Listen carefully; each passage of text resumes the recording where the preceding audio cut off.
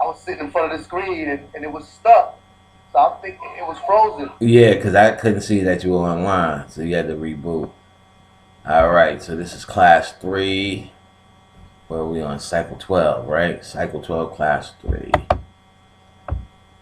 Ooh. Ooh. All right. Today we're going to deal with altars, astral traveling, and chakras. Okay, can anybody tell me what an altar is?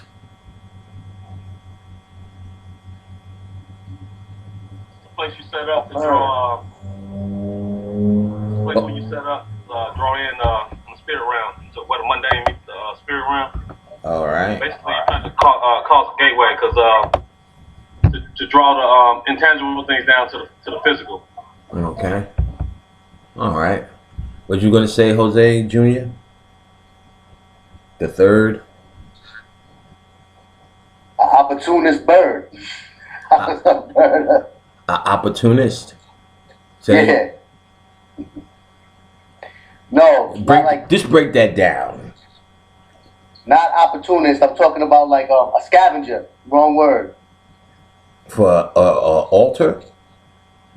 Oh, you said altar. I thought you said vulture. Oh. No, altar. I'm sorry. Yes, what's an altar?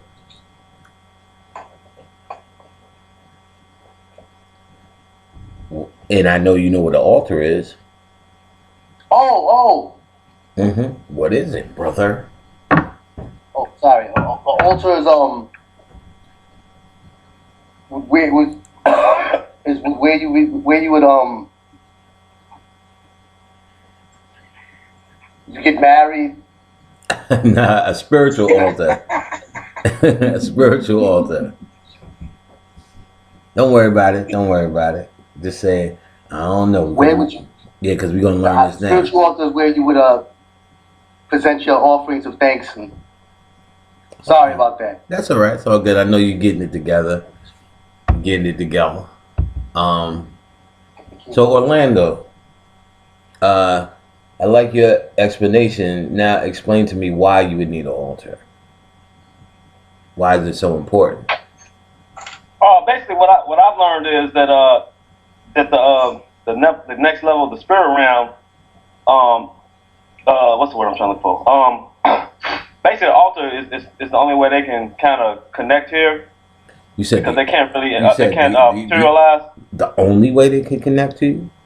Well, one of the ways I should say. What I'm saying is they can't materialize. So you can kind of, the altar is basically a place to let them know that you're kind of signaling them a signal. Then they'll send you a signal. Sometimes. Well, remember, like a dream. Remember it's like an attempt to the dream realm. Well, remember what we talked about. You said for them to materialize. You don't really need it to materialize. If remember, we're keeping it in the same context as we understand electricity. You don't really need electricity to materialize, but you know the power's there, the energy's there, and you need it to affect something. So that's what you're going for anyway. You never needed them to materialize anyway. Right. Okay, yeah. I can explain it right. Right. So see, the key is, like I said, most people knows the information, but we have to sort it out in our mind. Just the same way if somebody asked you to explain a pencil, we wouldn't even have a issue. It's yellow, number 2 are the best. Most number 2 are used for tests. It has lead in the middle and erasing on the end. Right to the point, because you know this item. You get what I'm saying? And there's no speculation or mixed words when you're talking about a pencil or a pen. Well, a pen is different because you can't erase it. It has ink, blue, black. You can get other colors, but the standard is blue, black, red if you're writing something that you want to stick out as important. You know what I'm saying? Simple as that. So that's the whole idea I want you guys to get to when you hear these things. Most of us, if I ask any of these things, like no one's lost. You guys are taking the class because you have heard these concepts before. But what I'm trying to get y'all to do is understand and be able to explain them like you would do a pen, a pencil, or paper. Something that's simple that you use every day. So the idea is when you use these things and deal with these things every day, they become simple explanations, which only really means simple understandings. I'm trying to simplify this stuff for you. That's why I give you so many examples. So the way to simplify the understanding of an altar is based upon what we've already learned. And what we already learned is that all of this is about the subconscious mind. So the altar is a physical representation of your subconscious mind. Simple as that. It's a physical representation of your subconscious mind. So the symbols that we already understand, the impact of symbols that are placed on your altar are used to manipulate your subconscious mind. And this is the way you do it physically. So far, we learned how to do it with calling on energies, candles, and fairies. In other ways, the altar is just another method of getting into the subconscious mind. Now, the altar is probably also, if done right, which is not very hard, it becomes a gateway. Because, you know, there's people in class, well, what's an altar sacred space? What's an altar gateway? Well, explain what it means, and then that's where they fall short. But it can become and will become a gateway, and it will become a sacred space as long as you treat it accordingly. So, what you need to understand is what goes on an altar are the things that have an impact for you. There's no standard that you will find on every altar. The only standard that you will find on every altar usually is that they're usually made out of wood, because wood is a little bit more organic than, let's say, metal, right? But like if you used a rock, that will work too, because the idea is you're trying to go organic here. The only other standard is you usually have something that represents all four elements, which is air, earth, water, and fire. Air is anything that smells good, so perfume or incense. Earth is rocks or crystals or any other element you may find as an earth element. Water is actual water. And fire will be anything that you can light, perhaps a candle, or even alcohol would be fire, water. So something out of those elements, and it could be whatever type and whatever you deem, because remember, this is a physical representation of your subconscious mind, not ours.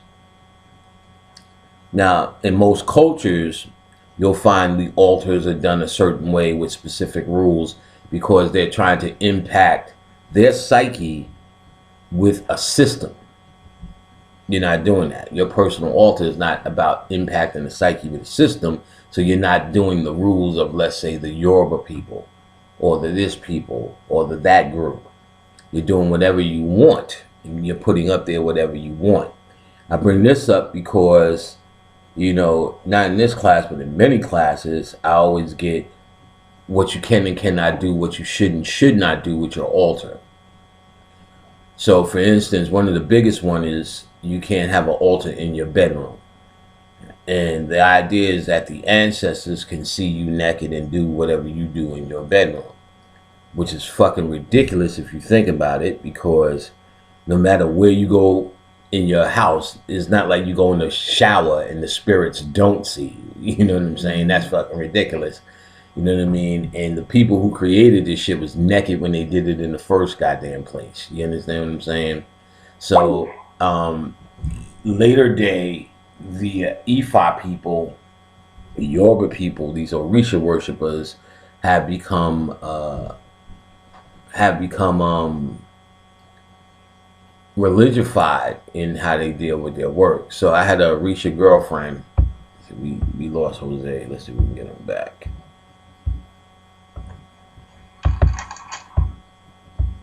Let's see. When you say the wood, is that just the like the table? This table is wood. Yeah. Okay, so okay. Yeah, just whatever you're creating your altar out of. Okay, and it can be not. I'm not asking like, can we do this or whatever. Like the fireplace mantle. Yeah. That can be the altar. Mm-hmm. Okay. Mm-hmm. What's your opinion? Yeah, I mean, you can go get a shelf at Office Depot Mm-hmm. for $30, and put it in a certain place. A table at Walmart for $20. I'll show you 1,000 in here. So I had this Orisha girlfriend. If y'all want to know some motherfucking slaves, them motherfuckers are some slaves. We couldn't curse in front of her altars. I bent over to tie my shoe. I had to angle my ass in a certain way, so it wasn't pointing towards the leg bar. His potato head. You know what I'm saying? Now I will tell you this though. She was an absolute servant of the motherfuckers. We went to BBQs and had one of them fucking pina coladas. That bitch was praying to Obatala all night. I'm sorry I drank liquor. You know what I'm saying? Because any child of Obatala is not supposed to drink liquor. Fucks him up. So Obatala, I'm like, bitch, you had a pina colada at BBQs. You know what I'm saying? My fucking child. I used to give that shit to my child when she was 7. Cut it out. You know what I'm saying? And so, it's real fucked up. You couldn't do shit up in that motherfucker. But I will tell you this. When the blackout came, first of all, her father was a bad motherfucker. This nigga was actually really psychic, but he was a babalao. And he used to do readings. Now, first and foremost, I'll go back to shit. First of all, I'll go back and I'll make a note of this as a sidebar. When you get into this, you want to be, why I'm coarse a lot of the times. People are like, damn, Panic, damn, that was real raunchy. Because, again, I'm not really trying, I have a bunch of friends. Like, Jose and them is my people. I'm never going to be raunchy to them because I on Tuesday, I want them to like me. You know what I'm saying? But now there's other people who they only know me for this teaching. So I don't owe them courtesy. I owe them honesty. You get what I'm saying? I owe Jose honesty and courtesy because I know him beyond just this conscious relationship. And this is because early on, this is what I learned. That you just never know who the fuck anybody is to be playing with them. So somebody may be coming to you for one day for information, but what is in them is on their path to be amazing. Because when I was with this Orisha girl, I really wasn't into shit. Minor metaphysics, I was just intelligent. Knew how to read and knew some metaphysics, but wasn't into any magic shit. So she had a godfather, which is not her birth father, who was into the shit. That's who initiated him. Her parents didn't. And her parents was in this shit since the 70s and the 80s. Got done with Alanya Van Zandt. So they was old school E5 when the shit started up. And well known. Now, her godparents was just a couple of cats, in the Brooklyn. So she's like, you need to get a reading from my godparents. I never heard of no fucking reading shit before. So he's throwing the cowrie shells and saying all generalized shit, which we're going to get into that when we get into the mind control portion of this class. Generalized shit. The cup is half full for you. Some days are up, some days are down. That's every fucking body on the planet. So I'm like, nah, really, I'm good. You have a such and such outlook. No, I don't. The only definitive thing he said, which was all bullshit, he said, you have trouble with the law. I said, never. And you figure, you're a hip-hop nigga, that's the standard of the day. I'm like, never. You know what I'm saying? Now, at the time, I was studying for my computer networking shit. I used to work 12 midnight to 8 in the morning at this building. And this building was in Brooklyn, and degenerates lived there. Like, to get in the building, you gotta be fucked up. You know what I'm saying? So it's a whole building of fucked up niggas.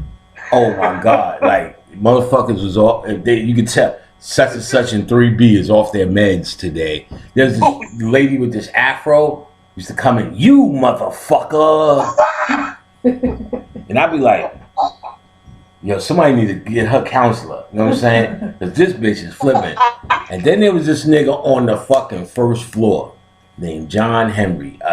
This nigga looked like Sam Jackson in the movie when Black Snake Moan, that the Black Snake Moan or whatever, that movie he did when he had that shit was bald on the side. He looked like that nigga, and he was in a wheelchair. This nigga get drunk every night and just do wild shit, just be on the 4th floor beating off. You see him on the monitor, like, I ain't going up there. I just turn the monitor off. And he's like, you gotta get John Henry. He just look at chick's ass, start beating off. Just in the street, just yelling. He used to make that sound for real every night.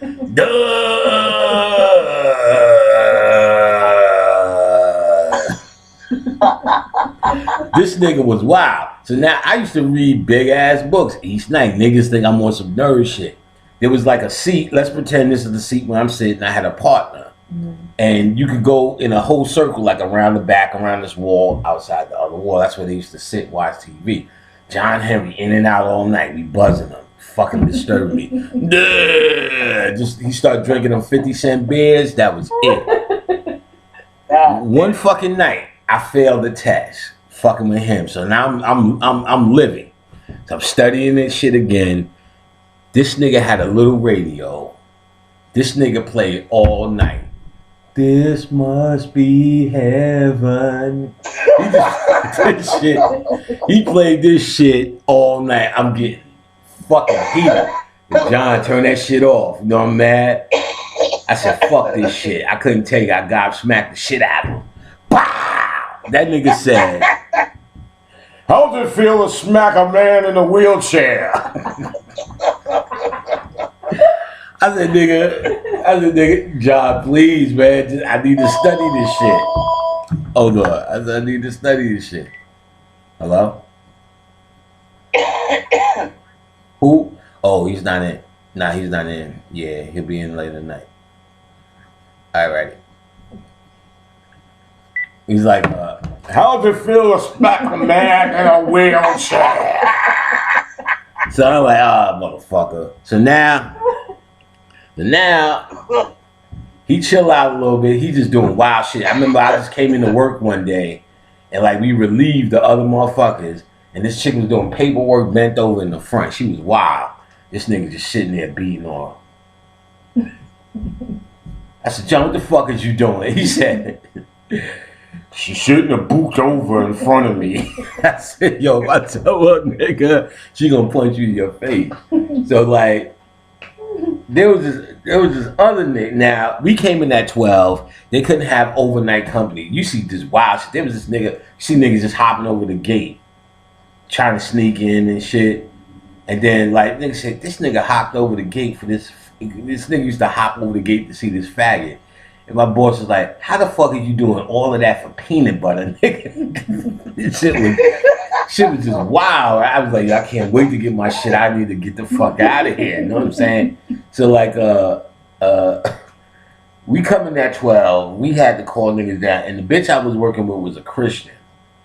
Was even worse. She would say some shit. I'd be like, bitch, that ain't true. But she's not a logical Christian. When I started talking, she started doing this shit. La la la la la.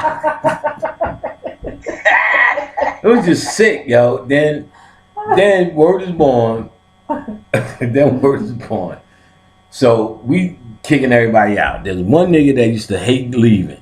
This nigga named Ellis, big nigga. And word is born. I went to get something to eat. Came back and was like 1:30. Ellis is outside. He said, yo. Could you tell my girl? I said, nigga, this ain't the Heartbreak Hotel, nigga. I ain't doing shit. Went ate my hero. This nigga sat by the door like I was baking jelly donuts. Just looking at me. I said, yo, this is creepy. So now, week or whatever later, 12:30, he come down. The Christian lady, ooh, I'm writing her up. Whatever his lady's name. I'm writing her up. You coming down too late, Ellis. That nigga just looked at me and said, this motherfucker right here. I said, yo, Ellis, man, yo, you don't want to get in this type of trouble, nigga. You know what I'm saying? You better keep it pushing, nigga. You know what I'm saying? He said, yo, he said, why don't you come around that, the desk, nigga? Come around that. I said, yo, Ellis, I would come around the desk if I was fucking your girl, but I really don't give a fuck. You just need to turn around and keep skipping. I said, Ellis, I'm gonna fuck you up. You ain't gonna do nothing. I said, oh, Ellis, man, I'm the wrong dude, Ellis. You better leave. Ellis bounced. I'm like, what the fuck was that all about? Week later, it's like 1:30. Ellis and his ladies walking in the building. Christian lady, you can't go upstairs, Ellis. He said, I just want to help my lady with her bag. I can't go up. He said, you can't go up, Ellis. I'm going to write her up. And then his girl said, don't go up. I'm going to get written up. Ellis said, this motherfucker right here. I'm like, oh, what the fuck did I even say that? And now he real livid because he embarrassed in front of his lady. The lady's backing up the Christian lady. His girl's backing up the Christian lady. So he's real livid. Yeah, nigga, I'm ready to knock your fucking block off, nigga. I said, yo, Ellis, I'm going to melt you out here. So I'm sitting in the seat. Ellis started walking towards me. I stand up. Blah, blah, crack Ellis. I whip Ellis' ass all the way around the back of the wall, slid him under the fish tank, stomping him in his face. His lady said, no. So I remember that I'm working. So I came back out and stood where Ellis could get out. Ellis making that sound. Running around, lady, slow down. Like fucking 4 minutes, Ellis is just wild. I said, yo, Ellis, I got an 8-hour shift. I will beat your ass. I will beat your ass in the overtime. She let Ellis go again. Boo, boo, boo. Pull Ellis' shirt over his head, pounding Ellis out. Boo, boo. And I'm really holding back because I'm like, I'm not just in the street. Drop Ellis. Ellis, get up. He's worse now. I said, Ellis, it's going to happen all night, Ellis. Ellis just thought about it and reached for a pound. Like, I said, get the fuck out of here, you fucking fat faggot. And then Ellis bounced. Now, the cops came 4-5 times a night. They came 4 or 5 times just for John Henry. You know what I'm saying? So the cop came, what's up now? And I was like, I just had to fucking, it was just always a story. I just had to fucking nigga up. He said, we ain't gonna write this shit up. They bounced. Now, it was just another night. Word is born. His lady was cleaning up his blood. You know it's bad when your lady said, oh my God, that was a classic ass woman. To her man, she said that was a classic. You gave him a classic ass. Your lady say that about you. You know, like imagine Khadijah said, "Yo, man, you got your ass whipped. You are not good money anywhere." You know what I'm saying? You got a classic ass. That shit was a classic. Like pulling your shirt over your head and you doing this shit. Boom, getting rib shot. The fucking the Christian lady said, you beat the snot out of her, nigga. She said that shit. Oh my God, you beat the snot out that nigga. I'm like, yeah, y'all niggas have seen, but John Henry seen the ass whipping. That's what I meant to say. John Henry was in his wheelchair. What? I have much respect out of Henry for the last couple of weeks because I moved to another location after this. But the last couple of weeks, John Henry was like, oh shit, homeboy, you beat him like a sucker MC. I was like, yeah, nigga. As I told your ass, John, y'all niggas see me in these books, y'all niggas got it confused, nigga. So one of the chicks from the early shit called me. I'm sleeping and I worked the night shift, called me. What the fuck did you do to Ellis? I'm like, nothing, I just pounded him out a little bit. They said this nigga got 8 broken ribs, 4 missing teeth, his eye socket is cracked, 2 broke fingers, and you know, all sorts of fucked up shit. His nose was cracked, his jaw was broke. They said, well, did you beat him with a stick? I was like, nah, I was just knuckle gaming him. They said, yo, the police was here. I'm like, what? After this nigga in the reading said I had trouble with the police. So I'm telling my girl, oh, my is right. I'm like, I didn't know about magic then. So now, didn't think none of it. I wasn't thinking, she was like, my godfather's right in his reading. So I had an ex-girlfriend. She's police. Called her. She's like, oh, I know that cop. She was like, hold on, let me talk to him. She called him. The cop said, yo, I gotta arrest him. he disfigured this motherfucker. He said, this motherfucker is disfigured. I said, she said, just go through the system. Now, the company I worked for was Owens, Puerto Rican dude, Carlos Perez, cool dude. He's like, no, we'll take care of you. You know what I'm saying? Get you a lawyer, all that shit. He's like, eventually you're going to beat it because the nigga was trespassing. You know what I'm saying? Mm-hmm. So, got me, said, you just got to go through the system. Went in, word is born. They brought Ellis down. Ellis was fucking. It was him. Snarling at me.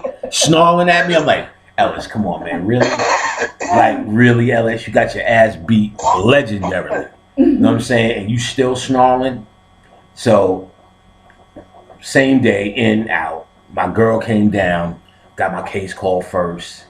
ROR, you know what I'm saying? Mm-hmm. It was a matter of time before it just got thrown out. I had to go to court a couple of times. So now, they like switch you to a new location. And they was like, this building ain't as ill as this building. They said, this building, everybody on meds. They a little bit more touched. But it's just you in the booth, you just buzz people in all night. He's like, oh, I said, all right. I said, well, I'll get my reading done. He said, there's a TV in there too. I said, oh, okay. Went to this location. Oh my God, this shit was real. This had them niggas you think might just come down with scissors and shit and a knife and just to get this that. There was one lady used to sleep ass naked with her door. I'm like, what the fuck? I'm like, this, what the fuck? And there was one dude that used to just come in and out all night and make that sound. He used to stand by the door and just go. So you have to reach it. So I'll be, it's 4 a.m.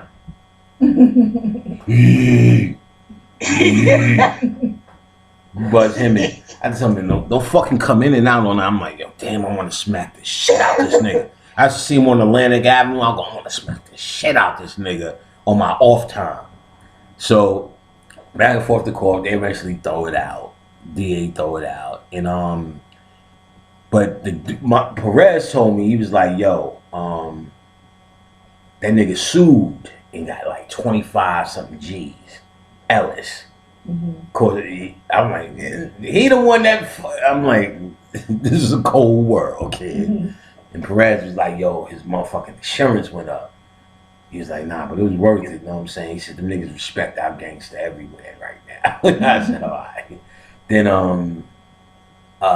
so now, while this was going on, my girlfriend took me to that, her godfather's birthday party. Now, when you go to them, they don't give a fuck who you are. You got to lay in front of that shrine and bow down. And when I used to go there, I was like, why the fuck would I ever? What the fuck is this? Why am I doing this shit? You know what I'm saying? So I'm sitting there. She's like, why don't you come? I'm like, oh, they're gonna ask me to bow down. So he came out. The nigga couldn't look me in the eye, and the nigga didn't ask me to bow down. I was like, well, all right. You know what I'm saying? Then a couple of weeks later, this nigga gets sick. He can't figure out why he's sick. A couple of weeks later after that, this nigga died. I'm like, all right, whatever. You know what I'm saying? Nothing. Years later, when I got into the shit and got into the powers came to me and said, we killed that nigga because he put the police on you at that time. And the ass, because I didn't feel like I was beating, I fucked niggas up with all my might. I was just like, boom, boom, boom, boom, pushing them off. And this nigga was that fucked up. They said it was a spiritual ass whooping. It was Apollo's. He said, because this dude put the police on you, we took his ass out. And I was like, oh, because what it was, when he gave me that read, I'm like, nope, nope, nope.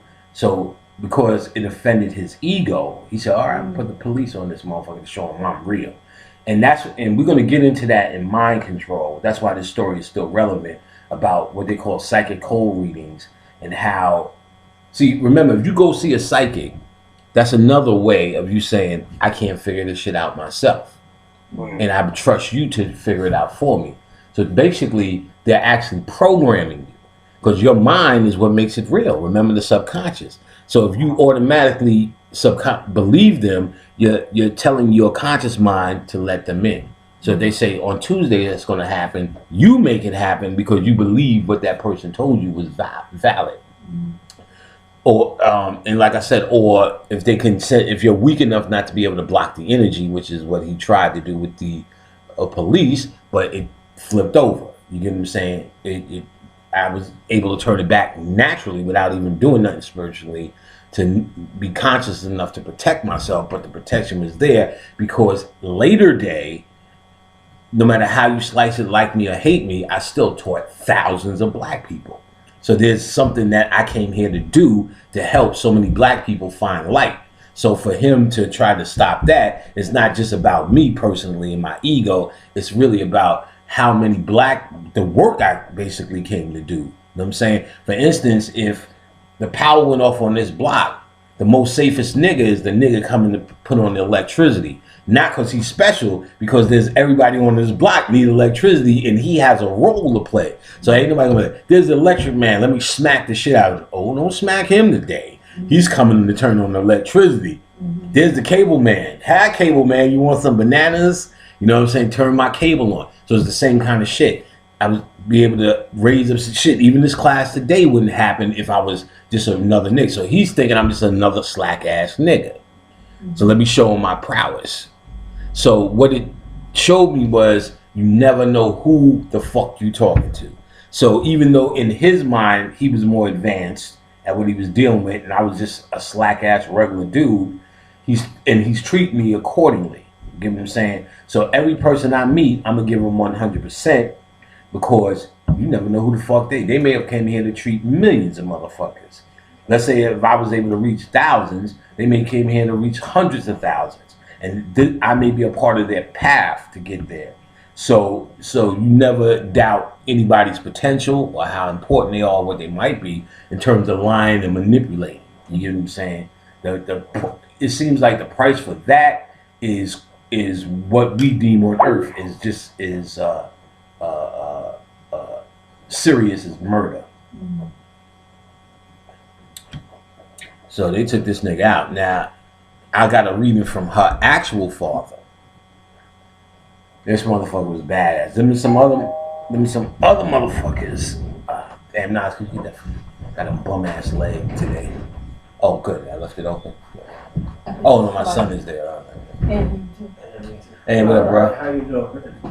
Tony, somebody just called for you. Huh? Somebody just called for you. I don't know. Look on the phone and see if you can see the readout. Brother man from the motherland. It's hot. Turn it down. Y'all hot? I'm comfortable. No, leave it on. Leave it on, Tony. Anyway, we comfortable, you job trick. Well, I have low blood, so I'm always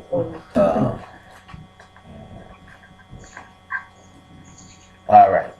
So, a pops went to Nigeria to get made. This motherfucker was badass. Now, he was psychic.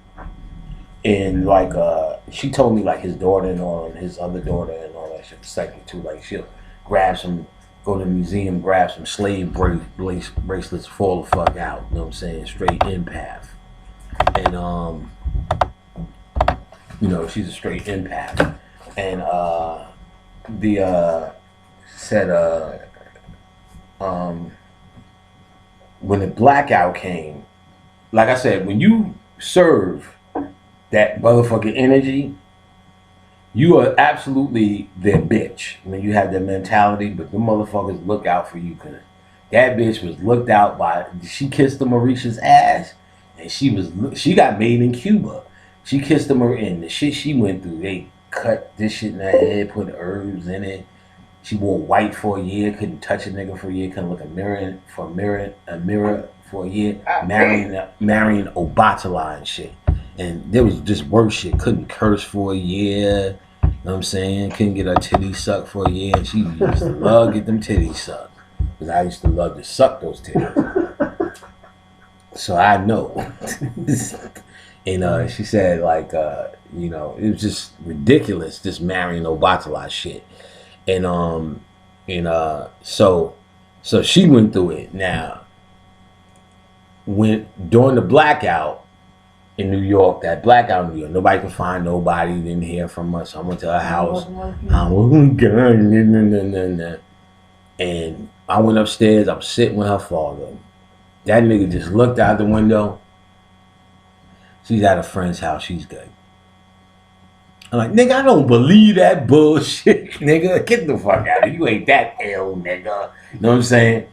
And the mother and him was so fucking relaxed based upon their spiritual shit. So fucking relaxed. They light a candle. I'm like, it looked like even that candle about to fall the fuck over and burn the house down, nigga. You know what I'm saying? And niggas telling me fucking wise tales and shit. Yeah, Nigeria, you know, the power just goes out at any time. What the fuck do I care, nigga? Where's my bitch? So I went, they had like a 3-story house. Went down to her place, laying down. I ain't gonna lie, I'm walking, now it's the morning. I'm walking back and forth. Where's the bitch? I will not lie. I've never felt nothing this powerful in all the spiritual shit I did thereafter. I walked past those fucking Orisha pots and I could feel she was absolutely fucking safe. I said, she's straight. And I knew it as much as somebody just said, how you doing? Or like her walking through the fucking door. I was like, oh shit. And I've never felt overwhelming because she served them motherfuckers. So it ain't like, cause if you traditionally don't serve them, you don't get nothing. You do get something, but you're getting the servitude. So you'll have a whole bunch of people say, you gotta initiate, and that's when it's real, and that's when you feel. No, they're feeling it too. Ain't no doubt about it. But she couldn't do anything. Have a pina colada. Oh, I'm sorry about it. I can't do that. Let me do that. I can't do it. Come out on Thursday. Oh, it becomes that. You know what I'm saying? Mm-hmm. So you are feeling it, and they'll hook you up because of that, because they're serving. You know what I'm saying? Yeah. I will hook you. If you believe me, if you came and said, Panic, all I want to do is come over, suck your dick 40 hours a day.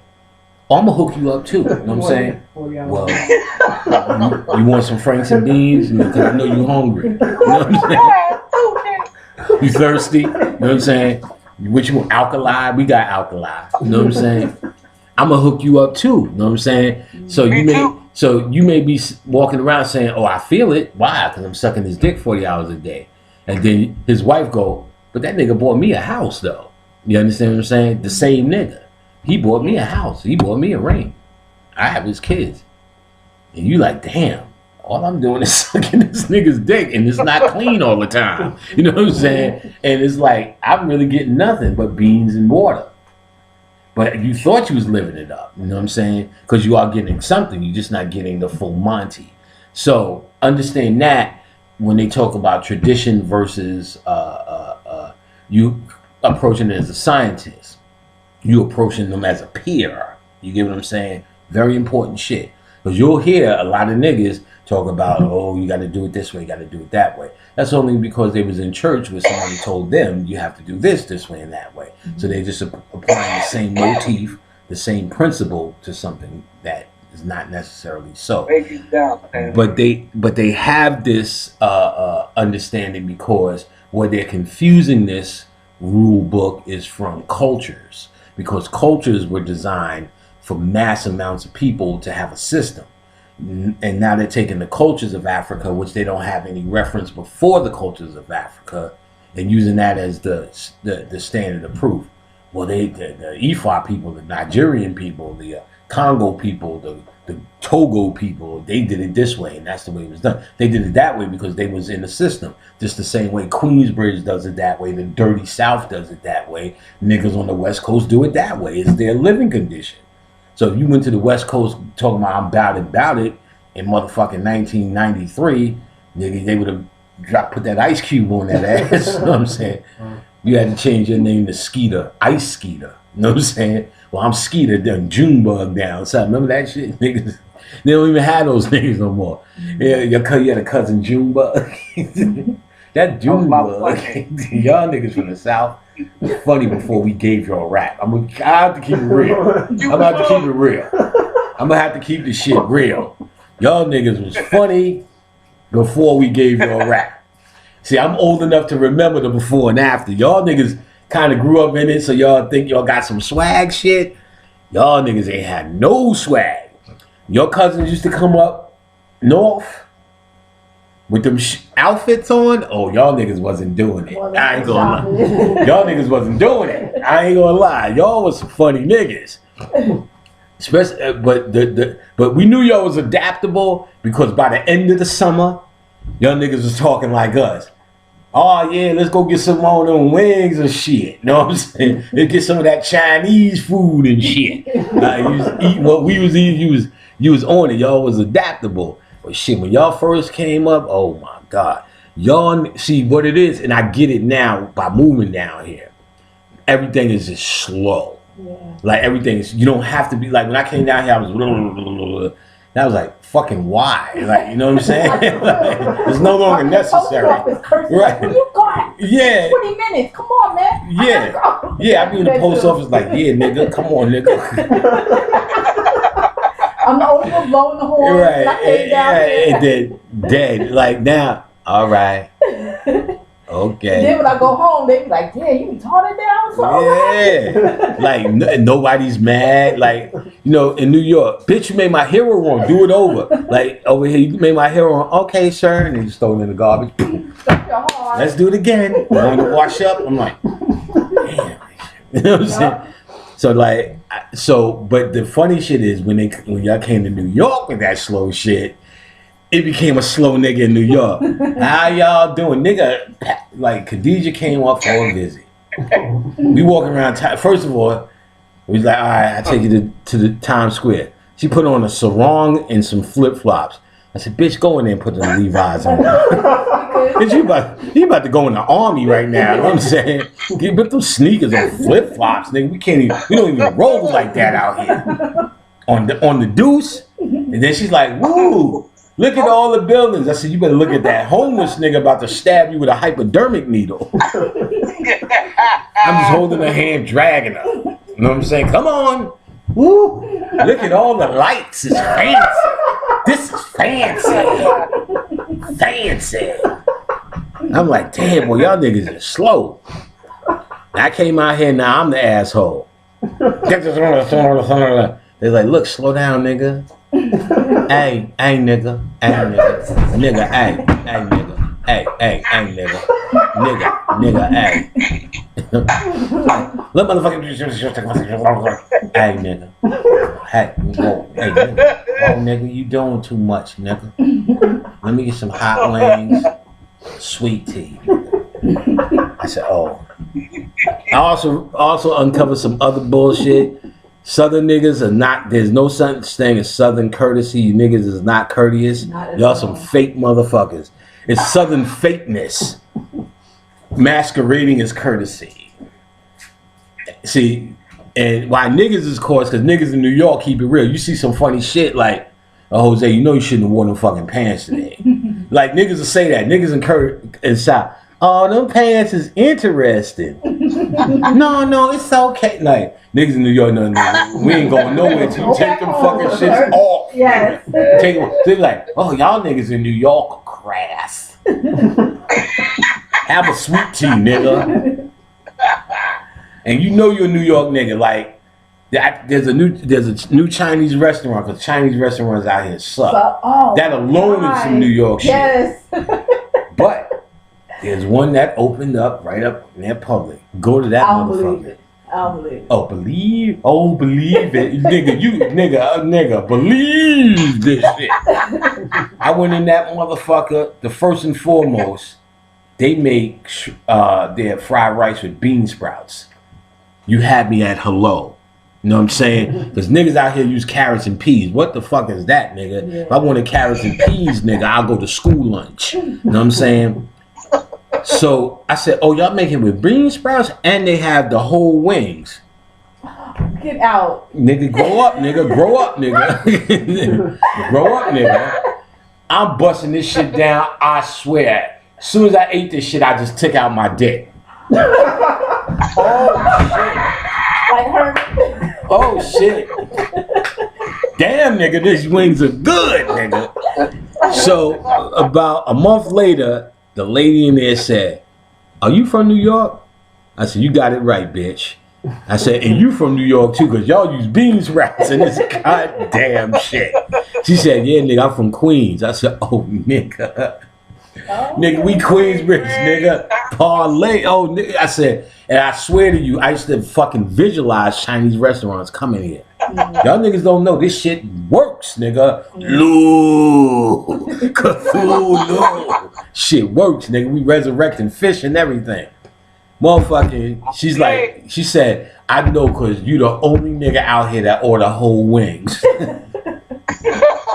Because them niggas get wing tips out here. You fucking fancy ass nigga. What's wrong with that little part on the end? My wing. Eat that shit, nigga. You supposed to suck the grease. That's an appetizer on the wing. You know what I'm saying? You don't eat the they eat the two parts, the double bone or the long bone. Nigga, you supposed to eat that little fucking fantail part, nigga. Suck the grease out. Suck the hair and the grease off of that. They don't know. Ain't no good soul food out here. The funny shit, everybody made good soul food moved up north.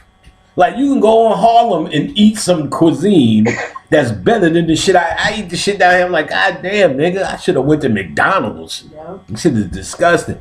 I'm sitting there, y'all niggas fell off. When it's like rap fucked them up, son. I'm telling you, rap fucked them up. They used to be better. We gave them rap. These niggas are concentrating on the wrong shit now. You know what I'm saying? We used to say, remember we used to say this shit in New York? Ain't nothing in the world more funnier than a country nigga with money. Now every country nigga got money, son. Because the cars, your son, they have a wheel that's bigger than the back of this fucking seat. They had the straight. I seen niggas driving a straight Herman Munster car one day. I be taking pictures of them shits. Oh God! Tootsie Roll cars, Lifesaver cars. Eminem. Son, I'm saying like Eminem. I'm like, ain't nothing funnier than a country nigga with money. That's what that head said. Son, when Master P got into rap, that was the beginning of the end. Beginning of the end. Like I said, I like the people out here. Their heart is like real good. They're not as like corrupt. You know what I'm saying? But because it's their turn with rap music, they're just following, because they weren't corrupt, they're following corporate trends. See, people, you know, New York is always arrogant. You know what I'm saying? Always arrogant, and to the point of nobody liked us. That's how come it was easy to take over rap, because once y'all niggas started doing it, it was like, good, we could get these niggas out the equation. You know what I'm saying? But New York was always arrogant. You guys always had like at the very least, an uncorrupted heart. So now, when you inject this corrupted rap music shit about money, pussy, and hoes, it comes out fucked up with y'all. Y'all like overdoing it because it's more of a trend. Even with New York's corrupt heart, we still created rap, therefore was real protective over it. So it was always from the record company or which is just nothing more than a corporation that is trying to look for a recycled product. Because when you have a recycled product, you can guarantee how to market it.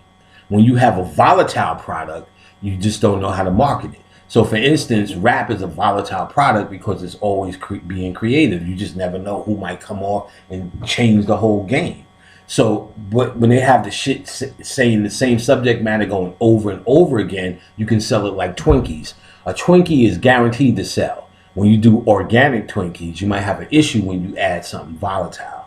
You get what I'm saying? Mm-hmm. So the corporations always seeked to get it, act like that, sell out, go pop, do it like that. Or even in meetings, because I worked at record labels as well, even in meetings, we need an LL salt and pepper type of this and that type, because they can market it that way. They know how to sell salt and pepper records at this point. So if you sound like that, they know how to apply promotions the same way. What radio stations to call, what news outlets to call, what papers to call, what shows to call, what sales to call, what No, you regions to BLS attack, 107.5 FM. what regions to attack, and all the rest of those things. So now, if you have a Nas, let's just say, who has a new sound, she's the new Erykah Badu. They're like, uh-oh, we don't know what to do.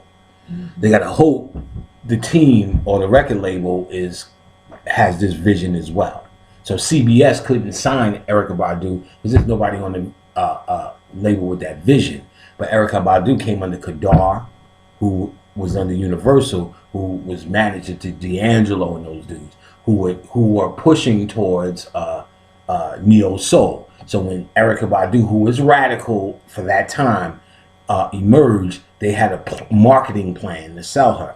Therefore, Jill Scott and all the rest of them in Music Soul Child and all of them, now that Erykah Badu set the precedence, now you got niggas with beanies and shit on, lighting incense, and it's all good. India Arie and them. See, which now CBS can market because Erykah Badu, they broke it with niggas on that nigga level. So the corporation always seek to make what they call cookie cutter music. This has worked before. That's what Motown was, but it was genuine. Every Motown record sounded the same. Tip, tip, tip, tip, tip, tip, tip. Wherever you need me, I'm coming, and all the same shit. So they had guaranteed hits, and it was still creative, guaranteed hits, and they knew how to market it. So all you had to do is have the Motown sound, and you won. That's what's happening out here. All you have to talk about bitches, hoes, Molly, and boom, you on. My bitches, my hoes, my Molly this, no, and you in. That's straight corporation cookie cutter shit. You know what I'm saying? So y'all motherfuckers never created it. Y'all was born in a time where it was just, let me try to get some money off of it. And believe you me, Jay-Z, Puffy, and all them niggas took it down that road that set y'all up. You know what I'm saying? So if y'all looked at it like, well, talent ain't out, you know what I'm saying? We don't have a talent issue. You know what I'm saying? Like, New York already yelled and screamed and proved that this is where the talent's coming from. We're not from that. What can we do? Now that the West was the buffer, now we can just get money. So now y'all would do anything, whatever's hot.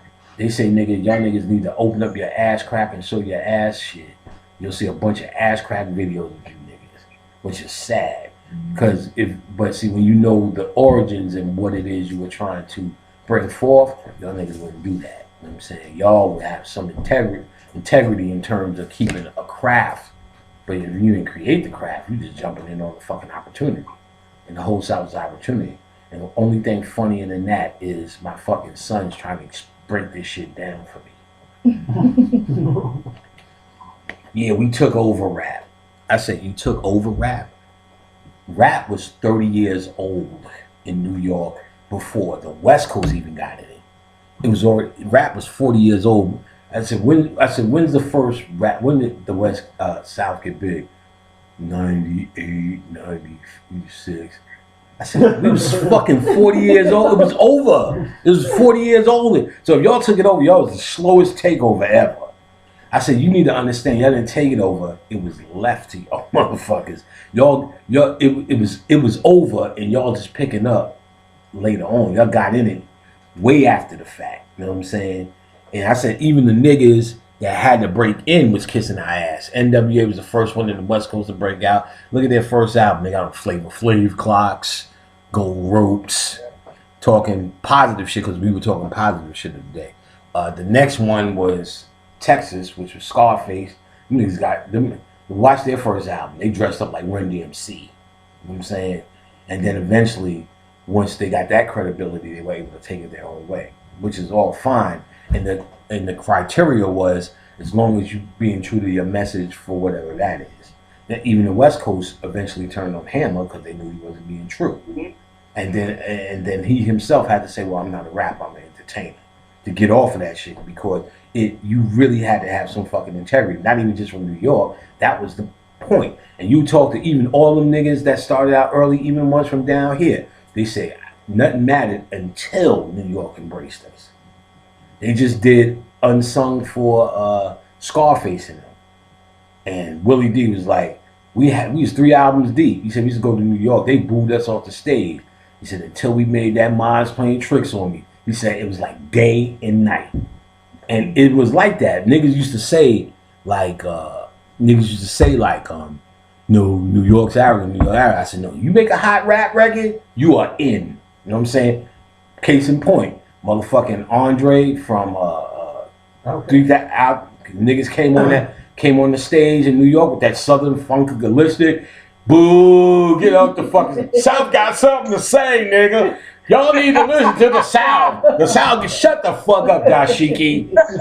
Then they made whatever song they made that was hot. Them niggas like half on the west side. Niggas wanna ride on the right side. And they was all good. And Outkast, all good. Niggas started liking it. They was laughing at them. These country niggas got on flip flops, nigga. We was laughing. They in Manhattan with flip flops. That shit's real, son. They real. With not Outkast, the other ones that they brought out. The real country niggas. You can't even hear them talk. That's how I'm right now, sitting on west side now, front side now, hot nigga. Real though. Wait, no, I don't know. Oh, who is that? Them other niggas, the niggas that Outkast brought out next. They're from out here. Them niggas from West End, nigga. Or College Point. Wherever the fuck. And the fat nigga, CeeLo Green, was with him. It'll come to me. I always forget that name. Dungeon Family. And then Master P had about 75 bad albums. Niggas was clowning that shit. Then that nigga came out with that Bout It shit. And New York loved him. Not for that record, for that movie. Niggas said that movie was so bad it's a classic. I remember went on the date, put on that movie. And she was from actually out here at the time, which was not popular. Atlanta was not popular. So that was almost as good as saying she was from fucking South Dakota. But I fucked her. And so we watching watching this shit. She said, "Oh, why the fuck did you show me that?" I said, "I'll make it up to you. We're gonna put on Ghost." And she's like, God, and she seen the crackhead niggas buy crack from Master P. She said, damn, boy, they kept this shit authentic, nigga. I said, yeah, nigga. And then when he made the record about it with that movie, niggas in New York was like, bout it, nigga. You bout it? I'm bout it. And that was the beginning of the motherfucking end. You know what I'm saying? And why we are talking about this, I have no fucking idea. I have no fucking idea. So on your altar, you want to put authentic things that represent your subconscious mind, what it means to you, how it inspires you. Because if it's a physical representation of your subconscious mind, it's a physical way to alter it, manipulate it, and keep your subconscious mind active with the things you find empowering. So, for instance, on my altar, I put a lot of, on a altar, which I'll show you around the corner. I actually bring you guys upstairs and show you all the spirit room too today. Like I have 1, 2, 3, 4, 5, 6, 7, 8, 9 altars down on this floor. Upstairs is 1, 2, 3, 4, 5, 6, 7, 8, 9, 10, 11 in the spirit room. In the guest room is the OMAC room, which is too dirty for y'all to see because I be in that motherfucker just doing the nasty. And the nasty is just unseen things, watching TV. Khadijah's upstairs. She is not dressed. There's another altar in there. That's what's that, 11 or 12? That's the Hindu room. We have an extra TV room in there. And, you know, nothing but the Hindu shit is up in there. Anything else? The Obatala room, which y'all see a lot of that today. So there's Zen. Oh, here the Native Americans. So that's 9, 10, 11 here.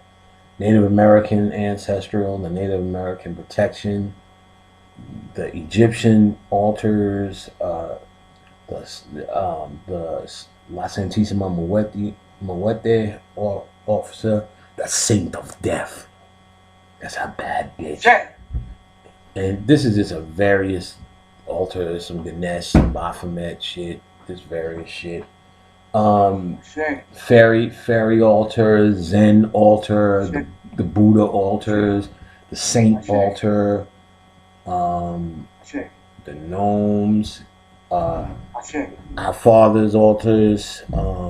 Check. No doubt, they've been paying off, son. Woo! My step family, they're all Check. Obatala, Yemenya, God damn, Check. Oshun, Lord have mercy, Check. a personal altar, Khadijah's personal altar, Check. Ganesha altar, Kick ass. Hindu altars, Check. all them pictures that Bobby get out a whole Check. God damn. a whole That room no, of that Daddy, I shit love was you, Daddy. released today. And I ordered that. yeah, you gotta put those up. You'll see them upstairs. And what else? I'm missing something. Of course, the Olmec altar, grandmother's altar, Check. and I'm sure I'm missing a few. But there's everything around here. And because by putting these things up, what I'm doing is having symbols all around the house that empower the subconscious mind. So beyond using the statue as a gateway, which is those, I just put that up there to burn the incense in that little tree. That goes to the fairy altar. But the terracotta warriors, those are protection, and Hannah is protection. The idea is that everywhere we walk in here, you're seeing reminders. Mm-hmm. So the whole house actually becomes an altar. You start off with your table in your area, but you have to do what's conducive to your environment. Mm-hmm. You know, you may live with a bunch of Christians and can't get down like that. You know what I'm saying? Or have a wife that's good but not great. So, see, if Khadijah was a Christian or ex-Christian and not on it, I wouldn't be able to do it like she's on it. So, anything we do, that shit is good. Got a question for you, Panic. Yes, sir. Issue sitting over here.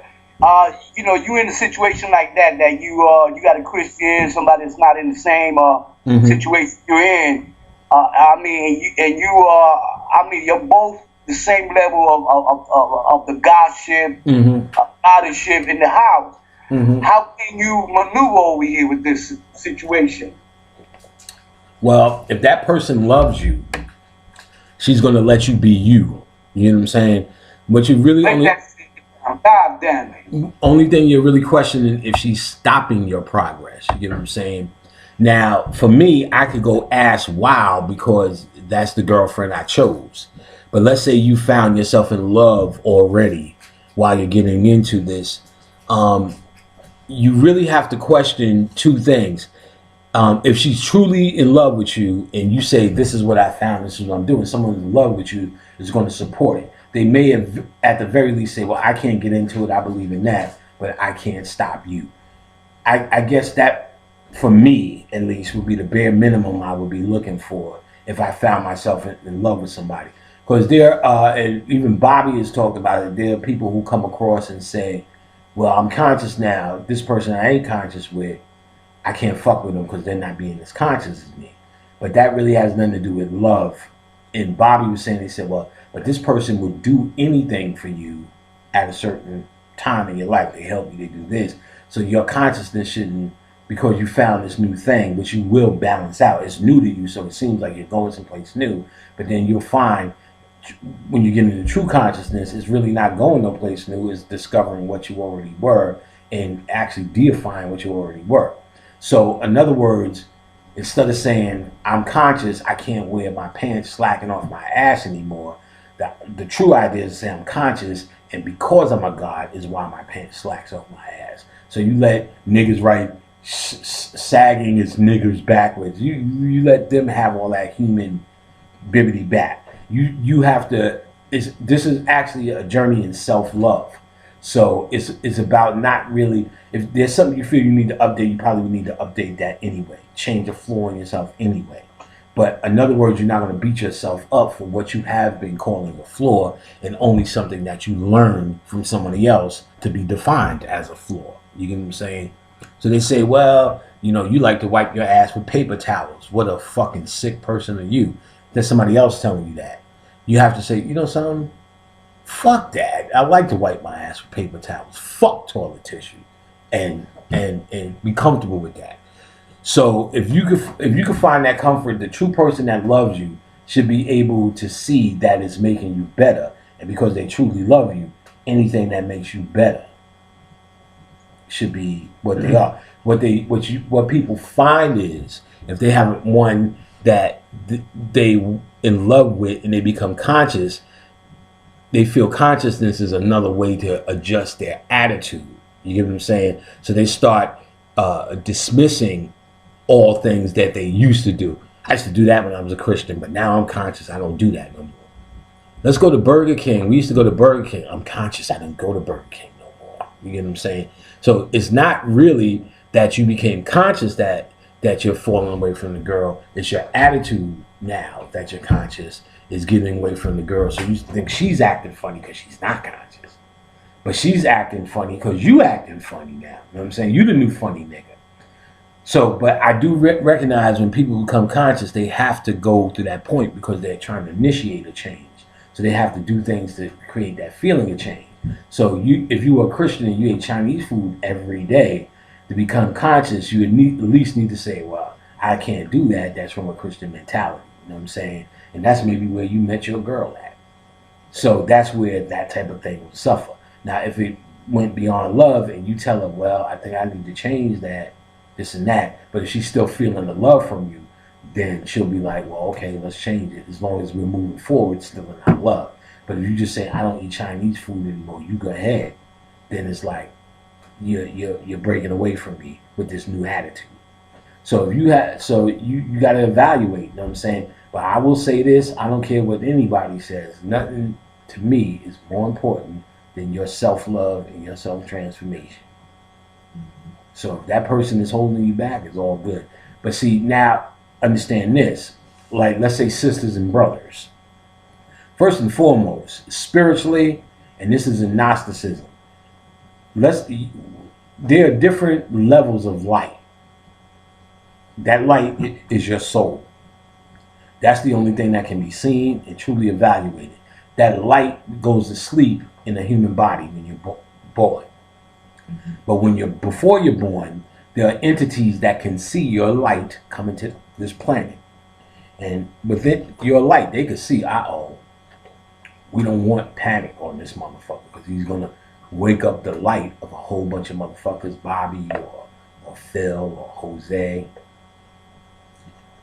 or Joe Polkram or Sojourner Truth or Marcus Garvey or Malcolm X or Denzel Washington, Jimi Hendrix, James Brown. I say, that's our next. No doubt, that's Jose's man, Hendrix. Jimmy.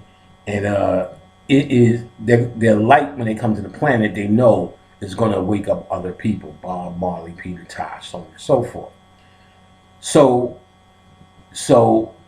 these entities also send motherfuckers down to fuck you up, to keep you distracted, to keep your humanity Nigga, engaged. put that shit down, nigga. To keep your humanity engaged. They call your brothers and sisters. And every conscious person, I don't even have to guess no more, got fucked up brothers and sisters. Fucked up family members. Somebody in your family that just makes you feel human your entire life. And that's because, and we justify it because that's my brother, they're my cousin, they're my sister, that's my auntie, that's my mama, that's my father. But the motherfuckers ain't your family. Your family is, you ever have a friend that you knew since you was little, and they been like your sister, and your fucked up sister been like motherfucking your ass, painting your ass or whatever? Because they ain't your sister. Them motherfuckers are your brothers and your sister. Humanity is just humanity. It's not real. You know what I'm saying?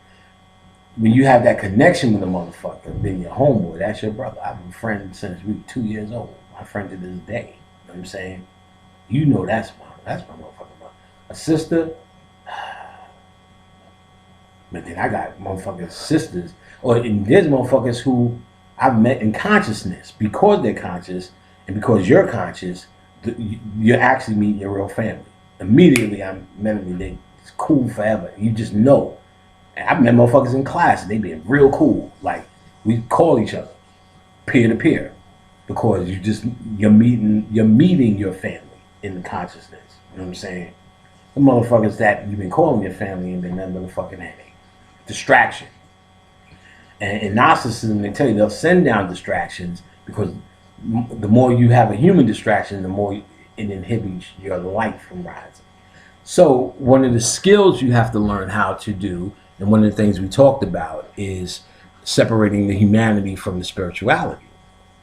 See, I know how to handle my sister, you know what I'm saying? She could really no longer offend me or affect me. So, like last year, my stepmother died. Now, she was a real good stepmother to me, and she was a real good stepmother to my sister, but because there was so much misery in our childhood, one of the things our sister does is just cut these people off because it's a way or idea in her mind that she's getting rid of the pain. She's not dealing with it, but by just not talking to people. Me, I was like, I can deal with it. I've been dealing with her for years. She passed. Not only did she pass, she had 4 kids. 3 of them passed. One of them actually moved out here, the last one. And so my sister went to none of their funerals, of course. So when she passed, I'm like, all right, I'm gonna come up to New York, go up there. So Khadijah's like, well, why don't you stay at your sister's house? We did a hotel. Listen, you stay over there, just call and see. I said, all right, I'll call and see what's popping.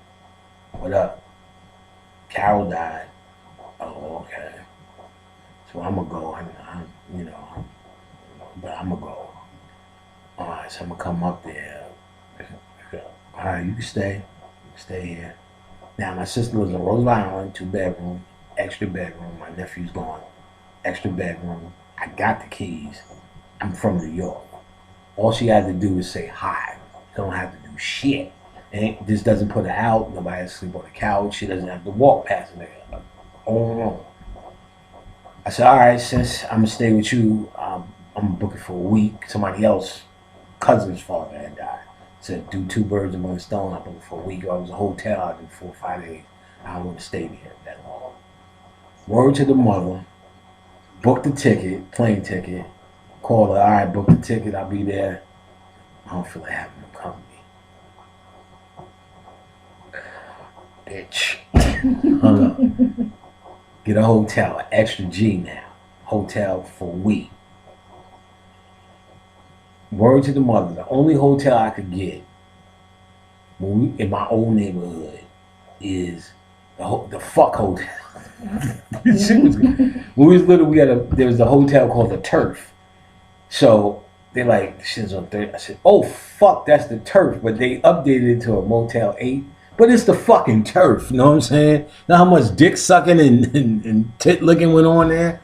So I'm like, this is disgusting. So I'm in the Turf for a week, son.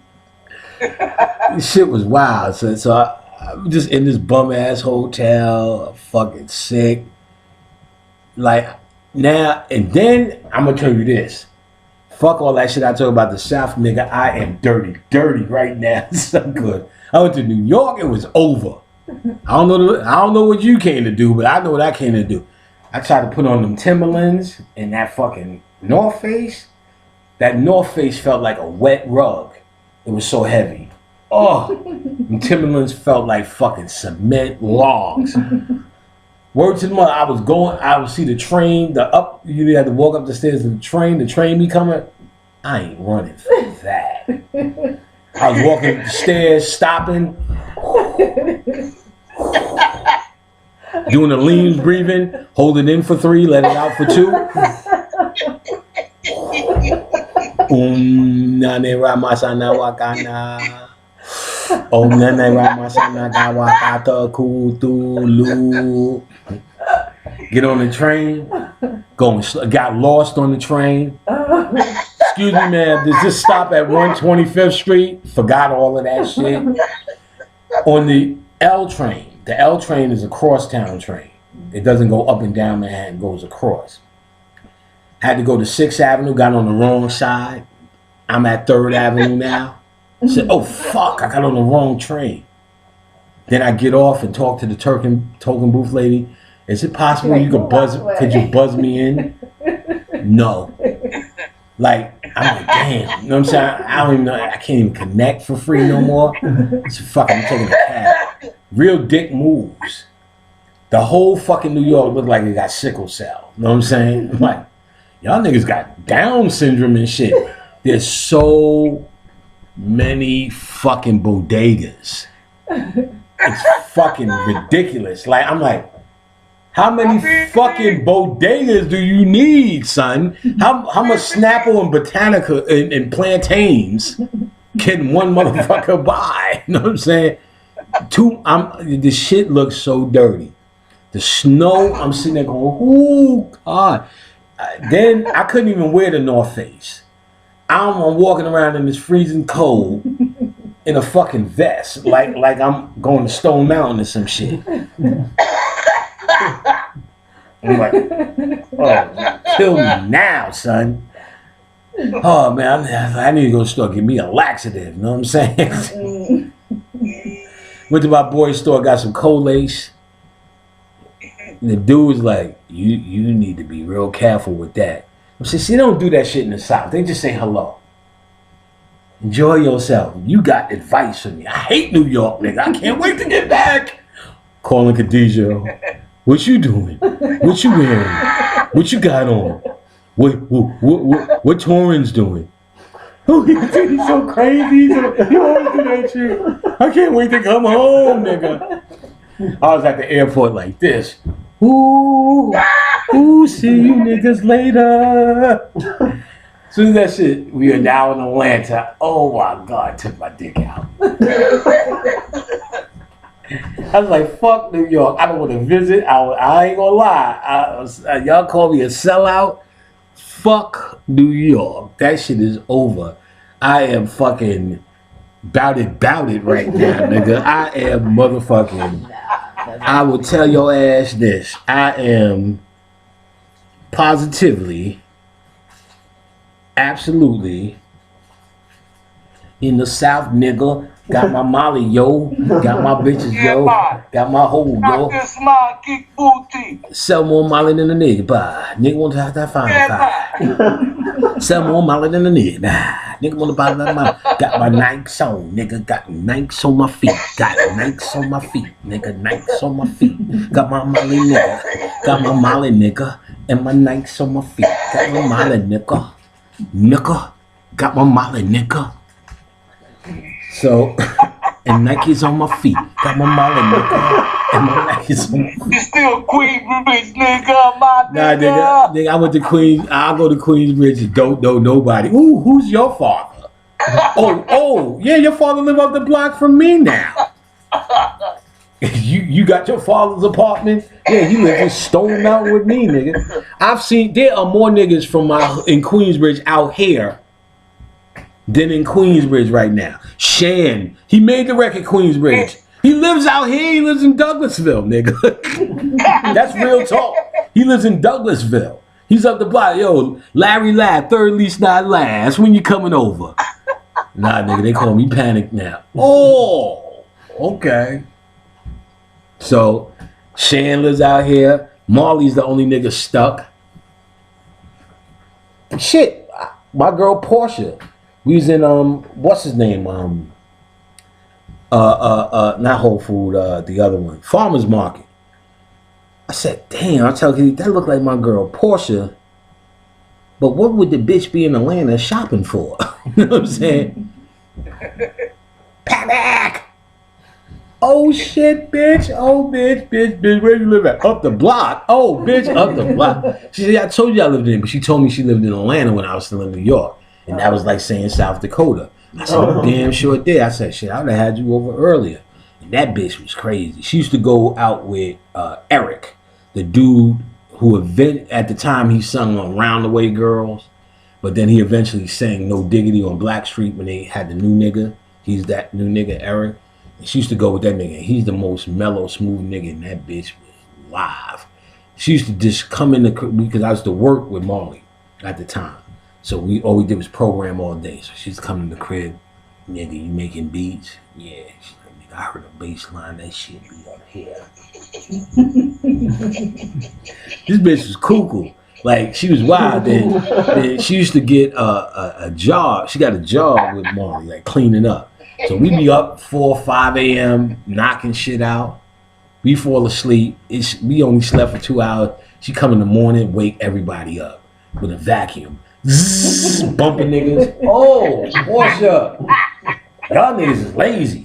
Cause she mad we fucked the whole house up. You know, niggas did nigga shit. We knew somebody was coming to clean that shit up.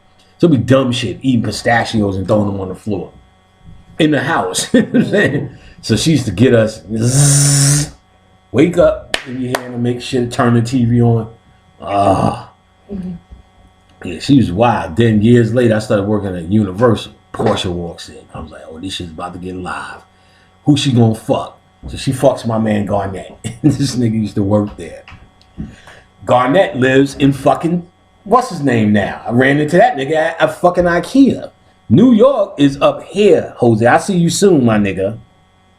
I will see you soon.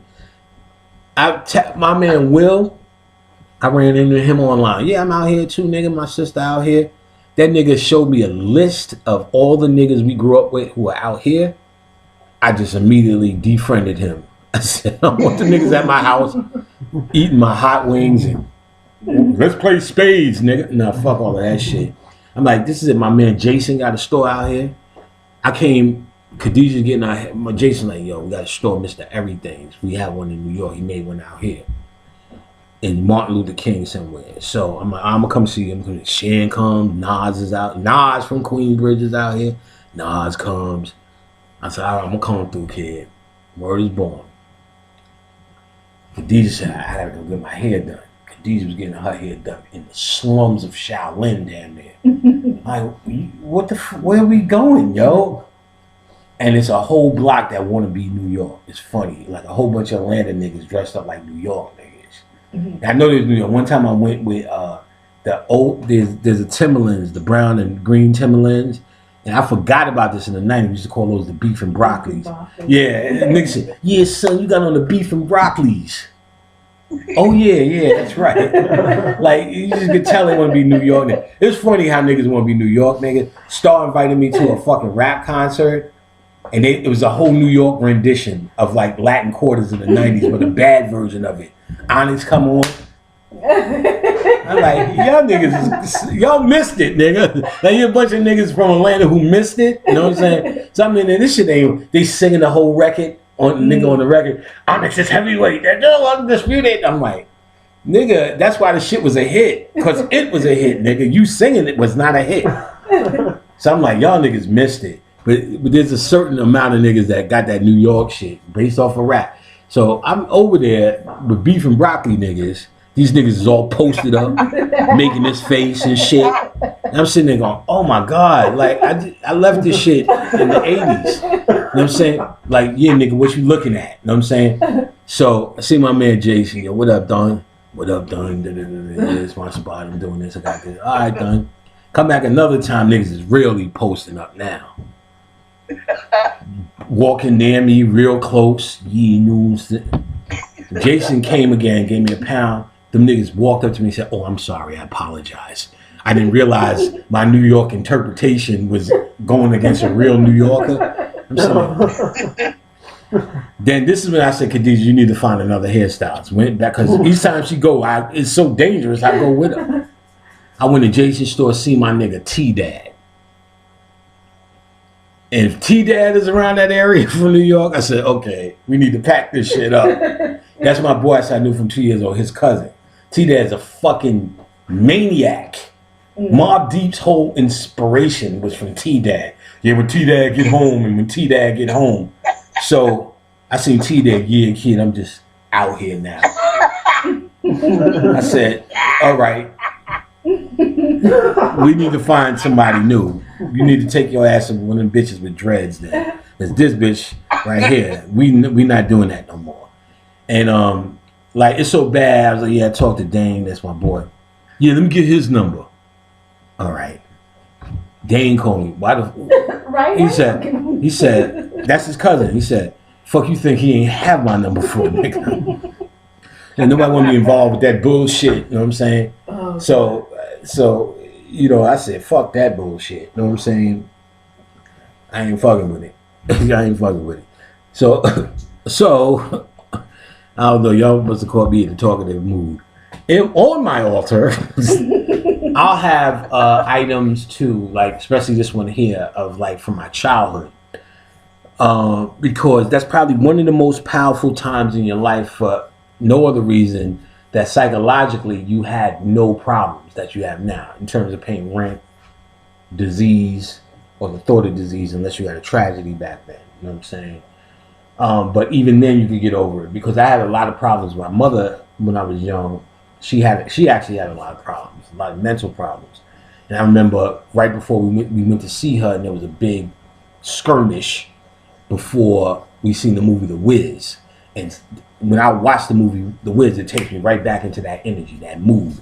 So that can happen. But for the most part, you know, like any child, you get over a lot of shit and you still seek to have fun.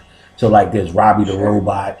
You see I have a gigantic movie collection. So I'll, you know, get Gilligan's Island, I Dream of Jeannie, all the shit from our youth, because you actually subconsciously, psychologically tap in to that energy. You get what I'm saying? To that energy. And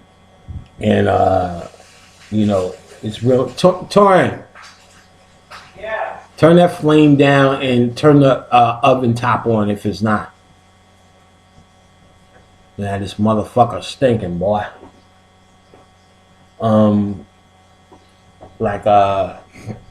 So, you know, you put things that kind of inspire you, and one of my biggest recommendations that it inspires you on a level where it taps into your youth, because it'll bring you back to a time of freedom, free thinking, which is ultimately what you're trying to do, to try to magically, or to be creative or inspired. You kind of can't have problems. When you got problems, ain't shit magically you want to do.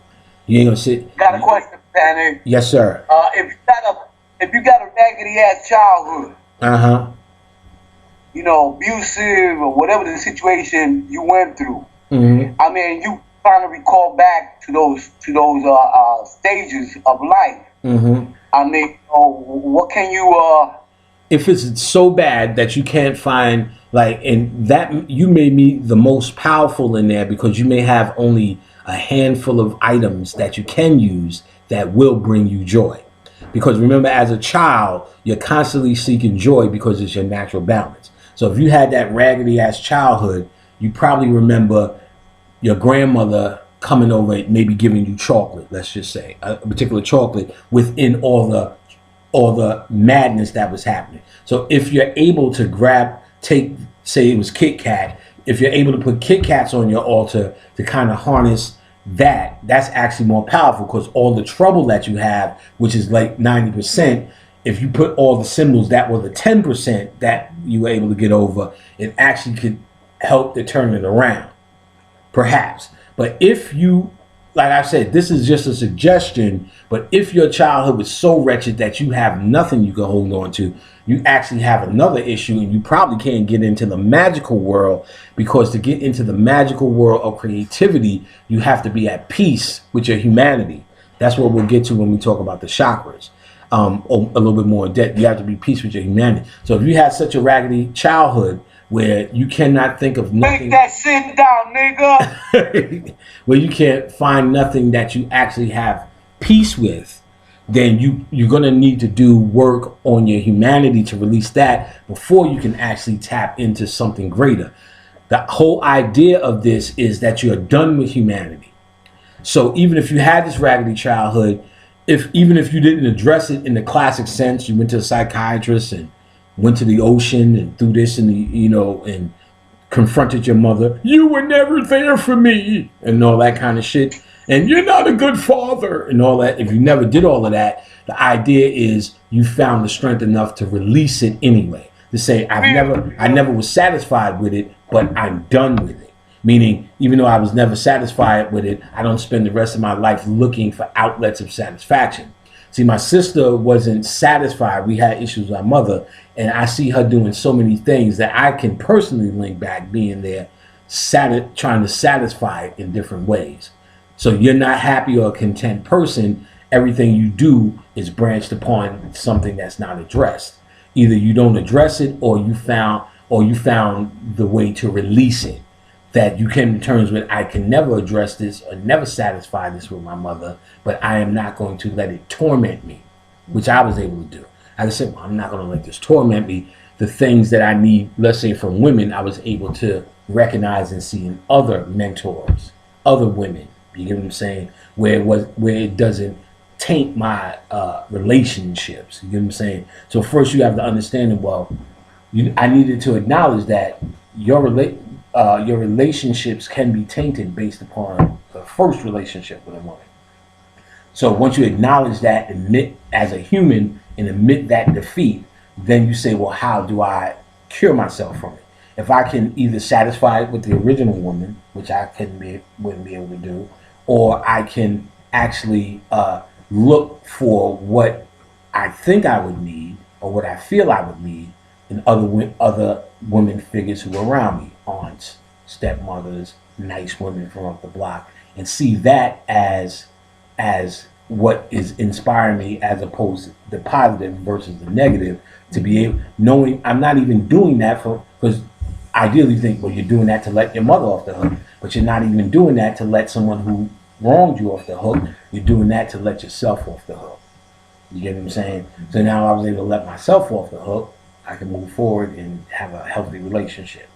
So if your youth is so distressed where you cannot find an item to hold on to symbolically as something that has that you can find joy in, then that means you have to you have work to do on your humanity.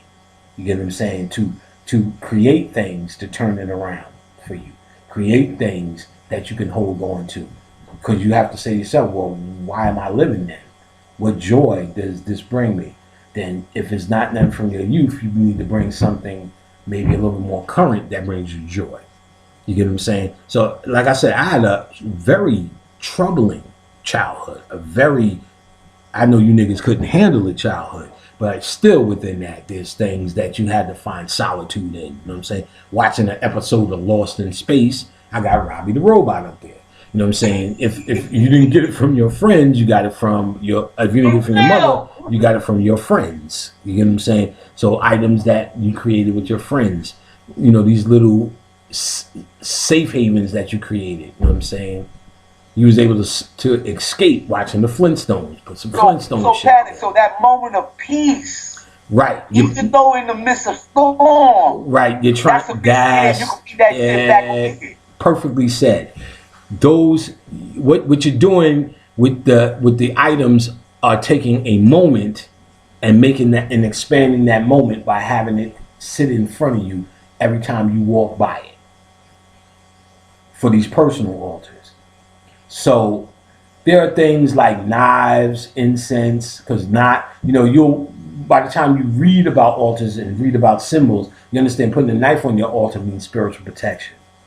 It means like any enemy, blah, blah, blah. I have bullets on my altar, spiritual protection. You get what I'm saying? But that's all from your idea. You get what I'm saying? That's all from your idea. So you may see you may say, oh, my mom's used to beat a nigga with a little baseball bat in your life. You know what I'm saying? Well, I seen her beat the shit out of a nigga, and you may feel spiritually, if you put that up there, it protects you. Your choice. I gotta get me a little bat, nigga. Your choice.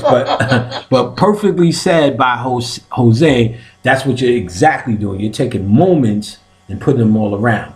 That's just for personal items. Other things These fucking classes are $1 million classes, nigga. Yo, this is spiritual therapy to the T, nigga. Good. I'm trying to give it to y'all. For your ass. I'm trying to dish it, know what I'm saying? I got mollies, I got Nikes, I got mollies, I got Nikes. I'ma do it all night. I got mollies, I got Nikes. I'm high all night. I'm high all night. Nigga, Molly. Molly on my feet. I got Nike on my feet. I got mollies in the heat. High all night, nigga. High all night. High all night, nigga. Tell them bitches come on over. Tell them bitches come on over. Tell them bitches come on over. We got mollies. We got clovers. We got mollies. God damn shit. High all night, nigga. High all night. So, let me fucking bullshit with Jose. So other items, of course, are the spiritual items, the statues and things like that. You'll see plenty of those here. Of course, in Egyptian writing, they say to make a statue is actually making a gateway or bringing a god from heaven to earth. So the same way you came from heaven and went to earth and now are on earth is the same thing you do with a statue. You bring it into your reality, your sphere for work. So the statues in your house, the things in your house are actually gateways to the energies that you want in your house. So those, of course, are on your altar as well. You know, anything that catches your fancy. There's times I've done rituals to Lakshmi, walk on the train and see some dirty crackhead earring. Pick it up, put it on the altar. Because what she's showing me is a way of reflecting the energy, action, reaction. You know what I'm saying? You check and deal with everything, and you make everything fucking spiritual. You get what I'm saying? Because I could have sat there and tell you 1,000 reasons why that fish is alive. Oh, it was hiding. Oh, I didn't see it. Oh, well, it is a bottom feeder. It must have been hot when I cleaned this, when I did that. Well, I just thought it was dead. I didn't look real good. I said all that shit. But I chose to say what I'm dealing with. You know, it's magic, motherfucker. And Cthulhu woke that shit up from what we did last week. Ashe. Simple as that. And that's not just something I'm making up. In the books I told you about, if I didn't tell you about Phil Hines and Peter Carroll's book, the Libra Chaos books, I know I talked about them so far. Libra Chaos, Libra Psychonaut, and all that stuff. They talk about this. In Chaos Magic, there's a statement called "Fake it till you make it," and you'll see this same type of thing in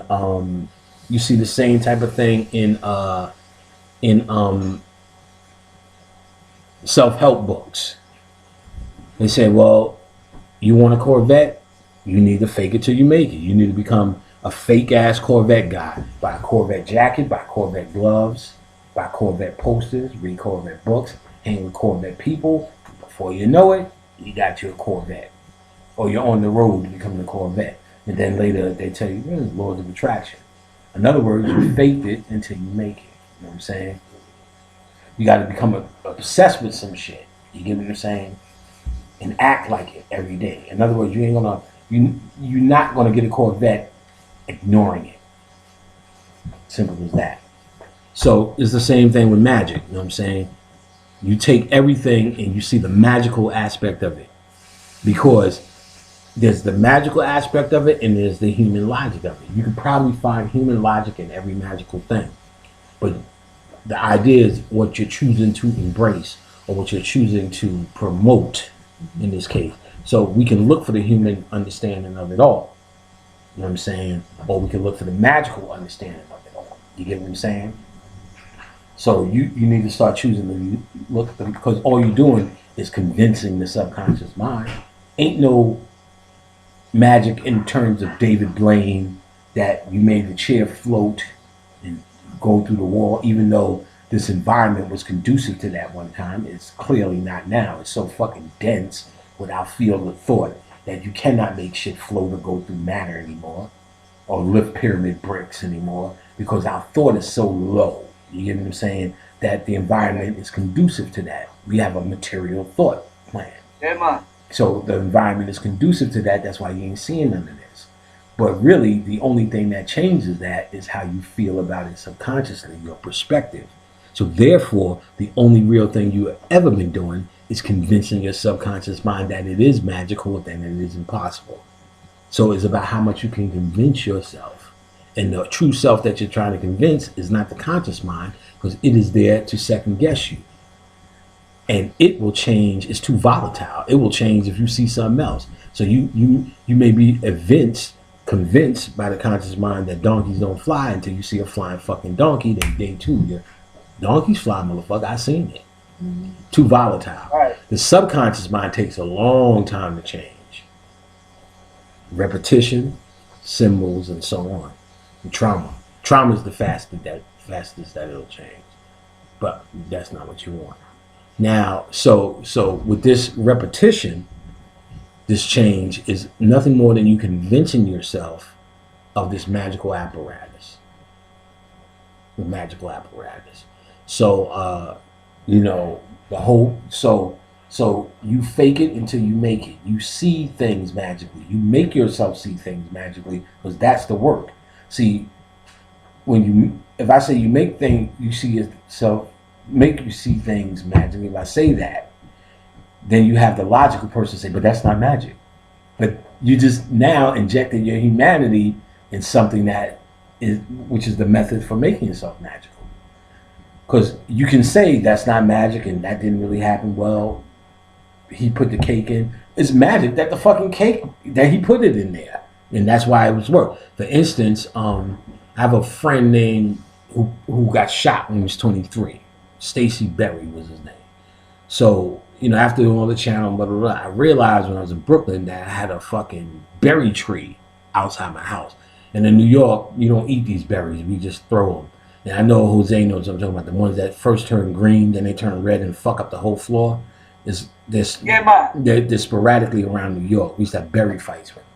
And, or put them in slingshots and fuck each other up with it until a nigga loses an eye. But I had one of these trees outside my window, a berry tree. So I said, oh, that's my man Stacy Berry. And I dealt with it as such, and all of these things came in. I did something to him, like a bayberry candle. And in my bathroom, you have the window, the tub, the sink, the toilet. And the window maybe y'all can't really see, but from where that wall is, and the sink may be this far away. There was a berry in the fucking sink. So even though the berries did come in through the window, they'll be on the windowsill. Worst case, one may fall in the tub. Ain't no way this shit could be in the sink. Or on the back of the sink, actually. So I'm like, oh, that's Stacy after I lit this candle. So I was with my roommates, which my cousins, asked them. I said, yo, y'all put this berry up there? No. Boom. So now talking to Bob, I said, even if they did put the berry up there, that's still valuable. You know what I'm saying? Hold on. Torrin. Yeah. It's kind of smoky in here. Open that back door. Nigga, you should have made some cereal or some shit. You're fucking burning. Your cooking is fucked up the whole scenario, boy. Don't act like you don't hear me. I'll come up there and whip you, boy. Yeah, you act like you're new, boy. Come out there and whip you. You ain't shit back. Shit, as much shit as he talk. Like, he right there making a face. Jive turkey. Huh? So you can't even get up right now. I find the strength, the adrenaline are kicking. My leg hurt, but the adrenaline are kicking. I'll feel it after the ass. This is going to hurt me more than it's going to hurt you, boy. Man, that's my boy. I remember. That's Torrin's like my homeboy. See, the funny shit is he reminds me of my homeboy that I knew, the same dude that I knew since I was 2. So his ass been getting over. You know what I'm saying? He reminds me of my boy. So that luck, because otherwise I'd have been done fucking knocked out a tooth. All the shit you do. Y'all should have met him when he had his girlfriend. Oh, that was amazing. I think Taro, man. Taro, huh? motherfucking oh, they broke the fuck up. Oh, y'all heard, oh, he finally broke up with her. Oh shit, man. We was in this motherfucker singing "Oh Happy Day." Oh happy day. Oh happy day. When the Jesus come. When the Jesus come. When he come. And he's funny. I was gigging on him. Like every nigga knows this. Every nigga knows this line. Like I constantly have to school them. Every nigga knows this line. You meet a girl, hey, how you doing? How you doing? My name is. You got a man? Yeah, I got a man. But when they say these words, it's the most magical shit you can ever hear out of a woman's mouth. But I'm looking for a friend. Now niggas know what that means.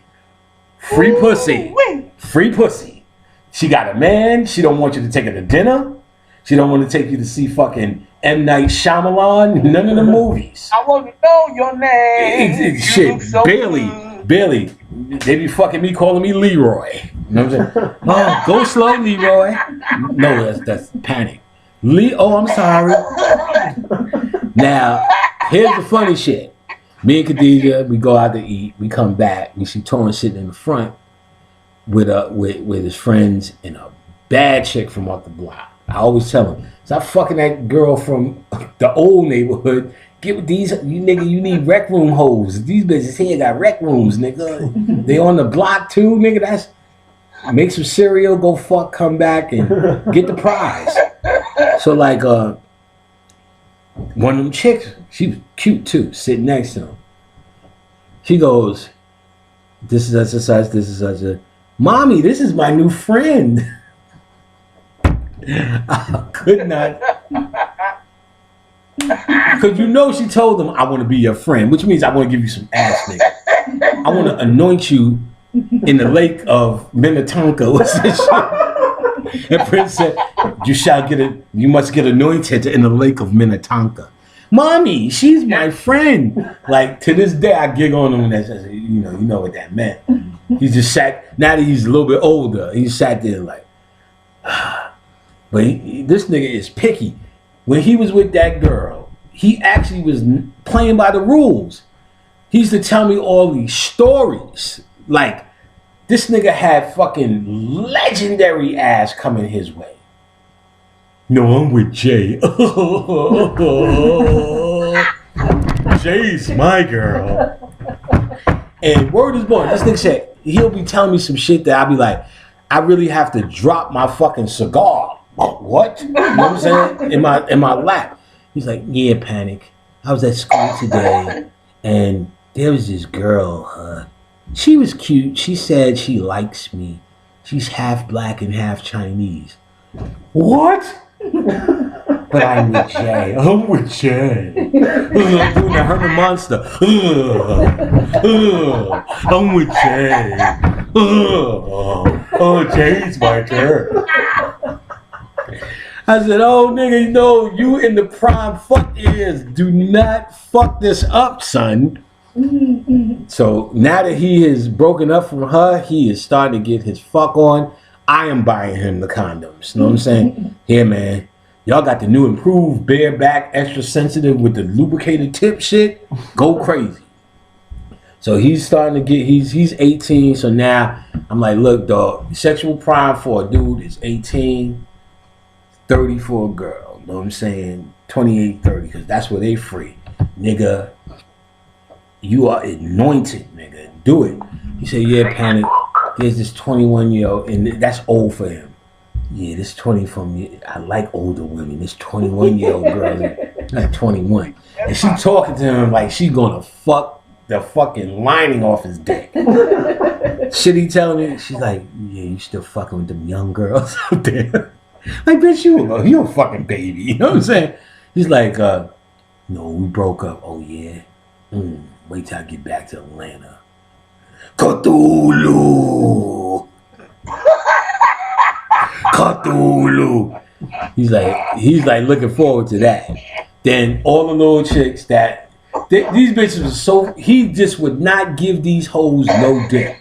I would see girls literally get mad. In fact, his girlfriend's sister wanted to fuck him. It was because she was coming over. She's my friend, Panic. Oh my God, son. And you picked the sister over her? Like, so all the chicks that wanted to fuck him, he wouldn't give out no dick. Nope. Jay's my girl. He said, Panic, one bitch just bit him in the back. Ah, give me the dick. No, good. So he said he fucked her.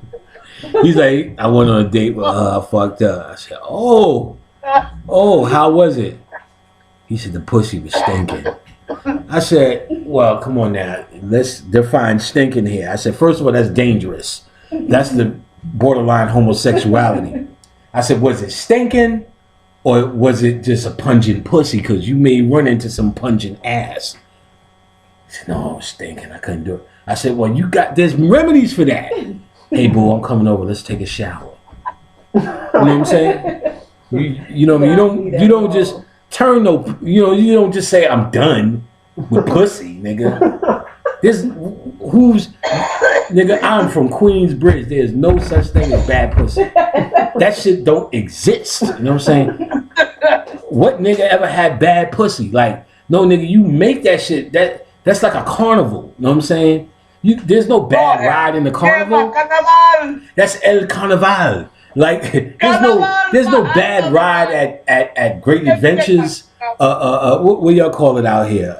What are your great adventures out here? 6 Flags. Six Flags. It's like going to Six Flags and getting on a bad ride. Hell no, nigga. You know what I'm saying? You make fun of it. Wee! You let your hands go or something. Wee! You know what I'm saying? The only thing could go wrong with that is if you lose your cell phone. So if that bitch is stealing from you, that's a different. I fuck crazy hoes. You just hug them when it's sleep time. When they wake up to go to bed, where you going? Make sure the bitch don't get no knife. You know what I'm saying? I fucked this chick from Shaolin. They used to call her Top Job because she tried to poison the Wu-Tang. She put Top Job in one of the niggas' eggs.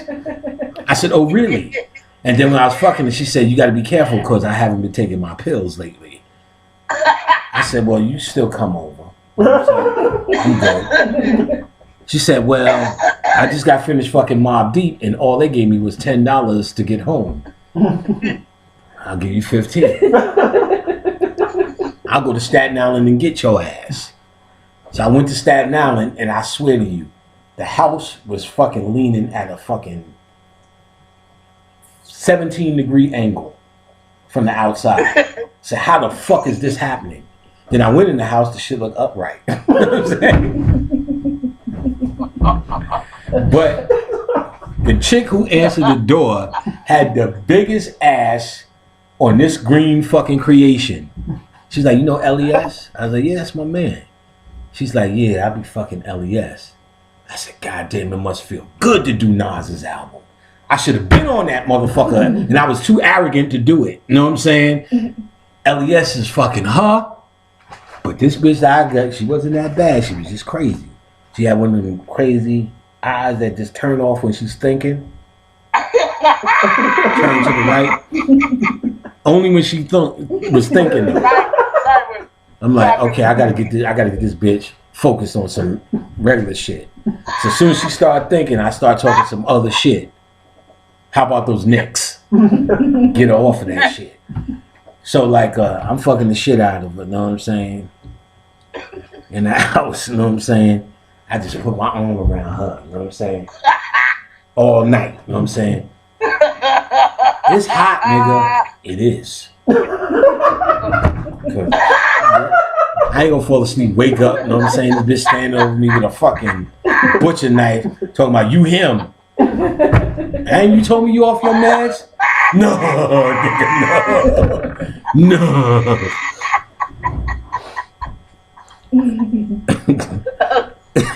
I sincerely sent her ass home. Said, I ain't got no change, you know. Well, give me the 20. I said 15. You know what I'm saying? We'll get some change. Get you on that ferry, you know what I'm saying? Have mercy. Get you on that ferry, you know what I'm saying? I don't know why. Fuck, I bring that up. So this nigga is that nigga. So he's finally dishing out dick. I wonder if he got some, I hope he got some pussy this weekend. Mommy is my friend. Oh my God, nigga. Yeah, this nigga, boy. I'm just glad he getting pussy now. He's really on it. I felt like I wasted all that time. I said, all that time, nigga. Know how much pussy you gonna get? You don't even know how to fuck yet, nigga. Wait till you get here with it. You know what I'm saying? You ain't eating no pussy. I ain't even getting in that. I ain't even asked that yet. I know you ain't eating no pussy. He told me, and I know he's a fucker nigga. Teaching about can't eat no pussy on TV. He don't. This nigga was saying it is disgusting. Oh, he's gay. He's to gay. Eat pussy is against the word of God. I said this nigga is fucked up. Oh no, nigga. To not eat pussy is against the word of Satan, nigga. And believe you me, pussy is a fucking delicacy. I'm here because my father ate that good shit. There's no doubt. I get a bitch pregnant eating pussy, nigga. I'm focused. I'm focused. This nigga once told me when he was with his girl Jay, "Hey, Panic, could you make a girl die by coming?" I was like, nigga, if you think you that ill, you need to come in my motherfucking class and teach. You know what I'm saying? If you think you that ill. No, Panic, I fucked for 4 hours. I said, come on, man, get the fuck out the kitchen, nigga. Go back in the basement, nigga. I'm telling you, on New Year's Day, I fucked for 4 hours. That's the first and foremost, 2 things. That ain't condom fucking, nigga. So I'm gonna fuck you up if you ain't using a condom with this hoe. That's number 1. Ask Thomas. How the fuck am I asking Thomas? No, he was in the living room waiting. He was waiting for 4 hours? See, she just has mad. Oh, we fucked for 4 hours. I timed it. I said, look, nigga, I'm a master occultist. And the longest I fucked was from the beginning to the end of Sesame Street. And I'm still proud of that fucking time frame, and that's 2 hours, nigga. I'm not even interested in anything else pussy after fucking 2 hours. Now, after fucking 17 pumps, I'm on to some other shit. Well, when is the new fucking Vin Diesel movie coming out? You know what I'm saying? Like, you want to go to Smoky Bones or some kind of shit like that. I'm somewhere else with it. That's after 17 pumps. You know what I'm saying? Too old for this bullshit. Yeah, This nigga talking about you fucking for 4 hours. Nigga. So he said he fucked this girl, her pussy stinking, so much so that he just said, look, we need to switch to, you need to give me some head. I said, well, I was the head. He said, wasn't that great? I said, now I know we need to reorder your thinking. You know what I'm saying? We need to reevaluate what you're doing, because you teach hoes how to give head. You don't just accept what's going on. You know what I'm saying? You instruct. Your mouth is free. You instruct, nigga. All right, caress the balls. Do not forget balls. Hi, mommy. You know what I'm saying? If you that type of nigga, let him rub underneath the ball near the anus. I don't. As long as you don't come out with no brown pinkies. Take your time, baby. Take your time. Take your time. Slower. More suction. More suction. See, that's my shit. All right, suck harder. Don't stop, woman. Right there. Right there. All right, so does everybody understand why they need an altar? Any questions on altars? This is probably the illest class that I've done, talking about a whole bunch of bullshit. So, any questions on altars or anything? Stephanie Crockett ain't saying shit. She probably sitting there shaking her head going, I should have stayed my ass in church. She's dying laughing. Any questions on altars? Anyone? All right, we're going to go on to astral travel. Then we're going to do chakras. All right. Does everyone know what astral traveling is? Can someone tell me what astral traveling is? Damn, Orlando Edwards walked towards the camera like he was about to bust it. He was about to tell me what the fuck astral traveling is, goddamn. Is that lucid dreaming? Being aware that you're asleep? A part of it. But astral traveling in particular, do you have a more specific answer?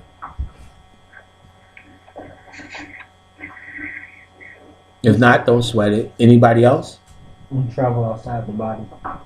Yes, travel outside the body. It can be classified as that. Anything more specific? Do you have like an intention, like you intend to go a certain place, maybe? Yes. Any more detail? See, all of those are definitely the ideas, and everything's correct in terms of associating with it. But more specifically, astral travel is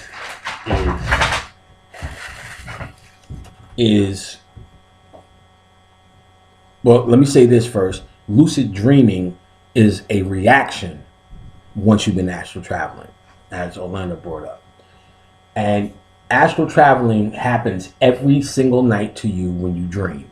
When you are dreaming, You are astral traveling. Again, when you are dreaming, you are astral traveling. Or you are, to be more specific, you're in the astral world. When you astral traveling, as Nas pointed out, what you're actually doing is trying to program yourself with a specific location that you want to visit.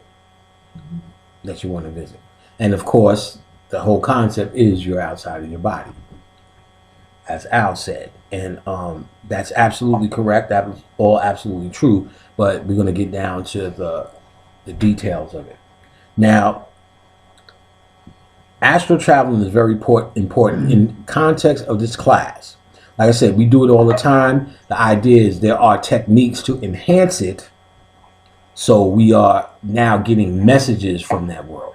Because when you are astral traveling and you see these images, it's the subconscious mind taking you places so you can get the information that you ask for. That's why you program yourself for specific places.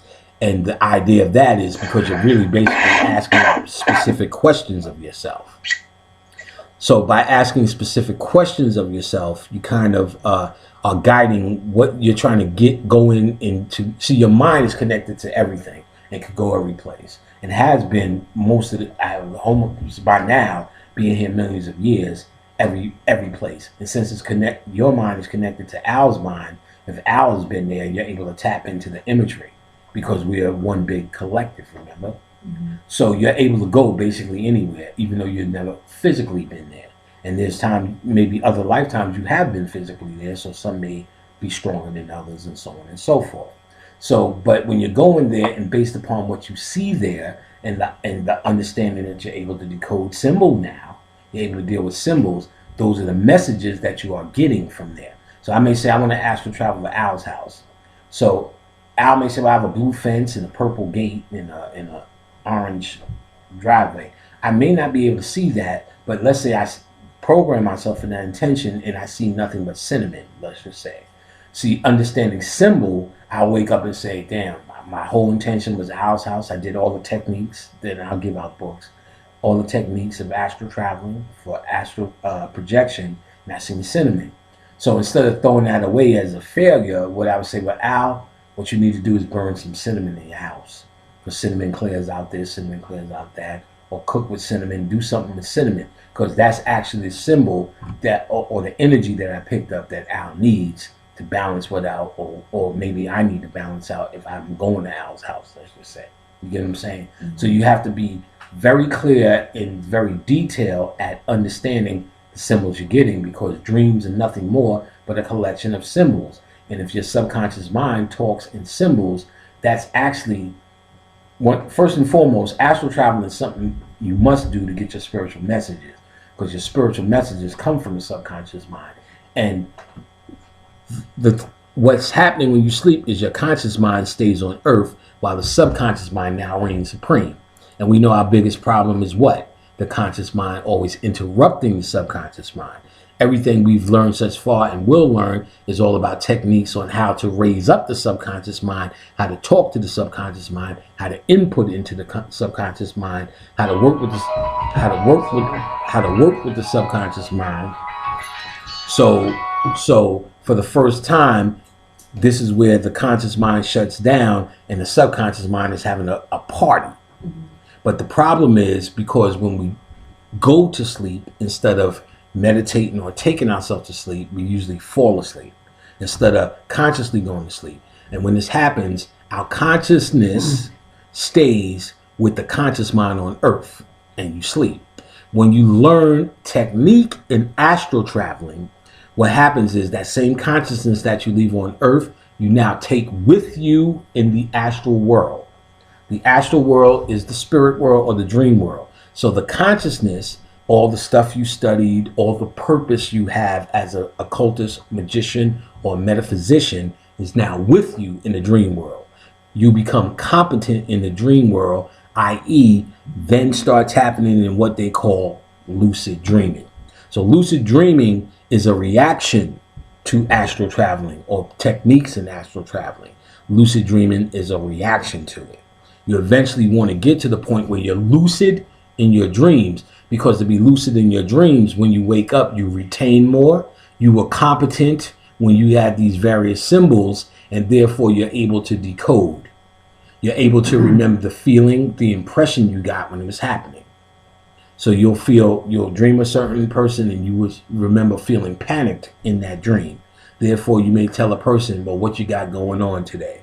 Well, why don't you stay home, or why don't you not do that, or why don't you cut that out? Because you may not have to tell them, or you may be honest enough to tell them, I felt kind of dangerous when I seen you driving, or I seen you going here, or you're going to go on a vacation, or you're going to do that. Or you may feel good about something, whatever. Everything ain't always danger.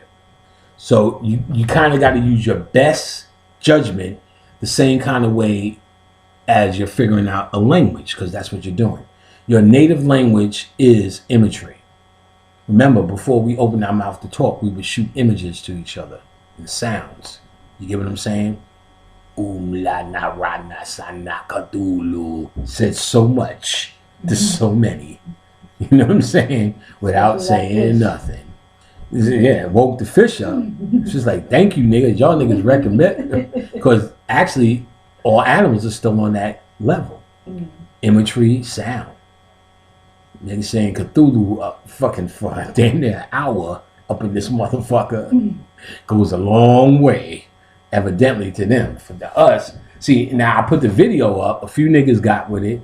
But see, I'll put a video up of a motherfucker, falling off a table, be 1,000 niggas. I could put up a status message of absolutely nothing and get 108 hits. But I put up some real shit.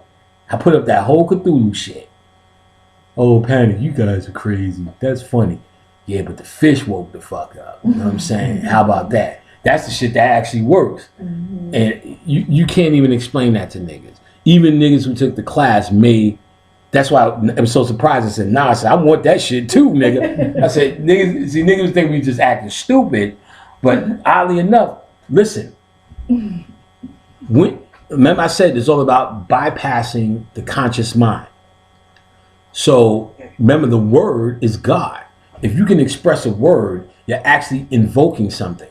But see, when you invoke a normal sentence, you now make it conscious and therefore can fuck it up. So if you invoke, I want money, you're going to start thinking about, well, I got bills, I ain't got a good job, they're about to fire me. I can tell you 1,000, my car don't work, my kid's going to ask for money, I got the rent to pay. I can tell you 1,000 reasons why that invocation is sabotaged by the conscious mind. Him, not me. We're not even getting on your upbringing.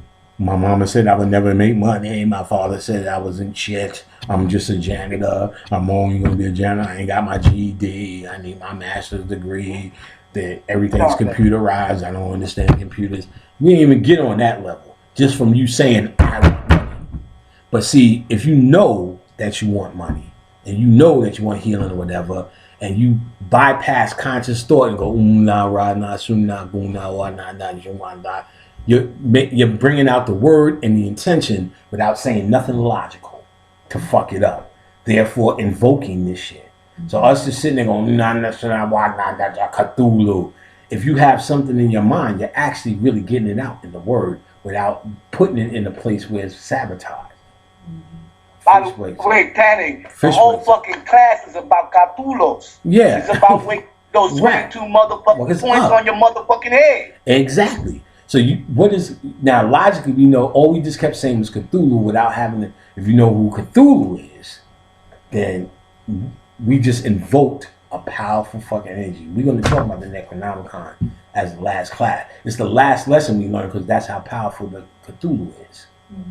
As he's a old siren deity, it represents your soul that is sleeping, that must rise. Physically in the body, it also represents the brain and the stem cells lit up, full consciousness, full illumination. Most of your synaptic nerves, rather than stem cells, synaptic nerves are dead. Whenever you have a memory, that means the synaptic nerve is fired up. The ones that are fired up are usually the ones that you're dealing with now. You know where Walmart is, you know how to get to my house, you know, remember the colors of my chairs, but a year from now, you may not remember what my chairs look like. That means that synaptic nerve is dead. It does it all the time because it's opening up new synaptic nerves because you got somebody else's house and you need to remember their chairs. You don't need to remember. Where does panic live again? That's shut down because you don't use it. Next year you won't use it, or you may remember it. So these synaptic nerves fire up and shut down all day. They look like an octopus. Cthulhu is an octopus looking like deity. His tentacles they always talking about. So when Cthulhu's awake, all this is on fire, i.e. you remember it all. You know what I'm saying? The great mind. So, but it also represents the rise. So us just saying Cthulhu and calling on that energy, it helps in this class. You know what I'm saying? For what we're doing as well. And obviously it helped resurrect the motherfucking fish. Cthulhu was a fish deity. If you didn't know that as well, he's under the water. The waters of noon are rising and everybody in this motherfucking class, nigga. Rayleigh. So you gotta understand there is a real science to that. But how do you explain that to motherfuckers? So I'll put up the video. Oh, y'all so crazy. Like asking me to break that shit down. If real niggas should have been like, goddamn, thank you. You get what I'm saying? Thank you for that. Like you could run that shit in your house and the motherfucker and I put on and I told him, yeah, I ran that shit and we resurrected a fish. Cause it was the same day. You know, so put it right up. Motherfuckers No, the spirit was Motherfuckers don't get it. Everybody in the class that before they go to sleep, put that shit on and ask Cthulhu to awaken that subconscious, whatever they need to manifest. That shit will work. Yo, the spirit guide you to do that shit. Yeah, no doubt. We really do that shit. Exactly. And y'all need to understand. Motherfucking fish. Oh, nigga, I thought you was on Comedy Central when you tell me that shit. Right. Nah, that shit really happened. That shit is swimming around. Mm-hmm. That shit swims around. And like, let's even say we seen it as, oh, it's alive. And then it should have technically went back into hiding like it was doing all that time if it was physically hiding. Now it hides a lot, but we see that motherfucker on the glass. It wasn't doing that shit for 2 weeks. We thought it was dead with the other fucking 5 fish. You know what I'm saying? With the other 5 fish. We thought that shit was dead. And I swear to you, we was like, oh shit. Khadijah was even going for some like, well, maybe it was hiding. Maybe it was hibernating. Like, cut that shit out, nigga. You know what it is. Lou, Cthulhu. She came downstairs later and said, who in the fuck did you find to be as stupid as you? I said, that was Candu, that was Jose. I said, I know, that's a personal friend. I know it. He said, oh, that makes sense. I heard y'all niggas upstairs. I like, shit, then we went to dinner. I told her, nah, let me re-explain this shit to you what we were doing. Mm-hmm. And I said, definitely me just coming out of the sickness, all that shit represented the resurrection, all that shit, that's a sign there. I said, I will take that shit any day. I said, we can make it human all day, but grow up, you know what I'm saying? Look, as we ate our shrimp. Cthulhu. So the astral traveling is your subconscious mind giving you plenty of answers to your questions. We just don't understand the language anymore. So once we start to understand, as we already pointed out in earlier classes, the subconscious mind, the symbols and how they work. Once we start to understand that, we'll be more adept at understanding our dreams. And because we'll understand symbology, and we're basically getting reacquainted with our native language. Now, one of the best books to get on astral traveling is Astral Dynamics by Robert Bruce. It's a book like Cyclomancy because it goes through plenty of detail and exercises that you can do and use for enhancing your astral travel, your astral consciousness. Why I note as an absolute fact that lucid dreaming becomes a reaction to astral traveling because I've never heard or understood lucid dreaming when I was tapping into it. It's one thing if you heard it, so you're trying to go for it, so you kind of make yourself go there. But I never heard of lucid dreaming until it was happening. What started happening, but as I was doing these techniques in astral traveling, would be in the dream world, I would start reaching for items that I have on Earth. So I would see some shit and start reaching for my cell phone to take a picture of it. And like I was like, you know, scrambling to take a picture. Shit that was on Earth. In other words, the worlds were merging together. I couldn't tell if I was dreaming or it was real. It got to the height one time when I was fucking around with Bobby Hemming. I don't want to do his shit because C. Freemanell had died, right? So Bobby's like, you know, C. Freemanell was known for drinking Old English 800. Old English 800 is Moorish. They ruled in they ruled in England in the fucking 1800s or some shit like that, whatever it was. In the beginning of the 1800s, whatever it was. So Bobby's like, I didn't really realize our whole fucking iconery is on beer, nigga. He's like, the bull, nigga, that's Shiva, and you name any beer, he was breaking this shit down. So he's on this world tour of malt liquor. He's drinking malt liquor. He's like, yeah, nigga, yeah, Panic. I've been getting that. He said, the Colt 45, nigga, that's Shiva, nigga. It works every time, nigga. It works every time. Like, Panic, you need to get you some Colt 45. He's like, look, man. He said, oh, man, nigga, I'm driving in Atlanta, and, he said, I seen these fucked up niggas in front of the store. So he said, so I know they had malt liquor there. So I went in, they had the 50-cent shit. He said, Panic, I take a swig of liquor, and I get down with the malt liquor. He said, fuck that. I can't even tell this shit to niggas in a lecture. They won't. He said, niggas will not understand this shit, Panic. I said, look, man, I'm not fucking with you. Then I said, he kept saying, get the malt liquor. Then I said, all right. I said, I'm gonna have to get some of that St. Ives, nigga. He said, oh shit, nigga, that's the Celtic shit. He said, oh my God. He said, niggas was complaining about that shit. I need to get that shit. He said, too many niggas was complaining about that shit. Because I was doing the same thing, nigga. He said, I need to get that shit. You know what I'm saying? So I said, I'm gonna get a can of this goddamn St. Ives, nigga. I drank one can of that shit. I fucking woke up and my face was on the wall for a long time. You know what I'm saying? I said, when the fuck did I go to sleep? Like, you know, when you go to sleep and you wake up, you know, oh, I'm waking up, I'm sleeping, good. It's like you left. Like, you didn't exist anymore. No dream, no nothing. You just didn't exist. It was like a birth again.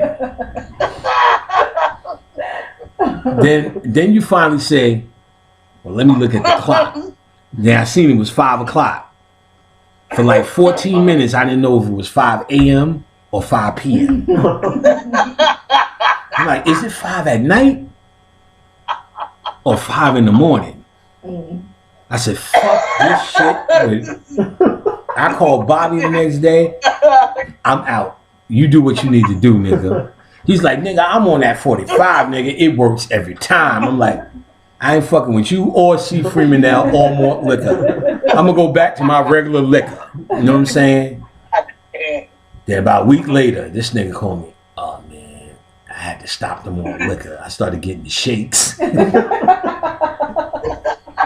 He said, I thought I was going to pass out, nigga. I'm off the malt liquor. This nigga experiment with so much shit is ridiculous.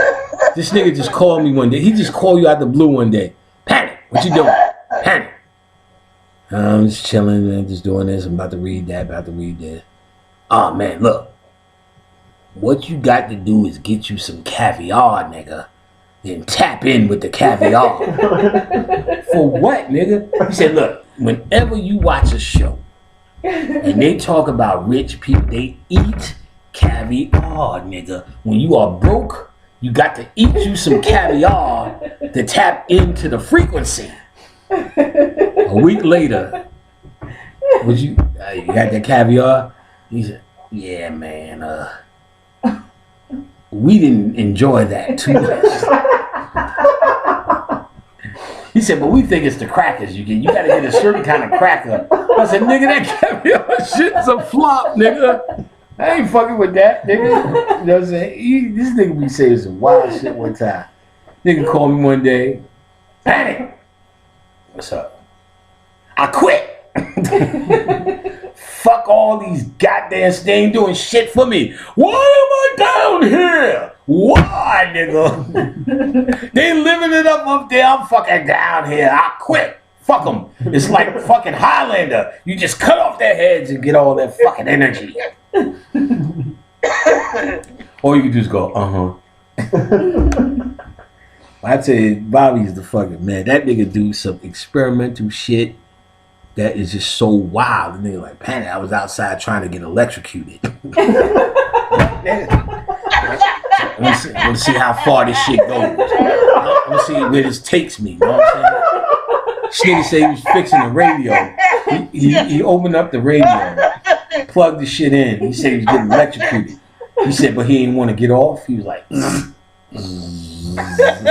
he said he want to see how much he could take.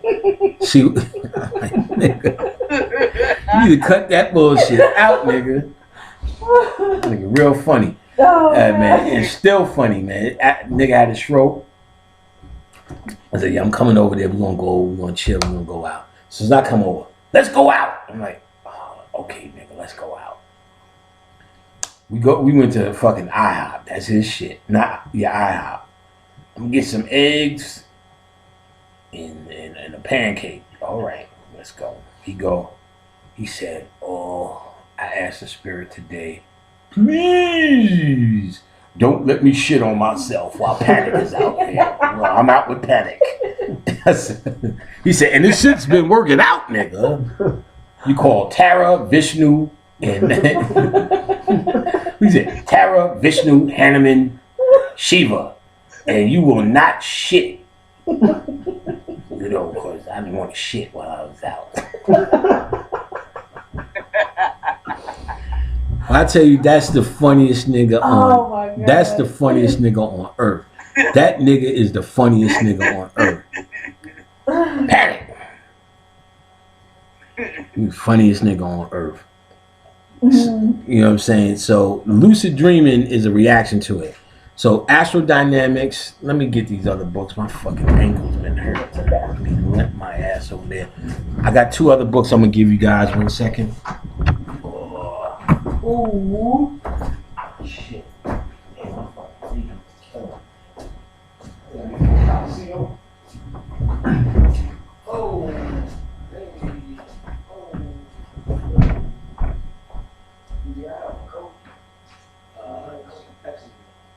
Yeah, that's small. Come see it.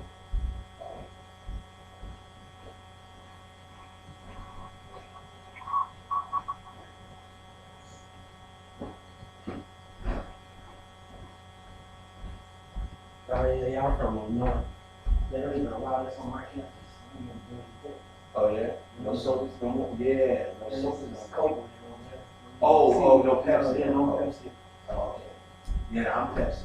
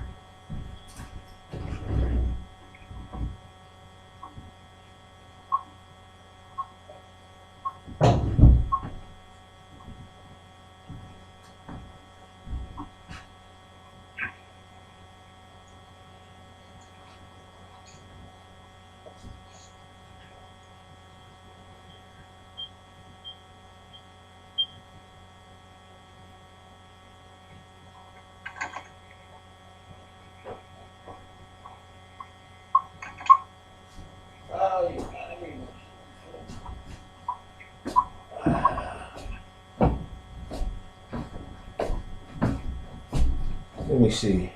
I don't know where the hell these books are. They might be upstairs. Khadijah may got them. But one is like Beginner's Astral Traveling. I think it's by Philip Denning. Philip Denning is the author. So you can look it up by author. I think it's like a beginner's guide, Astral Travel, beginner's guide. Oh yeah, and I know what the other one is. And the other one shouldn't be down here. Khadijah had it. She wouldn't give it back. She lent it to somebody. Ross and Gavin Frost and Yvonne Frost. Book called Astral Dynamics, a little blue book. That's a pretty good book. In the beginning, she talks about it's kind of boring, but then it picks up in the middle. She gives a little technique, like she'll say like to help you with astral traveling, take a teaspoon of vinegar and a teaspoon of honey and 8 ounces of water before you go to sleep. That'll help. She'll give little shit like that. But they tell a lot of things to expect when you astral travel. One of the things they talk about is you'll see a bunch of entities sometime hanging around like a church, shit like that. And I've seen that. Motherfuckers stuck because you don't remember, your mind doesn't change when you die. So you're waiting for Jesus and waiting for all that dumb shit. In fact, that's the real trick to why they have the world so ignorant, because when you die with that same ignorance. And dying with that ignorance, you by hanging out in these locations, eventually in the astral world, your spirit will get absorbed back into a human body. So you will be recycled on earth, even if you don't know that's the next step. So you may be at a church waiting to go to heaven because there's no movement in you. Eventually you're going to get recycled back to earth anyway. But the idea is, you guys who are conscious and know there's life after death, just that alone saves you. You don't have to know what to do or know sprint. You'll know what to do the same way you naturally knew how to be born here, to grow an arm and grow a leg. But the idea is, with your mind, the fact that you know that something exists greater than just being absorbed back is just enough. Your philosophy on it that you'll come up with is your own, and where you go is your own. You're only building the world with your mind. Again, watch that movie, What Dreams May Come, Robin Williams. A must watch to understand the workings of the astral world. Is probably the most accurate understanding the astral world. Okay, what was the name? Gavin and Yvonne Frost. What's the name of the Astral Travel, something like that. I mean, you'll find it. You'll just search them and you'll be able to find it. If you search the author, you'll be able to find it. Like the movie Vanilla Sky is basically him getting caught in the dream world. If you've ever seen that, real creepy movie, but it's him getting caught in the dream world, and all the things that tormented him in life kept resurfacing and re-tormenting him. So he eventually said, "Oh, I get it. It's about getting out of the astral world." Killed himself. Message. It was about him getting out the astral world, and he killed himself. And really, that the idea is, we know that we don't go through that process. We know it's about going past the astral world. The astral world is also a part of the illusionary world. The astral world is not a destination. So in Gnosticism, you have, in Gnostic mythology, you have the Great Mother, which is called Sophia, or the Pistis Sophia. And she was having raunchy sex one time. I know it sounds funky. And out of it, she got pregnant and had a bastard child. This, of course, is an embarrassment. So what she did was she blew this child into the abyss. And she could see it swimming below her on her lower realm. This child name was Yaldabroth, which means come here, child. And she was saying that so it would come and walk into this abyss. So Yaldabroth, seeing what was happening above him, and chose to mimic it. And what he created was planet Earth in the astral world. It was a cheap rendition of the real world, in other words. And they also call this Universe A and Universe B. Universe A is what we're living in now. Universe B is actually the first world and the world to come. So he mimicked Universe B to create what we are living in now, a cheap rendition of who you really are. Now, when the Great Mother seen this, what happened was she has to correct this. This was her fault. So what she did was to send her divine sparks of light down to planet Earth. That divine spark of light is your soul. So the human being was, she injected these souls into human beings, which were created like all the other animals to worship this false god, Yaldabaoth, because that's how he would survive. They showed you that in the latest Clash of the Titans movies. If you watch those, the newer ones, they say it straight out. Those gods from Mount Olympus, which are later day gods, which are fake gods as well, and their mythology says the same. The Titans are their fathers. It's the same story over and over. There's this older regime, and this newer regime comes over and overthrows the older regime. So that's us. We're the old regime. New people come. New deities come. The deities are just working through white people. It ain't white people. Through white people. And now we're at the bottom. But there's always the Titans will rise, Universe B. So we're on the path back. Ain't no doubt about that. Things will be in order. Mayat will be restored and all that good shit. But this story holds true throughout. And in that movie, they tell you straight out. They start telling the people, stop praying to the gods. So you pray to the gods, they're going to come and fuck you up. And the gods were saying, we're getting weak because the motherfuckers ain't praying to us. So Yaldabaoth in Gnostic mythology created animals and man to pray to him, for him to stay strong. Now, she sent her divine sparks of light. That's where you get I am a jealous God, because he's actually jealous of you and the divine sparks that's in you. And among other things, all this wrath and all that shit, if you worship other things and all that, because he needs your worship. But through these divine sparks, the process that we're going through in terms of eventually raising this place up. Remember I said, when you bring a statue here, what are you doing? You're bringing heaven here. So us building pyramids and monuments and cities was actually taking the higher energy with our souls and our creativity and our divine force, and taking this wretched place and changing it into in other words, redeeming it. We've already done that. We redeemed this place. That's why our plight here is no longer to become back on top as humans again. We already did that, and that job is done. Now we're in escape mode. Now since we redeemed this place, now it's time for us to move on to something else. Keep it popping, keep it going. You get what I'm saying? So now we're here to raise, cultivate our spiritual resurrection, our spiritual alchemy.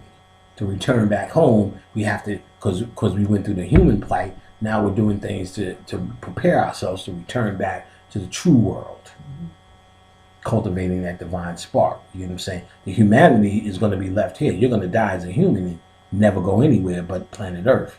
So at the end of planet Earth, that's where you'll stay. Doesn't matter. That divine light that's in you needs to ascend. But it's sleeping here because you only think that you're human with human thought, with a human perspective. You start dropping that perspective, then you start to feed that light in you to return back home. You will be mentally ill with a human mentality in a higher realm. You know what I'm saying? And so that's what's going on here. So this astral world is also part of the illusion, but in this illusion that's planet Earth, the astral world is where everything trickles down from. It's a more etheric world, therefore everything starts there and then eventually manifests here. So therefore, any change that you need to inspire physically needs to start there. All the time, every time, without exception. So therefore, if you're able to astral travel, manipulate, and work in the astral world, you start to change your physical life. Why it's so important. So the greatest book I recommend is Astral Dynamics, because they teach you plenty of techniques on astral traveling, and he also gives you good lessons on astral on the astral world. And that's Robert Bruce. Robert Bruce. Okay. Let me see. Anything else? See, lucid dreaming. Question, Penny. Yes. Are there levels of lucid dreaming? Levels of lucid dreamers, or? Yeah, that sounds good. That's a good question. I would go as far as to say the only differences I noticed would be how powerful the lucidity was. You get what I'm saying? So there's time, each night I go to sleep, I can wake up and retain information and give myself a message. Don't do that. Okay, I need to do that. I need to do that. A minor message. Then there's times I'm like, no, shit, I was on another world with another people. Like, for instance, the other week, I seen a whole race of people get extinguished and felt it. So within the lucid tip, they're all lucid dreams because I'm at that level of awareness. It's almost kind of like saying, one perfect example, I learned to speak Spanish. So I may know how to say bathroom, el baño, fast, el rapido, and that's it. You know what I'm saying? But then the more I learn Spanish, the deeper conversations I can have. So at a certain level where you're competent, where I can go to Puerto Rico and get anything I want, go anywhere I want, it's not like something could take that away or you could lose that. You know it, you know it now. You get what I'm saying? But it's kind of like if somebody puts a gun to your head, you know what I'm saying? You're going to revert to English. El baño, wait a minute, motherfucker. Wait a minute, motherfucker, I got kids. Because, you know, I guess you may be that scared or whatever. But I would say the levels are probably, you're going to peak at a certain level, but certain different nights, certain different energies, sun flares, full moons, eclipses, may bring you into another level of lucid dreaming or lucid information. But once you break through, you're pretty much broken through. You know what I'm saying? Because you understand the language. Every time you go to a lucid dream, you go to another level. God damn, yes, man. Yes. Every time you go to the next fucking lucid dream. Well, actually, no. Once you start lucid dreaming, you're on that level. But within that, you are now sensitive to the environment cosmically. So when the stars line up, when it's that day, when somebody makes a transition, or when something's happening, it may be a more powerful day. So for instance, it's the kind of same way as once I learned Spanish, I know how to speak Spanish. I'm in. There's nothing at a certain level. It's new and I'm learning it and I'm getting it. But after a while, I can hear Jose talking Spanish and know everything he's saying, and it's not a big deal. So it'll get to a level where it's not a big deal. It's just how you roll. But then if Jose has a tragic story to tell me, he may be talking deeper Spanish and then it means something more. He may be singing a Spanish love song to a woman. I may hear it. It may mean something more. So in other words, an event may change how strong it is. Even though I'm at a standard of Spanish, an event may change how I interpret it, how more powerful it is. Somebody may say something to me in Spanish. I'm like, damn, you can't even say that in English and it makes sense. You get what I'm saying? Because so the same thing with lucid dreaming. You're going to be on a certain level where each dream means something. Each dream you'll be competent enough to start remembering and bringing shit down, and it'll have a meaning. But then Journal the shit, right, master? You gotta journal that shit. Put that shit journal it. Yeah, that's a good thing. To some people, especially in the beginning, put a little book by their bed and write things down.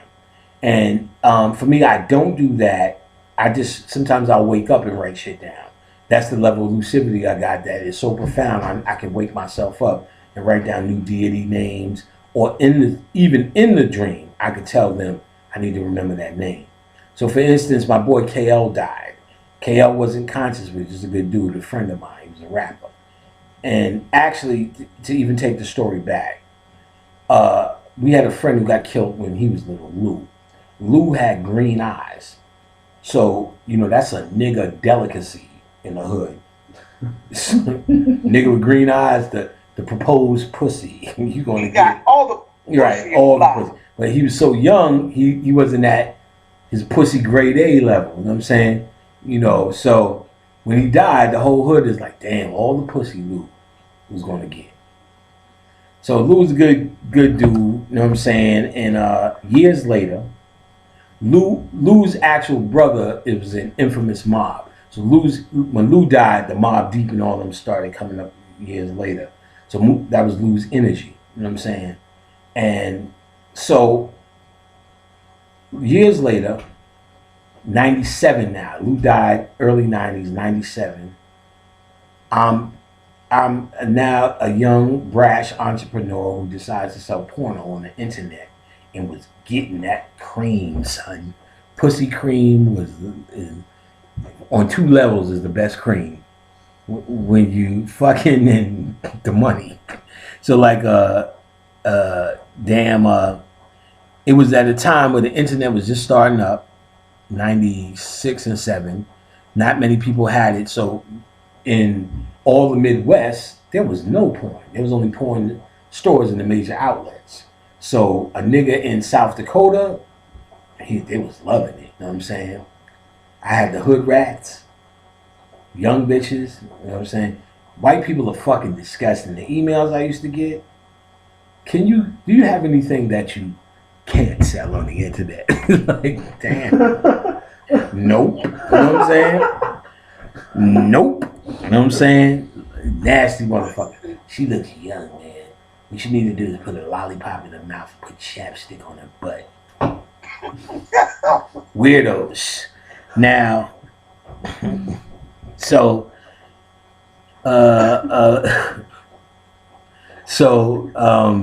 but the money, crazy. 25 G's a month. Quit, left the record label. All right, it was fun doing records with you guys. I say, y'all, more power to y'all niggas. I'm gonna take a break. Just getting it. You know what I'm saying? Now,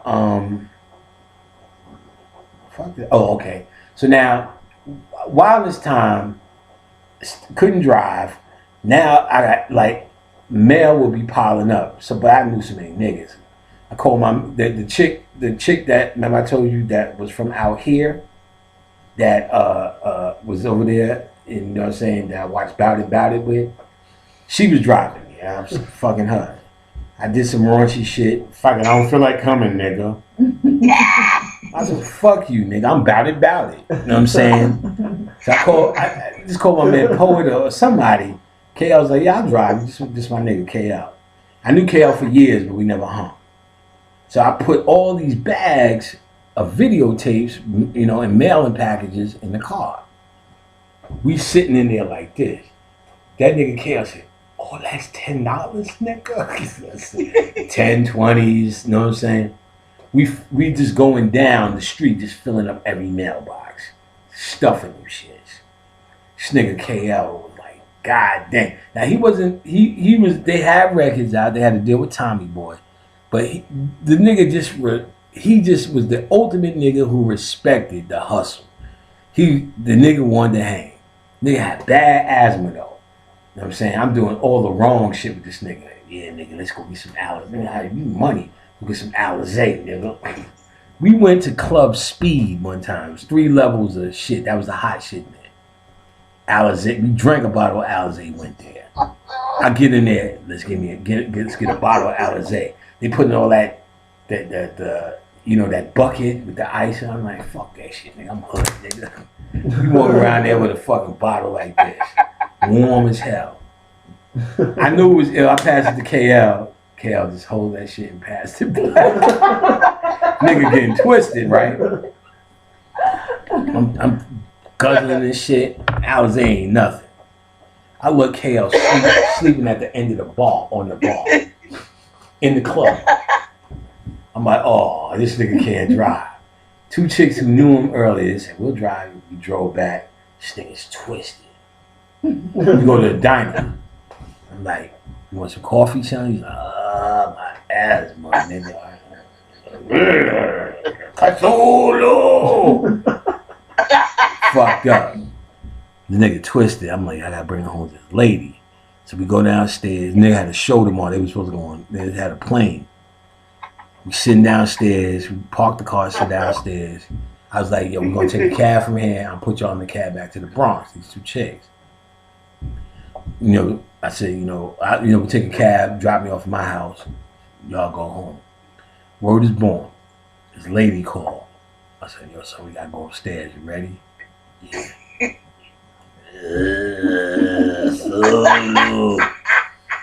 I ain't gonna lie, I ain't never seen no shit like this. He like this. Leaned over. I knocked on the door. That nigga said, was fucking wide awake. She opened the door, the nigga said, and just walked in the crib like the nigga had used all his focus to do that shit. But see, what I didn't know, it wasn't just he was drunk, it was just that they don't want to do that because his asthma. So Poet called me and Poet was like, yo, he's real sick, he can't do that, blah, blah, blah, blah, blah. I said, oh, okay, we can't hang like that. The nigga still would do it, you know what I'm saying? So after like 99, shit was over, motherfucker was able to get their own porn. Pox was low. Nigga had to go find a job. Damn, I should have stayed at the record company, son. I was sweet over here. Cthulhu! Fucked up. So I was in Brooklyn years later. This is like 2003. I'm conscious. Every once in a while we're here for KL. KL called. Yeah, nigga, I got a cigar company. I'm doing this, I'm doing that, I'm doing this. And we talking, and he's like, the name of his group was Screwball. He's like, yeah, I named that group after Lou. All that time I didn't know that. And when we was doing the porno, KO would hang around and all that, you would hear through that whole era, Screwball, Screwball, Screwball, which was Lou's name. So I said, I didn't know that shit was Lou. Now I'm conscious now.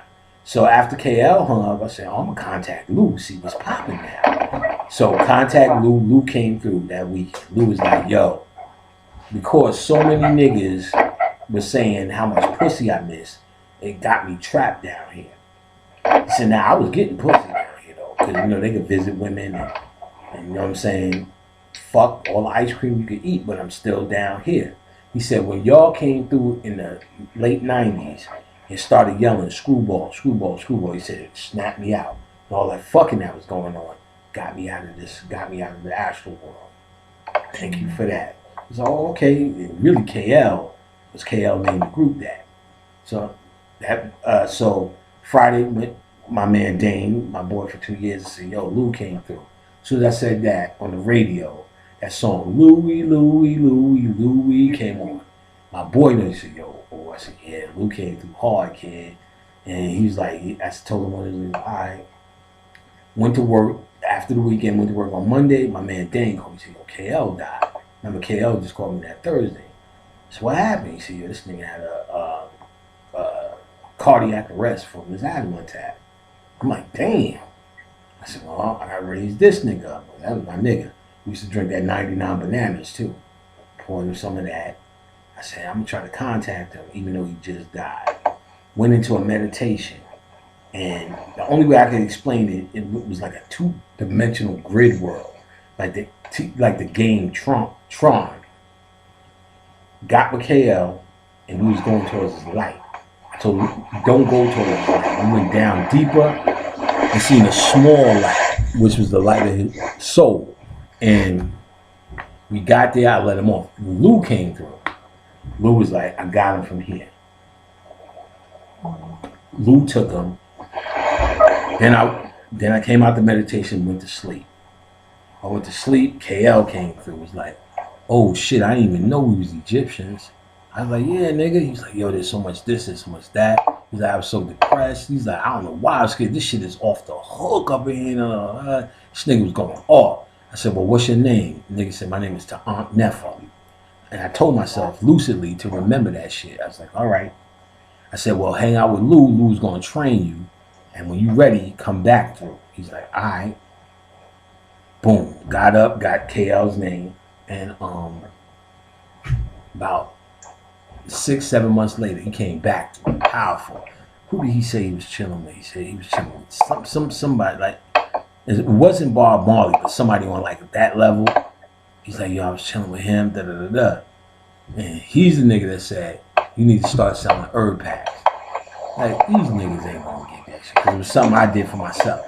Said, these niggas is gonna complain about that shit and how it don't work. These lazy ass, no account niggas. He said, nah, go ahead and do it. I said, all right. Set up, and the story tells itself.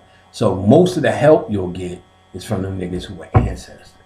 And that was the same hustling characteristic that he had when he was alive. You get what I'm saying? Mm-hmm. Same hustling characteristic. So most of what you'll get is help from them as opposed to Lakshmi and Oshun and all that kind of shit. Even though they'll help, that's their energies, but prosperity is more than just money. Mm-hmm. So you may say Lakshmi come with prosperity, get some knowledge while you're looking for money and miss the message. See, KL ain't got shit else to do. Deify itself, give you money because it's a you scratch my back, I scratch yours. What? How? Lou died and was stuck.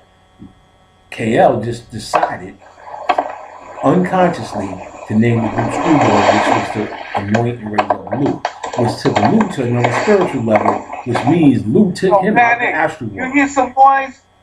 Huh? Don't you hear some noise? Don't you hear some noise and shit? Yeah, it's probably your computer. You the only one who's unmuted. It's somebody that got, I don't know if they're playing some water or some shit. So it's like blocking your voice. So they should shut their mic off.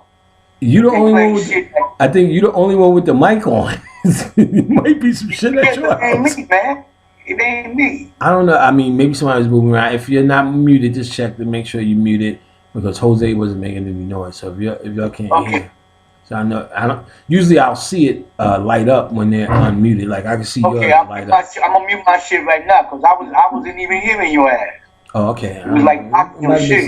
Remember, we're still online, so okay. So, BC said it's someone else.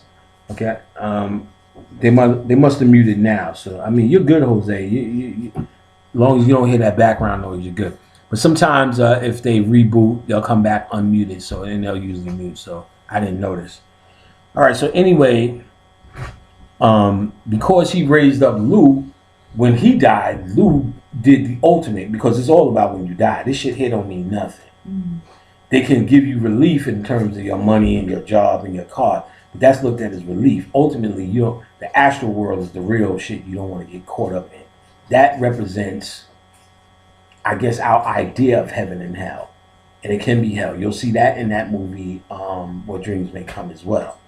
Someone died, and because they were so tormented on earth, they went into their astral world's rendition of hell because you're making it with your own mind. With your own mind. So KL was the Christian definition of saved. You know what I'm saying? I'm saved. I'm instantly going to heaven. Well, he was saved because he raised up, no matter, nothing else he did in his life really mattered on that level, but he raised up Lou. So Lou, because Lou was already adept in that world, took his ass right out. Didn't have to go through the grief. And then, ooh, this is wonderful. Wonderful, Pam. So now, you know this. That's what you need to get with these dead motherfuckers. Because that's where you eventually going. And you want to make friends there. That's what, if nothing else you do, that's why you put up these altars and you feed these spirits. Because you're going to go into a world where these motherfuckers are OGs at. You don't want to be in this motherfucker doing shit, stuck in places. And you're not stuck in the classic way we understand it. But you're not experiencing all the goods that you can possibly experience based upon ignorance. You get what I'm saying? So you want to get with motherfuckers who've been there that can show you light. But when you deal with spiritual work, you show yourself worthy to receive that light. The same way, that's natural on earth. There's a bunch of motherfuckers I know I could tell this to, and there's a bunch of motherfuckers, all I'm telling is how to get to the motherfucking Walmart. Because that's all they're worthy from me. Or You don't throw pearls to swine. You get what I'm saying? I have a question. Like you saying, get with the ones that pass. Now, what if they're like Christian and at that time it don't matter? Like Get with them and see where they're at, because they may be still stuck as a Christian, right. or they may have gotten there and seen that Christian shit ain't real too, because it's dynamic. The same thinking apparatus, the same ability to become enlightened still happens for them in that world too. Okay. It may be a little bit easier for them as well, unless they were a staunch, hardcore Christian here that you couldn't tell them shit anyway. That bitch, la la la la la, where she's closing shit out. Because let's say your mom was a Christian, or your aunt was a Christian because she didn't have anything better. You get what I'm saying? There's a lot of motherfuckers who are Christian because they grew up on it and didn't have nothing better to replace it. Right. So when they go to that place, they may see or be ready to receive something better and therefore transform. So, for instance, my aunt was full-blown, 100%, before the shit was popular, Muslim, Orthodox, in the early 70s. Fuck that Elijah Muhammad bullshit. She was OG, nigga. Had her face covered, nigga. Had to take a turban off to eat pizza. Real down with it. Raised the kids that way, nigga. You know what I'm saying? Refreshing and nutritious. She passed in the early 90s. Spiritually, when I got with her, she, first of all, the first day she came to me and said, who's a lot? A lot is, before there was a law, there was a goddess named Lot, patron of the stones and traveler. The same stone they worship and travel in Mecca. So clearly, at the very least, that was his consort. So when she asked me that means the party still goes on, the studying still goes on. But she was a genius person. Like, I would give my family those props when my grandfather was conscious. So none of them would talk. That's why since he was conscious, they were all looking for something. My aunt became conscious, hardcore vegetarian. Her sister became the Orthodox Muslim. My mom's wasn't shit. That's why I ain't shit. You know what I'm saying? She wasn't down with it. You know what I'm saying? But none of them went to church. My mom's and grandfather didn't go to church. My grandfather on my other side, them niggas was from New Orleans, and none of them went to church. So I don't have no church in me. Even if your parents don't go to church, usually your grandparents went, and you have to go with them. None of them went. They was in the fucking magic. So I don't even know what that shit. I don't have none of that shit in me. I'll go into church and piss in a pew, and won't feel any different than eating cornflakes. No matter how motherfucking, no matter how conscious a nigga is, you tell him, wipe your ass with a Bible. Well, brother, I don't think that's all necessary, hotel. You know what I'm saying? Like, nigga, wipe your ass with a Bible. You know what I'm saying? Everything is metaphysical. Like, nah, nigga, you scared ass nigga. Scared ass nigga. I'll clean fucking dick dirt off of me with that shit. You know what I'm saying? I'll put the whole Genesis under my nuts and wear that shit to motherfucking American wings. Yeah, nigga, I got Genesis under my nuts. Let me get some lemon pepper wings. Fried soft. Lemon pepper sprinkles, nigga. Genesis. Thou shalt not kill. The niggas ain't defacing that shit, going to church, spitting at a church, nigga. I'll do all that shit, nigga. Go to them funerals, the preacher start looking at me because he know I ain't paying attention. You know what I'm saying? Be making Google eyes back. What's up? Gay preacher sex. You know it, nigga. So, what the fuck was I talking about? Capullo.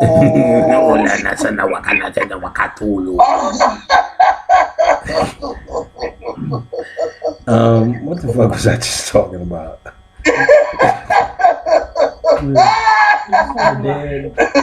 Oh yeah, so you anoint the dead, and basically you're actually preparing all that shit they talk about in Christianity. Jesus is preparing your home. No, your consciousness is preparing your home, and your consciousness is preparing your your world and all that shit. So for no other reason, it's for Johnny, that. what if that thought form of Jesus has a very strong hold on your mind? How can you set yourself free from that bullshit? Well, ultimately, You know, you guys has been there for 30 years, 25 years, 20 years. well, you guys should understand this, understand that, because we had this discussion. That, and like I said, these recordings are going to be more valuable to you than this first class, because you're going to be able to go back and see this was actually answered. That answer was when I told you about thought forms.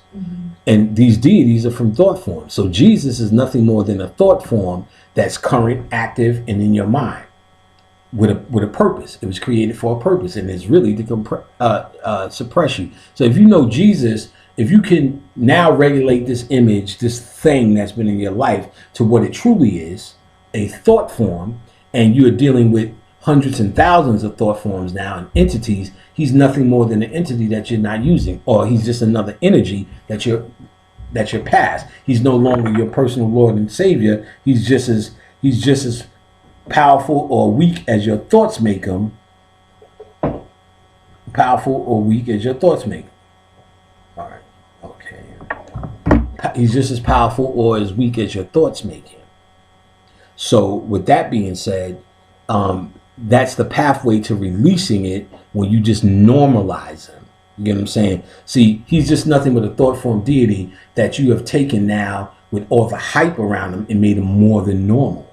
You get what I'm saying? First of all, when you understand what they're actually talking about, the Christ energy is nothing but conscious Christos energy in you. You became Christ when you became conscious. When you read Gnosticism, where the invention of Jesus exists, what they talk about in Gnosticism is every man is supposed to become Jesus, which is just superhuman, as they talk about it, meaning you are no longer in humanity. You no longer interpret events as a human. You now interpret it as an anointed one, and you operate accordingly, which is everything else we've been talking about in this class, how you interpret conscious shit and you deal with it magically and consciously. So Jesus is doing magic because he interprets things and has a magical outcome for it. Water becomes wine. You know what I'm saying? I can walk on water, and I can do this with the fish, touch a man, and this, that, the other. So you talk about Christ energy. So once you decode past the hype, you're only talking about a thought form that has been used to oppress you. So Constantine took the already created Jesus from Gnosticism and took the mythology, which is a worldwide understanding about the Christ figure. There's a book called 16 Crucified Saviors by Percy Graves, and he actually talks about at least 40. Or you could watch Zeitgeist, the first one, and they tell you about all the world's Christ figure with the same exact story of Jesus Christ. Walking on water, virgin birth, 3-day death, and all the rest of that bullshit. Who's the author? Percy Graves. But they... Curtis? Huh? Curtis? Kersey. How you spell that? Kersey. Graves. He also made the biography of Satan. 16 Crucified Saviors is the name of the book. And like I said, he talks about it, but in the movie Zeitgeist, if you don't even feel like reading this book, you go see the first Zeitgeist, and they'll tell you Krishna, Vishnu, Kohtikodu, Quetzalcoatl, man, I don't know why it ain't coming to me. From Greece. Buddha, and I'm missing Talmud, Marduk. There's a whole laundry list of all who have the same story: virgin birth, resurrection, dead to life, healing. You know what I mean? Noah was the old Judaism, not Noah, Moses, which means osmosis, was the old Judaism Christ. So he was superseded by Jesus later day in the second books, the new books, the New Testament. The Old Testament, Moses was the savior figure, the resurrector of people, osmosis. You know what I'm saying? Which is an old Sumerian story. You know what I'm saying? So all of that to say, see, it should be easy for us because we understand what deification is. We understand the process of deification, the process of raising up a thought form. So if Jesus is that, then question answered. To the person who doesn't understand this, they will have a very time destroying Jesus because they don't understand his origin, not even his metaphysical origin, the origin of all thought forms, the origin of all spirits. And not just Jesus, that same mentality is brought over to Oshun, Obatala, and all the rest of these guys. This bitch going to fucking Cuba, getting her hair cut, can't touch a nigga for a year. Matt can't look in the mirror for a year, can't curse for a year, can't eat that for a year, can't go here, can't do that for a year. And then there's still about 5 other things she can't do because she's married to Obatala now. That's a still same Jesus problem. You get what I'm saying? And see that their mother and father who's down with this and they're supposed to be so deep since the 80s, I asked them, well, how does Jesus fit into this? He said Jesus was an Orisha. So everything just becomes an Orisha now. You get what I'm saying? So that mentality of seeing yourself as a wretch is really the core. Seeing yourself as nothing is really the core. So if you guys understand you're the most almighty, the most powerful, then stuff like Jesus starts to fall by the wayside. You know what I'm saying? Naturally. It becomes no problem. See, if you understand the fucking origins of deities, if you don't understand the origins of deities, you still think these deities, you apply them to the only understanding of deities that you have, which is God. So now you said, I can't get with this Christian shit I get with Oshun. You just make her your God now. Oshun wouldn't do that. I wouldn't do that. I eat like that. I do like that. I walk like that. I fuck like that. I suck like that. I pee like that because Oshun said that. It's Oshunish. So you just made her your God now. Because you're a little bit too much intellectual to give to Jesus and the devil. I mean, so much ignorance. I remember we used to dig in the dirt in New York. And at a certain level, you'll hit that red dirt.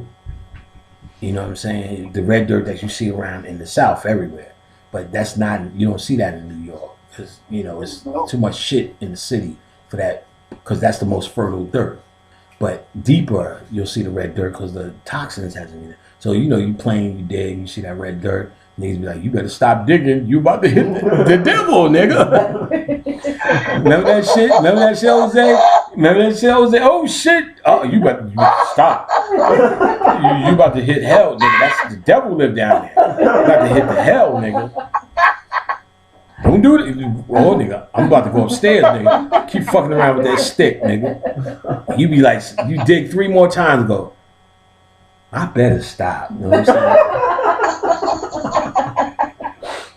Satan may come up. You know what I'm saying? Cthulhu rise. All right, so any questions on altars? Or no, astral travel. Astral travel. And all the same shit, I'm lost. I'm lost on it. Any questions? Any questions? Yo, Panic, what's up with altars on outside of your house? Excellent. If you could make it happen, make it happen. Ultimately, you are the altar. So wherever you decide to create a testimony is fine. Because remember, all the altar is what? A physical way to manipulate the subconscious mind. If it works for you, it works for me. If you can put your altar on a stripper's ass, by all means, see you at Magic City, nigga. You know what I mean? Lord have mercy. Huh? Oh, Lord have mercy. Oh, yeah. So, I mean, yes. I mean, out the house, anywhere. I mean, anything you decide to do. Rudra told this story where they arrested him on some trumped up charges. He said they gave him, when they give you the McDonald's to eat in jail, he's from St. Louis. He said he took the French fries and made a Baphomet head out of them shit. He was home by dinner time. You know what I'm saying? So altars and any of that shit works. At the time, when he told me that shit, I was still young in it, so I was still like, nigga, what? You know, nigga, what? And then now I totally get that shit. Get the wedgies, nigga. Somebody throw me some Snickers. I'm like, y'all niggas did work, nigga. Y'all niggas, boy, you should. Them niggas did work on me. Eat me some of these shit. Eat me some of these shits. You know what I'm saying? And they nasty too. They don't even. The garbage is over there. And y'all motherfuckers, like, I'm cleaning up. I'm like, what the fuck is this? There was a whole bowl of shit. All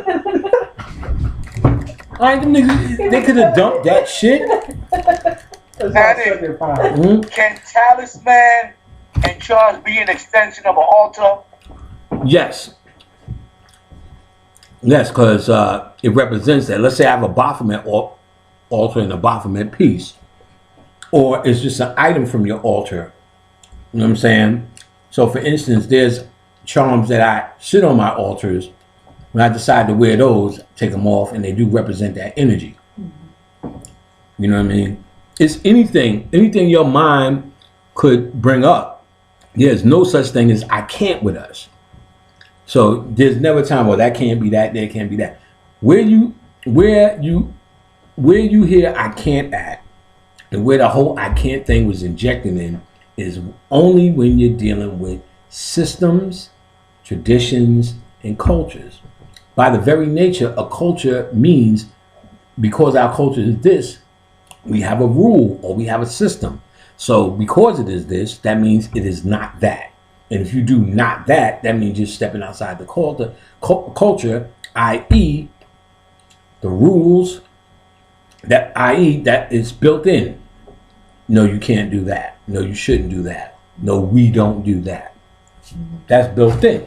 So now, with that being said, because we have a different approach, we are scientists, and our thing is to experiment, the idea wouldn't be, can I take a talisman and it be an extension of my altar? It should be, when I try to make my talisman an extension of my altar, panic, it didn't work for me. So I don't do that. And then Jose number 3 may say, unlike Jose number 2, well, when I did it, it worked excellent for me. That's all I do. And since we only judge this as scientists as what works, then both are absolutely correct. So there's no, then as a scientist, there is no right or wrong. If you're doing something that don't work for you, then you're doing wrong. If you're doing something that works for you, have at it. Don't mean I need to do it or should be doing it. It may repulse me. But if you are scoring with it, excellent as a scientist. Now, you couldn't do it if we were in, let's say, the Zulu Nation. Because now you're doing something that repulses something we stand for, as opposed to my personal view. I may be personally upset, but I stand on the ground of our ancestors and tradition, and we always did it like this as Zulu, and it maintained us for hundreds of years. You lost your mind, motherfucker. You can't do that. So you either leave or do it right. And right only by the standards of tradition. So our mentality is never, can I or should I, is like, what happened when you did it. Is our thing. Very important for the adept. Now, you following some shit, hey, you know, if you following some shit, then by all means, I absolutely encourage that you follow their rules, because you made the choice to submit to that. All right. So, any other questions on altars? Astral traveling. Astral traveling. All right, Amber Carter. Why you put that shit up like? Now I gotta read the shit. I have a question related to astral travel. In the movie Dreams May Come, true, they talk about those who commit suicide, different blah blah blah. Can you speak on that? I recently had someone close to me commit suicide. In Christianity, until you commit suicide, you're absolutely going to hell. That's not true. Usually people who commit suicide are usually tormented, and even if you didn't commit suicide and tormented, you get stuck in the astral world. They're talking about getting stuck in the astral world, which we just discussed. So 9 times out of 10, if someone is so mopey that they kill themselves, usually you can say, well, they're probably going to be stuck in the astral world. They didn't get enough light or whatever anyway. So you do it, you kind of would say that as the obvious, but not necessarily. There's motherfuckers I know killed themselves. I'm a god and I'm stuck down here on earth. Bow, killed himself. Real deal, motherfuckers. Left the suicide note. Why did you kill yourself? I'm a god. You think he's stuck somewhere? That don't make no sense. So that idea came from, usually if you commit suicide, you are a tormented person. And the torment doesn't stop, as I pointed out, the torment doesn't stop in the astral world. So usually you're going to bring that over to the astral world. But that's not necessarily written in stone.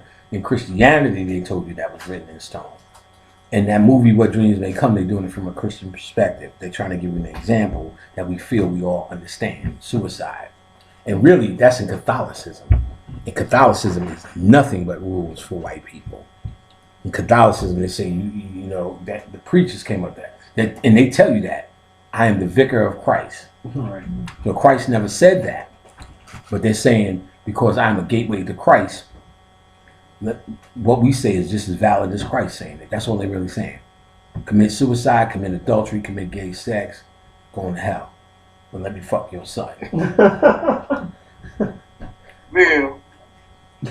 Make that shit down. It's all right, Amber, that you can't speak with you. I'm glad you're asking a question. I'm glad you're here. So you got to understand that ultimately, what the most you'll see on TV in a book, you guys are getting information that should bring you to the top of that food chain. Don't let any of those things impact or sway you anymore. You have to put that shit in perspective. Get what I'm saying? You have to see where they fall short as opposed to you falling short. Because when I hear Amber ask this question, she's basically trying to reason with that movie as if that movie's ultimate truth. You know, it has a lot of good things in it and a lot of good understanding, but ultimately you're the ultimate truth. So you want to keep that in mind. The more confident you'll get, the more you'll see that. So I'll see things like, they on it, here's where they tried me. As opposed to, well, maybe that's different than I thought. No, it's not. You're God, you're the ultimate being. You can do whatever you fucking want within your mind. There's nothing here. See, this is what we have to say. I'm going to tell you how Amber could have answered that for herself if you start putting these things together. And the more you do, you put it together. How do people say this is an illusion? That you weren't really here. You hear that all the time, don't you? Mm-hmm. This is Maya, this is illusion. So how, by committing suicide, you create in the illusion that you have done something to offend something that keeps you locked in somewhere. In fact, if we talk about all these deities and you're equal with them, who's keeping you there in this world? A deity? A God? Jesus? Who's keeping you there? You know, oh, I get it. It only must be me that's keeping me there. So a person who committed suicide, it would be them. That's where it's based on, them keeping them there. Because you have to assume if they were so forced to commit suicide, 9 times out of 10, they were suffering here. So that suffering doesn't stop with death. Earthly suffering stops, but the torment in their mind, the low self-esteem, the terrible outlook hasn't been cured. What happens? They come back in another life and try to figure that shit out again. So the idea here is you want to figure out what you need to figure out so you no longer need to come. You're getting past humanity. You get what I'm saying? So if I feel I'm past humanity and shot myself, I know why I'm shooting myself with the intention that I'm going to a better place. And I go there because there's no deity that says, uh-oh, bad karma. Uh-oh, you shot yourself. Uh-oh, you didn't do that right. Ain't no such thing as that. It's you saying I didn't do it right and I need to be here. No such thing as karma. No such thing. That's what the Mayat shit is. I have not stolen. I have not did. Yeah, you did that shit. You a fucking lying bastard. Cause I lied for cookies by age 1. You know what I'm saying? Now how much shit you like? You ate your broccoli? Yeah, ma. While you dumping that shit. You know what I'm saying? We used to get peas and shit. I had a Bugs Bunny mat.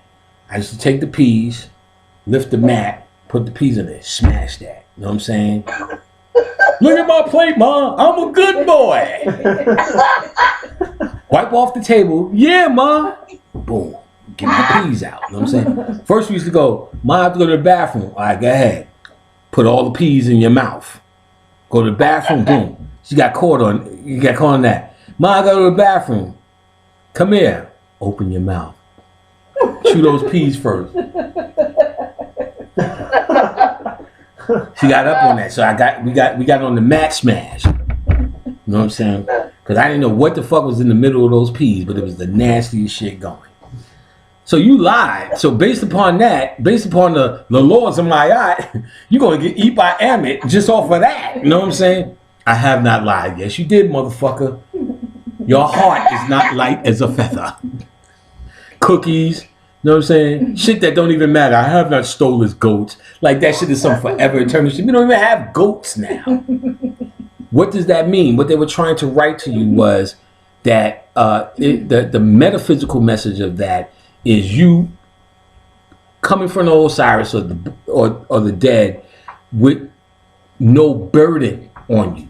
See, right now we are creating burden. I never got on my sister. I never became Puff Daddy. I never got that groovy chick that I wanted. Never hit the home run. Never got the house that I wanted. Never found the love affair that I wanted. You die with that lust. We never overcame. So now you're in the astral world saying, I'm not finished. You're still energetically connected to feeling something you have to do on earth. So step one shows you how advanced when you at least become conscious. But most people become conscious because they want to become conscious. They're a little bit more intelligent. They're on the verge, but they're still holding on to human shit. They're conscious, but the black people need to have a new economy plan. They're conscious, but black people need to help health plan that's better. They're conscious, but black people need to live better and get better jobs. They're conscious, but we need to save the kids. The babies. Right, we need to save the babies. That's all human shit. Why is it human shit? I won't even say cause it's low. I won't even go down that road. I say it's human shit because regular humans think the same way. So let's not even go on the opinion of that's low thinking and you're advanced because you're dealing with Baphomet and Cthulhu. Let's just go on the level of your thinking is exactly like a regular Christian that you're supposed to be going past. You ask a Christian, well, what's on your agenda? Get a better job, get a better school, and save the babies. So how are you conscious thinking the same way? Why be conscious then? The idea of being conscious is that you think in a different fashion, which means you don't want these same things anymore. You want something that's greater than being a human being can ever have to offer. You want something greater than being a human being can ever have to, and it does not exist simply in worldly things. Now, don't get me wrong. I understand you are a human having a earthly experience. You deal with that accordingly, because the next excuse is, well, you're in the stars, you're on Saturn, you don't understand this shit is happening now. Yes, I understand it's happening now, and I understand your funky ass is here to cure it. Leave me out of it. If you so fucking compelled to save the babies and help and respect and protect the black woman, which is more powerful than your monkey ass, have at it, my nigga, but don't drag me into it. Nobody's on Saturn. When I go in Walmart, I don't talk about fucking Mars and the moon landing, nigga. I talk about a hero, inner tubes, and do y'all make keys here? You know what I'm saying? Everything everybody else does. You deal with humanity and where humanity deserves to be dealt with. You deal with your spirituality and understand the difference between the two where it deserves to be dealt with. Understand? Mm-hmm. And understanding that, what happens is you're cultivating something that's greater than humanity. And you're making your heart light as a feather, because you know to cultivate something greater than humanity, you no longer you feel you can offend humanity. So that bitch that you smacked and that nigga that you stabbed and them car tires that you slashed and you peed on that lawn means absolutely nothing. Why? Because you never was here. When you realize in the halls of Mayat, you're talking about your soul, you realize your soul was sleeping the whole time. It has not stolen. It has not lied. It has not reaped the goats. You get what I'm saying? It has not coveted thy neighbor. It didn't do that. As a human, you did all that shit. Think about it. If you looked at your girl's ass, and I know you looked at her ass, you done coveted thy neighbor's shit. You know what I'm saying? Thy wife. The TV show, MTV Cribs, know what that is? You are covered in thy neighbor's goods. Nigga, you getting eat by Emmett just by watching MTV Cribs. Lifestyles of the rich and famous is covered in thy neighbor's goods. So if you sit there and go thinking, I have not stolen, that like that's really happening, what it's saying, so what you're actually believing in is karma, and there's another karma, and that you're really doing it, and you're not ready to give up humanity, i.e. getting eat by Amit, because you feel you were actually here in this illusion doing this shit of smacking some hoe, or not taking care of your kids, or not getting the job and being the black professional, whatever the fuck is the definition of the day. You didn't really get down with the civil rights movement like you're supposed to.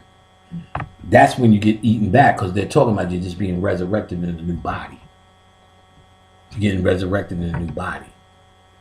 So the idea is you understand that you are here observing. This is the true dream that you're in, and this is the true lucid dream that you're in, and you're here to learn and decode it. It's called your life. So when you die, you hear, what did I learn? This time is Nas, this time is Al, this time is Jose, this time is Panic. And they tell you in that little blue Astral Traveling book by Ross Haven in them that every single teacher is actually truly learning at the same time. Because to teach someone, you have to go deep in your study to learn, to be able to regurgitate it. So it's a back and forth. You get what I'm saying? It's a back and forth. So understand that. You know what I'm saying? Ain't no goddamn karma. Ain't no goddamn deity that lords over you. That can say, what deity of karma sits over you and said, oh, you fucked up. Now you got to be in a wheelchair. That's more God domination shit. Get what I'm saying? Karma is something you agree to. Oh, I did that, so now I have to come back and do that. That's just your agreement. Remember, you got to come to the light where, this is a fucking illusion. Which they tell you ABC every day in conscious thought. This is Maya. Maya means illusion. M-A-A-Y. Maya. I'm like, y'all know that shit like it's an electric company. You know what I'm saying? Like Easy Reader taught y'all that shit. You know what I'm saying? And but then everything else they talk about is they're not living up to that principle. Now, if this is an illusion, why are you so offended? Why do we need as a people to do this or else? Why can't you smile? This many niggas, when this spirit come, boy, you ain't gonna be funny no more, laughing pan. I said, no, nigga, I'm gonna be the funniest nigga ever. Where I'm going is fun.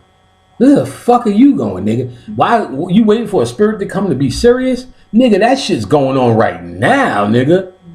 Having to punch into a time clock, that ain't serious enough for you? You know what I'm saying, nigga?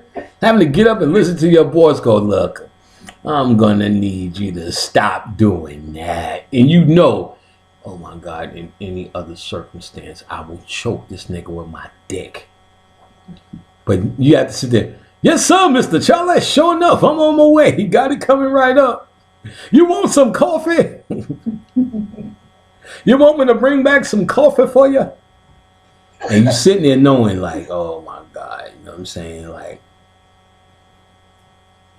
if that's not hard enough for you, I don't want to go to no other spiritual world, because at least down here I could get a fucking master's degree and have some dignity. You know what I'm saying? When we go into a spiritual world, it's hard. I'm like, well, fuck it. I'm just going to go to a master's degree and talk like fucking Eric Michael Dyson. You know what I'm saying? Put on my fucking glasses and quote Nas. The good part, though. You know what I'm saying? You ever see that nigga? He be quoting Biggie. And Biggie Smalls said, blah, blah, blah. I'm like, Biggie Smalls also said, take that, nigga, and shit on me. You know what I'm saying? Like, say them part.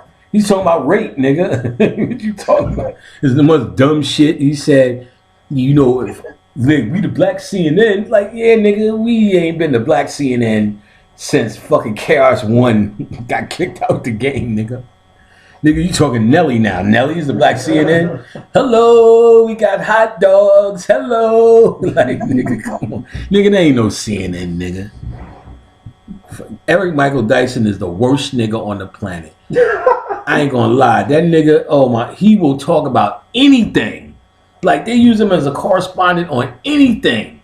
Like, you know what I'm saying? The Manhattans Like they do a story on the group, the Manhattans. The nigga was about 14 when that shit was out. And he's in there dropping science on it. He did a book about Tupac. Why? And a book about Marvin Gaye. Nigga, when Marvin Gaye was singing, you was a nigga in the crowd doing a Watusi with him, shaking your tail feather. So now you're an expert on Marvin Gaye. I'm like, this nigga just love to run his mouth about everything black and don't be talking about it. I'm like, why are they still using him? The only worse than the nigga than him is that nigga from Harvard. What's his name? Oh, you talking about Cornell West. Oh, Cornell West. That nigga look like his whispers stink. Hey, how you doing? Oh, nigga, don't even do that. Hey, it's me, Cornell. Oh, nigga, your whispers stink, nigga. That is the most useless fucking nigga with that same ass suit. And they go on every show with that same dirty ass suit, that crooked walk. Oh, hello there, brother Panic. Oh, nigga. Well, Christians say, like, if them niggas were so smart, Bobby said this shit to me. He said, well, if them niggas was, he just called me, hey, Panic, what's up? Nothing. I just thought about it. If these niggas are so smart, why in the fuck are they Christians? Like, it's true. Why are they still Christians? Like, if you smart, why the fuck are you still a Christian? You know what I'm saying? Oh, brother, son. He be on Bill Maher. Oh, brother Bill, come on, man. Jesus ain't never said that. He ain't say shit, nigga. That's like saying, oh, nigga, the double A battery ain't never said that. No, nigga. All it did was make my Walkman go, nigga. He ain't say shit. Oh, brother Bill. Fucking ridiculous. Know what I'm saying? Another nigga that's disgusting is that fucking, the other nigga that got Channel 30, Tavis Smiley. Mm-hmm. Oh, my God. He just looks like he's waiting to be the president. It should have been me. Like, he's so jealous of Obama. Like, Tavis, you should have been the president. He made that humble face. Oh. I know. Well, we're going to let Obama see what, you know. But I know. I'm in the trenches with the people. Like, you corny motherfucker. Goddamn articulate nobodies. How do you, listen, how do you empower yourself by using the technology of your enemy? Isn't that fucking the most ignorant shit you could do? It's like the white man makes the school system and you say, we need education. That's how we're going to defeat them. Mm-hmm. Nigga, that don't make no sense, nigga. Like, that doesn't make no sense at all. You're going to have to use your technology, right, which is magic, nigga, to gain the power you want at the core. How do you use his technology? You're going to out-articulate him? And niggas is out-articulating. This shit was so bad. Y'all can see this shit online. There's this black dude in Congress. He's doing his black dude in Congress shit and quoted Jay-Z line because he wanted to show he's still with us. To the Republican Party, Jay-Z said blah, blah, blah, blah, blah, blah. And then Jay-Z said blah, blah, blah, blah, blah. The fucking Republican nigga banged that hammer and said, actually, Jay-Z said this and corrected the nigga. Wait, I haven't For real. Said, no, actually, the cop was saying this and Jay-Z was saying that. He said, if you're going to invoke Jay-Z, do it right. And this was a white Republican. I said, and done. And done. So what did he say? He said, what could you say? Nigga sat in the seat. Gentlemen, you're out of order. Gentlemen, you're out of order. He said, actually, Jay-Z said blah, blah, and said the line. It said it was the cop answering him back who said this, that, the other. He said, if you're going to invoke Jay-Z, you need to do the shit right. I said, wow. It's on YouTube. I put it up on my group. I'll try to, before we go, remind me, I'll try to find the link again and send it to y'all right now. Okay. It's, I probably have to go on my page. I can't remember how I find it. I'll find it again. It was Florida. It's like, if you do a search, it's like Florida, Jay-Z, just do Jay-Z, Florida House of Representatives or something like that. And it should come up. And you'll see a black bald dude talking. Now, I said, goddamn. I said, that's when you know first of all, that's when you know the shit that you create is not actually for you. So you walking around talking about rap is mine and we own it. I'm about the mollies and all that kind of shit. That ain't yours. That's something, yet another thing that we created to fortify the economy, number one, and the fucking mentality and lifestyle of everybody else on the planet. Just another thing that was fed off of you. That's why that white man knows it as much as you, just as much as you, and still decides to be a Republican, and I'm saying that as almost if a Democrat is not an enemy. It's both some invented shit. The mere fact that these niggas is picking Democrat or Republican shows how fucking lost they are. Both things don't exist. They both don't exist. Some made up cockamamie bullshit. Cockamamie. Yeah. Oh, brother, well, you got to be a liberal. And the Republicans ain't getting it. Shenanigans. Yeah, fucking hot audacity to sit around and talk about I'm a fucking Democrat liberal. You know what I'm saying? Made up, invented shit that they told you was safe. And you fucking, the Republicans need to get their shit together. Yeah, niggas, cut that out. So that shows you their true ignorance. You get what I'm saying? If you want to know what ignorance is, because they're ignorance to who you are, who they are. And that's true ignorance. I don't give a fuck how much they can repeat and act according to white people's standard of fucking verbiage. Doesn't mean nothing. Fucking corny ass Tavis Ballard, that fake humility. Oh, Tavis, you should be president. Oh no, oh no. We have to go by the rules. Oh, but yeah, thank you. I don't know. Tavis in 2016. Oh, come on with yourself. Come on, y'all play too much. Shut the fuck up, nigga. Our youth need. No, they don't. No, they don't. Any questions on astral traveling? All right, we're going to move on to chakras. Hey, Pinnick, I got a question. Uh-huh. I remember once you were talking about obtaining a soul name. Did you do that through astral travel? Yeah. And I know you're not supposed to tell anybody about your soul name, but what do you do with it? You just... No, you use it for, it's your true name, so you would kind of figure out from there all the potential that can have. So it's, I mean, it's your true name. You know what I'm saying? So if you understand that your whole point is calling on names or energies, then you should understand the benefits of finding that out, which are endless, depending on what you're doing. Now, you don't find it out through astral travel. You got to stop looking at these things as separate. When you start to astral travel, which can be looked at as a separate endeavor, because you're only, listen to this portion now, you'll need to hear this, because all you're only doing is raising up the subconscious mind, and everything you do is for the subconscious mind. You're only just waking up that one deity, which is the subconscious mind. Remember I told you in mythology, they have this continuing mythology of the sleeping father. Osiris is dead, Hades is in the underworld, this goddess has been thrown in the underworld or thrown in a cave, bonded, chained, shit, even goddamn Rapunzel is trapped in a tower. You always hear about this god or something, or some god that needs to be rescued or freed. This is all symbolic of your subconscious mind. That's what that means. They're talking about your subconscious mind needs to be freed. Horus represents your conscious mind because he represents the light. And your conscious mind is what's in the light, what you know. He's redeeming who? His father, the subconscious mind, which runs the conscious mind, which is sleeping or dead or in another realm. So everything you do consciously, you're fighting who? You're fighting Set. Remember the mythology. Who Set represent? Your ego. Remember I said your conscious mind is a player hater? Each time your conscious mind said, well, maybe pigs can fly, somebody says, no, they don't. That's Set. That's the ego trying to keep you in humanity. Set represents humanity. So what does that mean in pre-dynastic Egypt? Like, what would that be? Pre-dynastic Egypt, you don't have much information on the total mythology beyond what they raised up with Set. In pre-dynastic Egypt, they have Mark Morton's book and Don Webb that shows you incantations to Set.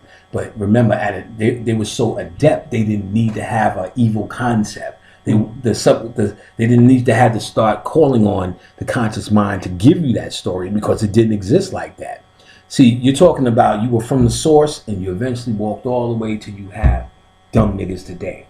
So what you're hearing as you get later and later is the dumber and the dumber and the dumber finer we got. You need to understand this. They say in Egypt we were fucking dumb compared to what we really were. They said Egypt is later day and was falling off. And today, that's the greatest thing people are trying to figure out. You understand? Compared to how stupid we are now.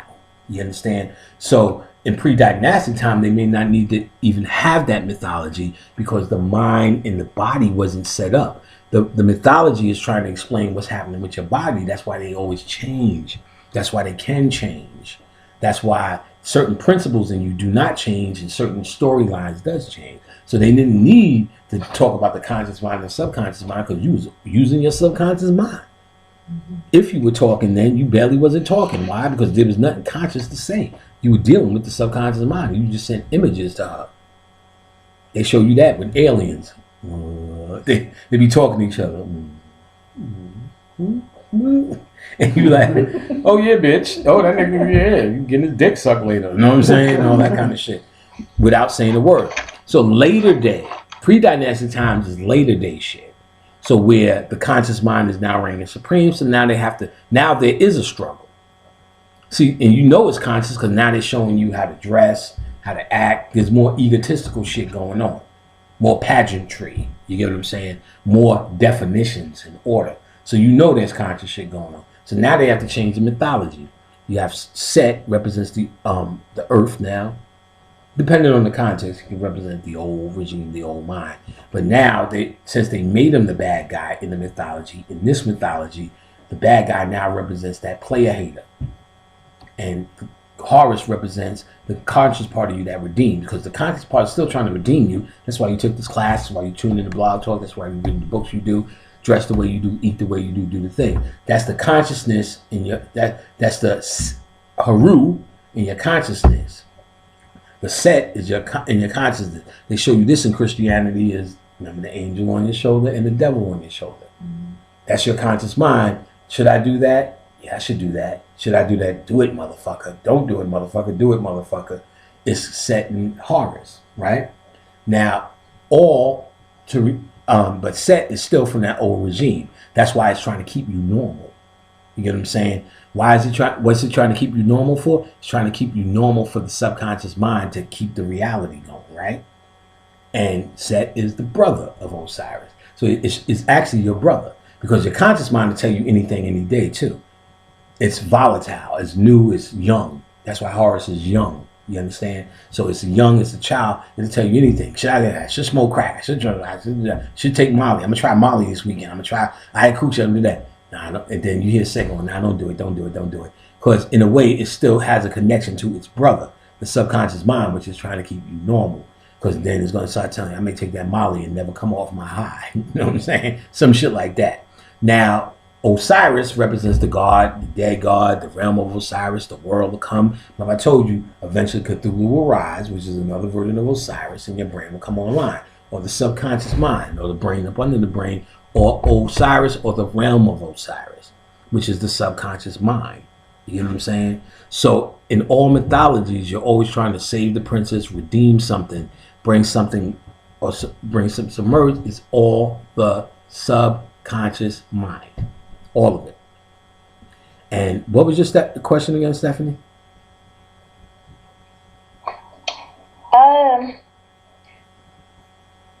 It was about the soul name. It was I think you answered it like if you did anything with it, but you can use it.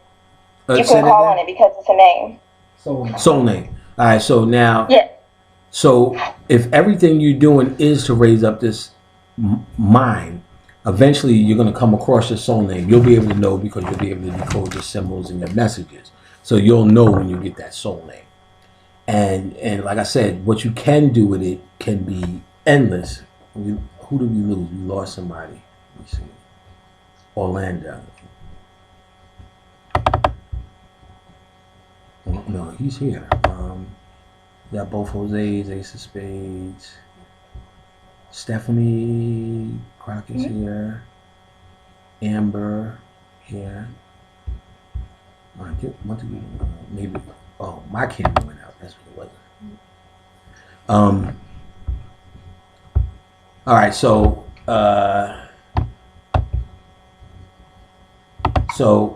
you will. Let me see. What I want you. Come on, nigga. Come on, nigga. Come on. I don't know my camera. It's at the 4-hour limit, but usually you click it back on, it'll do it, but whatever. Like, we'll see. I'll give you a moment. So when you do it, like once you get that name, it's your energy. Therefore, what you can tap into is endless, and you'll know like I said.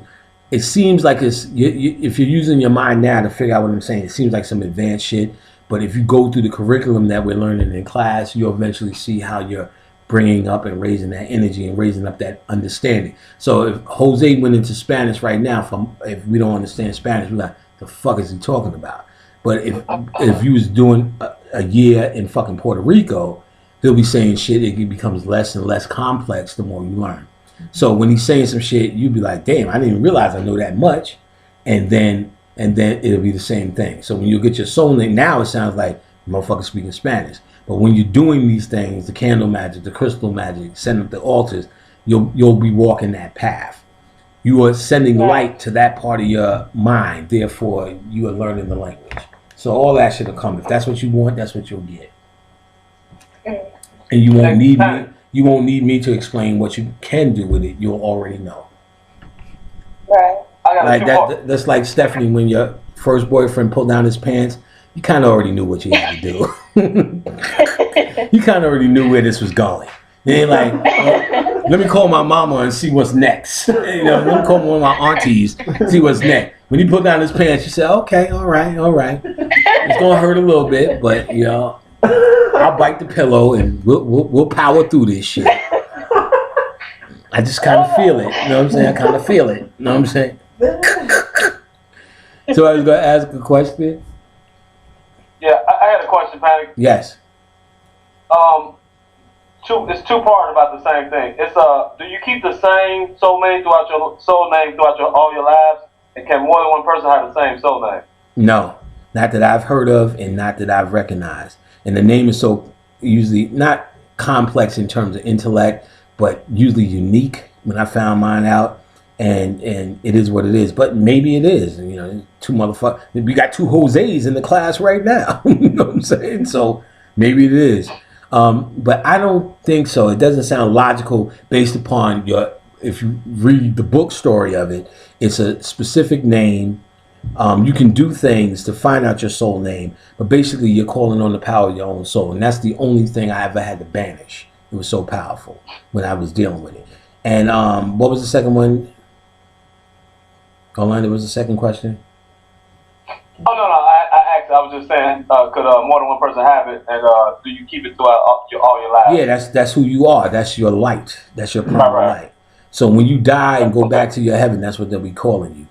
Boobala. Hey, Boobala! It's you, Boobala! Nigga, my name's Orlando. No, Boobala!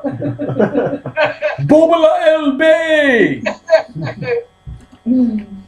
So, like, yeah, I mean, that's the whole theory of the shit. If there's anything different from that reality, then it's something that's not in books. You know what I mean? But the whole idea is you're finding out your primal name.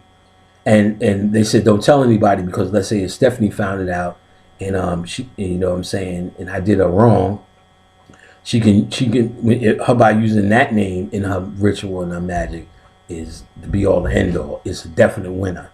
But she's calling you by your true shit. So it's a definite winner. She could fuck you up. You know what I'm saying? So what if you never found out? Doesn't matter.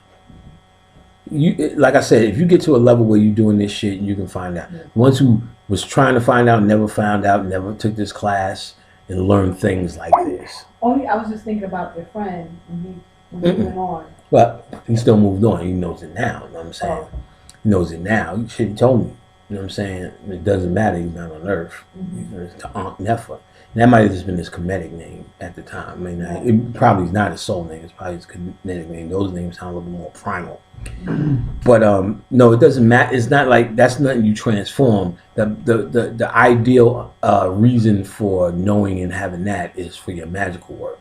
So when I need to fuck a nigga up, I know what name. And believe you me, I've taken niggas off planet Earth with that shit. You know what I'm saying? Because there's that much power in you. So I'm calling on power that I haven't even experienced on planet Earth. So niggas, oh, Panny, you must be powerful, and this is powerful. Like, you ain't even, just because you're in the human body, you ain't even tap into shit. So you get that soul name, you calling on shit that you can't. I tell you, I had to banish that shit one day. Like, oh, go back to the ethos. You shall not pass. I release you. And I was like, Calypso, I release you. Calypso, I release you.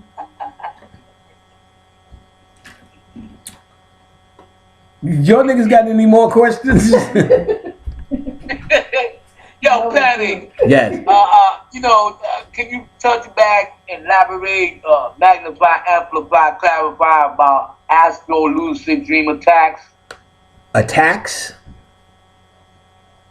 You mean I've never really had an attack. If you referring like to nightmares, let's say, that's just your subconscious mind trying to warn you ferociously. You know what I'm saying? So let's say you ask a question, should I take this job? And you have a nightmare. That's whatever that nightmare is, your subconscious mind is being emphatic about it. Now, the only other thing I know in attacks, and people always confuse these, and everyone's had them, where they wake up and you can't move, feel like something's on your chest.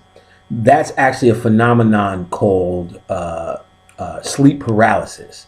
It's not an LCD, you'll see deities or whatever, because your consciousness leaves your body in sections. You have you have 7 layers of your aura, like the etheric, the mental body, the sit body, the this body, and all this shit.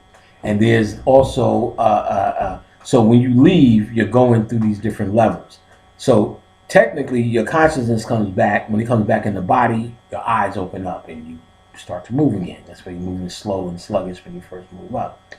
But when you start becoming aware, you may, or this may happen by accident, before your consciousness is all the way back in your body, your eyes wake up.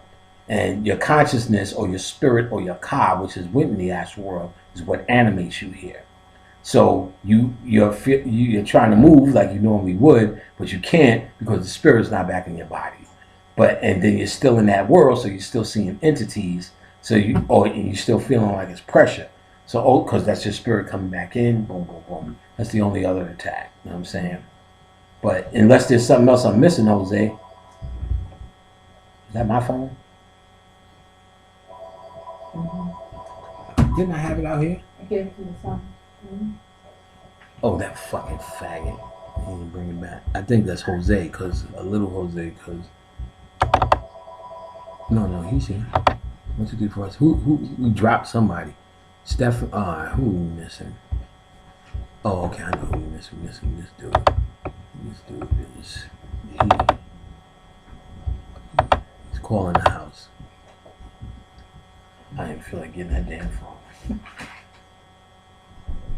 All right. Yeah, Ace of Spades. Okay, so were you talking about anything else, Jose?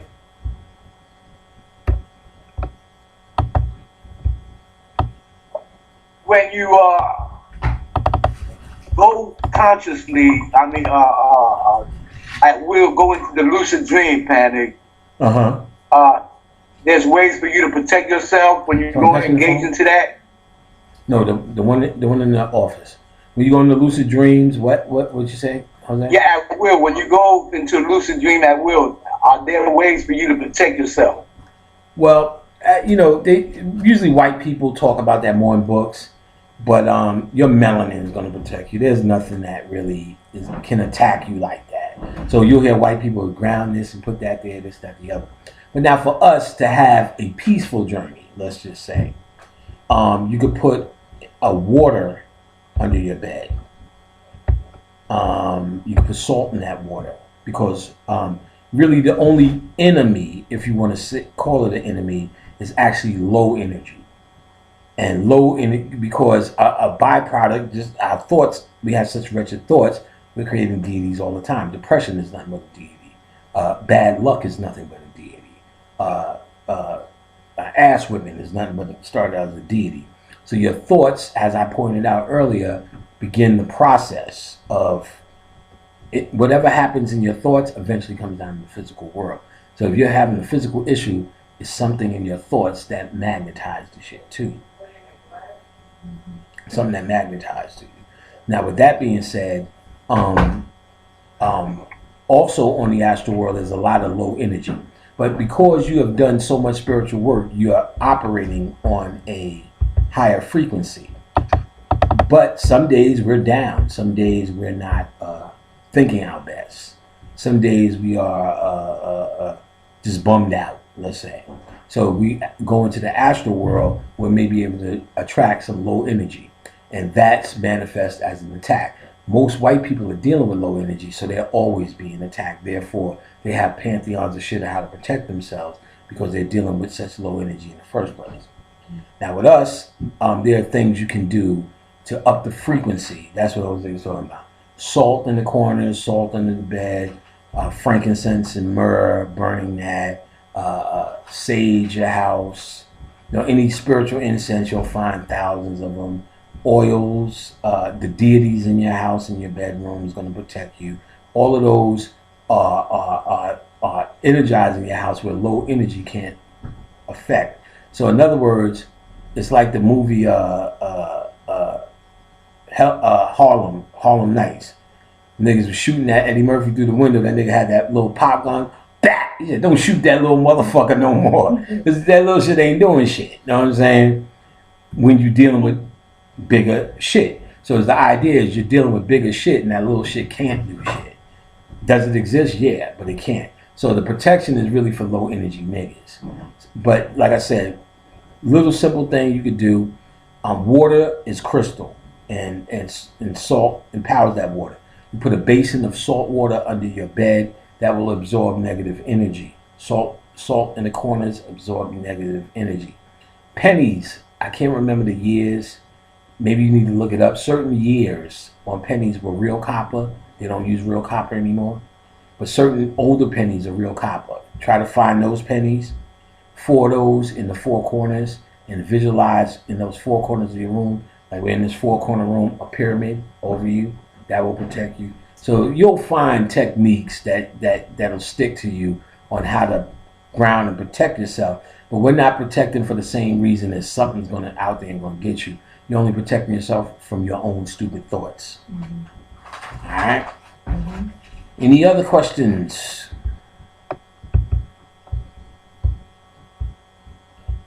All right, let me call this. If I can't get this Ace of Spades guy, let me call him, and he needs to reboot his computer, and we're going to go into chakras. All right. All right, let me call him.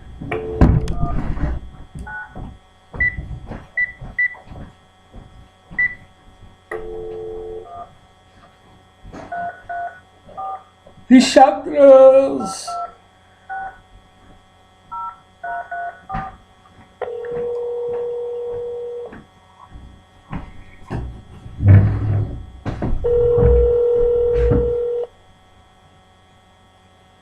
Espana.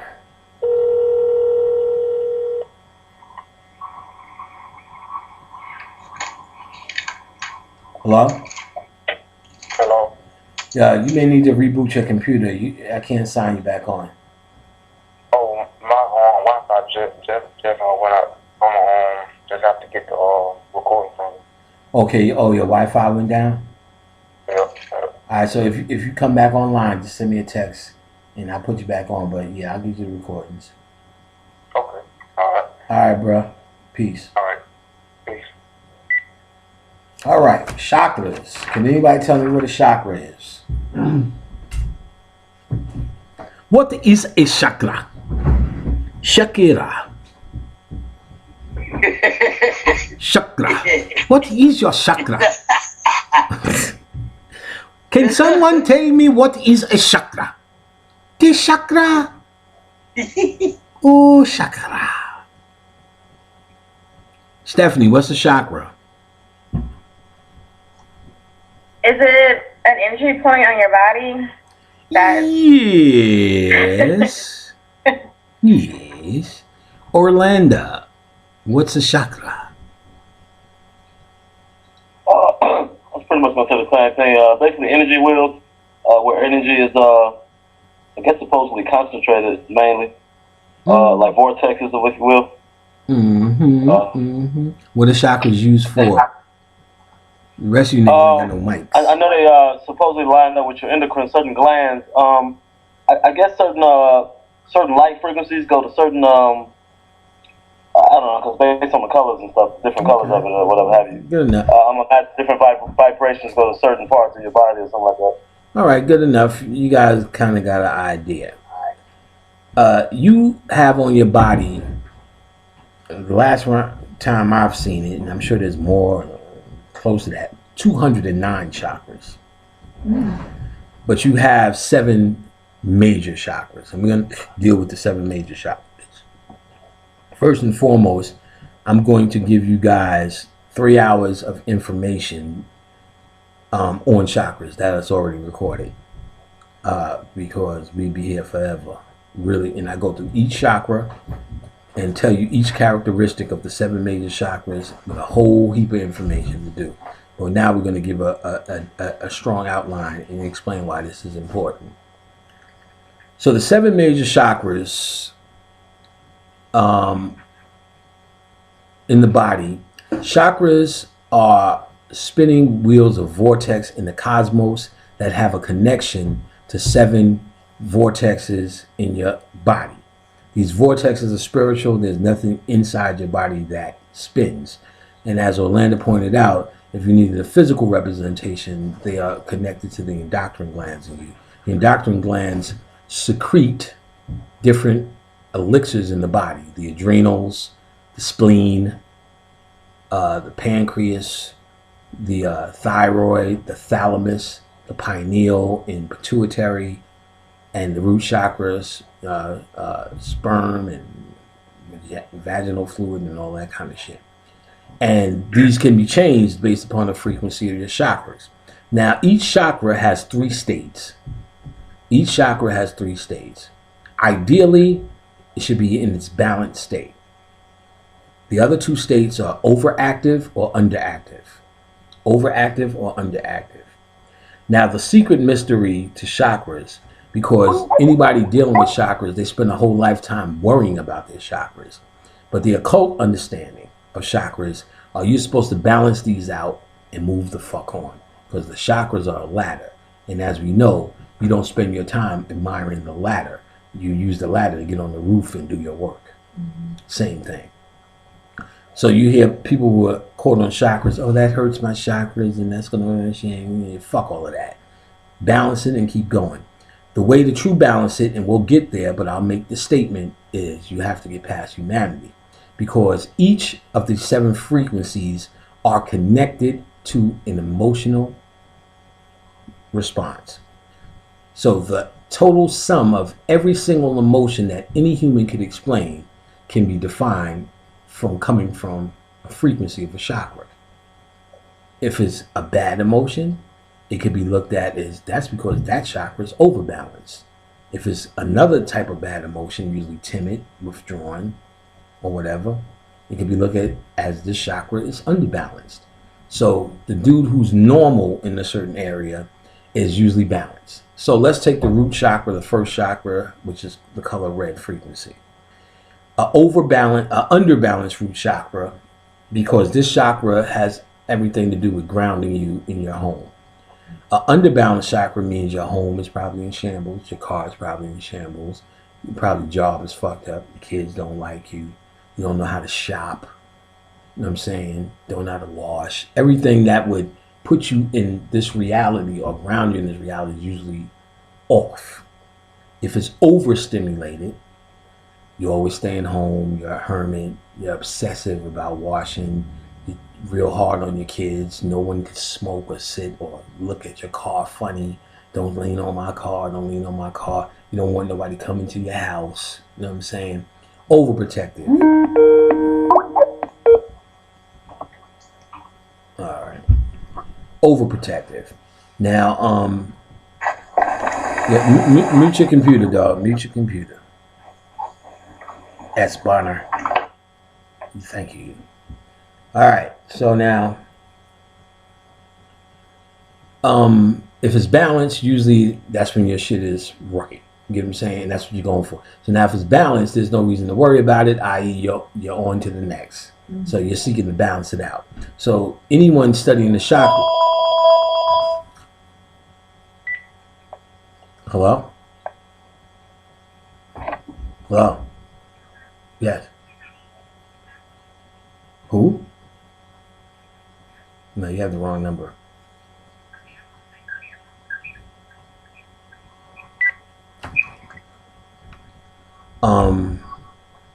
So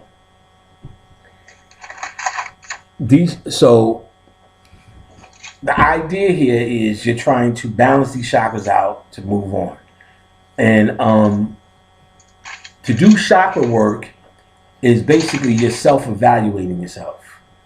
You're self-evaluating yourself. So you're saying, when you read about the chakras, and I give this information out in the 3 hours that I'm going to give you, when you go through it, you'll find that, let's say we talk about the solar plexus, then I tell you all the over and under balances of that. You'll be able to say, well, oh, that's my personality. I'm a little bit aggressive, or I'm a little bit timid, or I'm a little bit shy, or I'm a little bit this, I'm a little bit that. And then I'll give you techniques on what to do to balance that chakra out.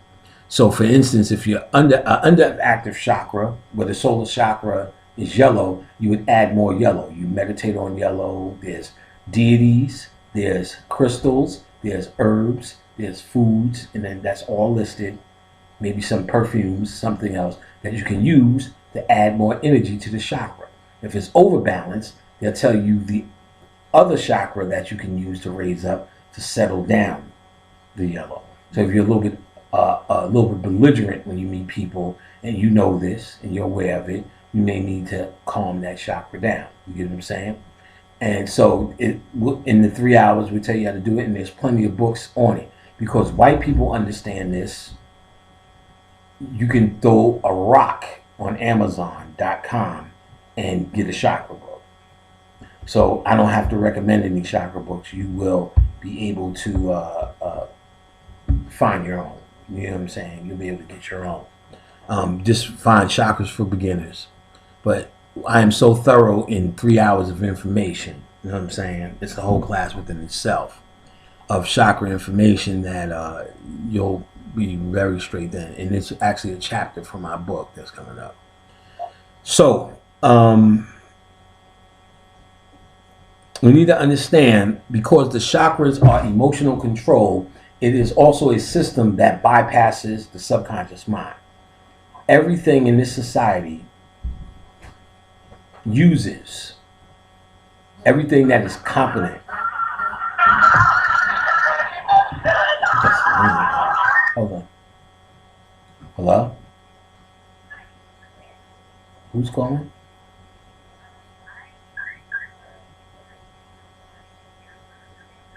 Who's calling it? Is this?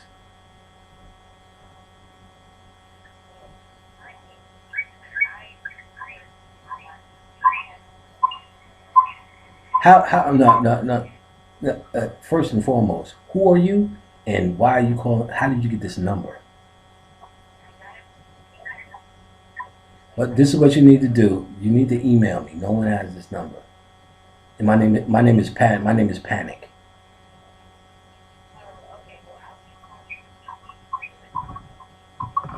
Yeah, and what you need to do to find that out is email me. So if you got that from PayPal, you'll be able to get my email.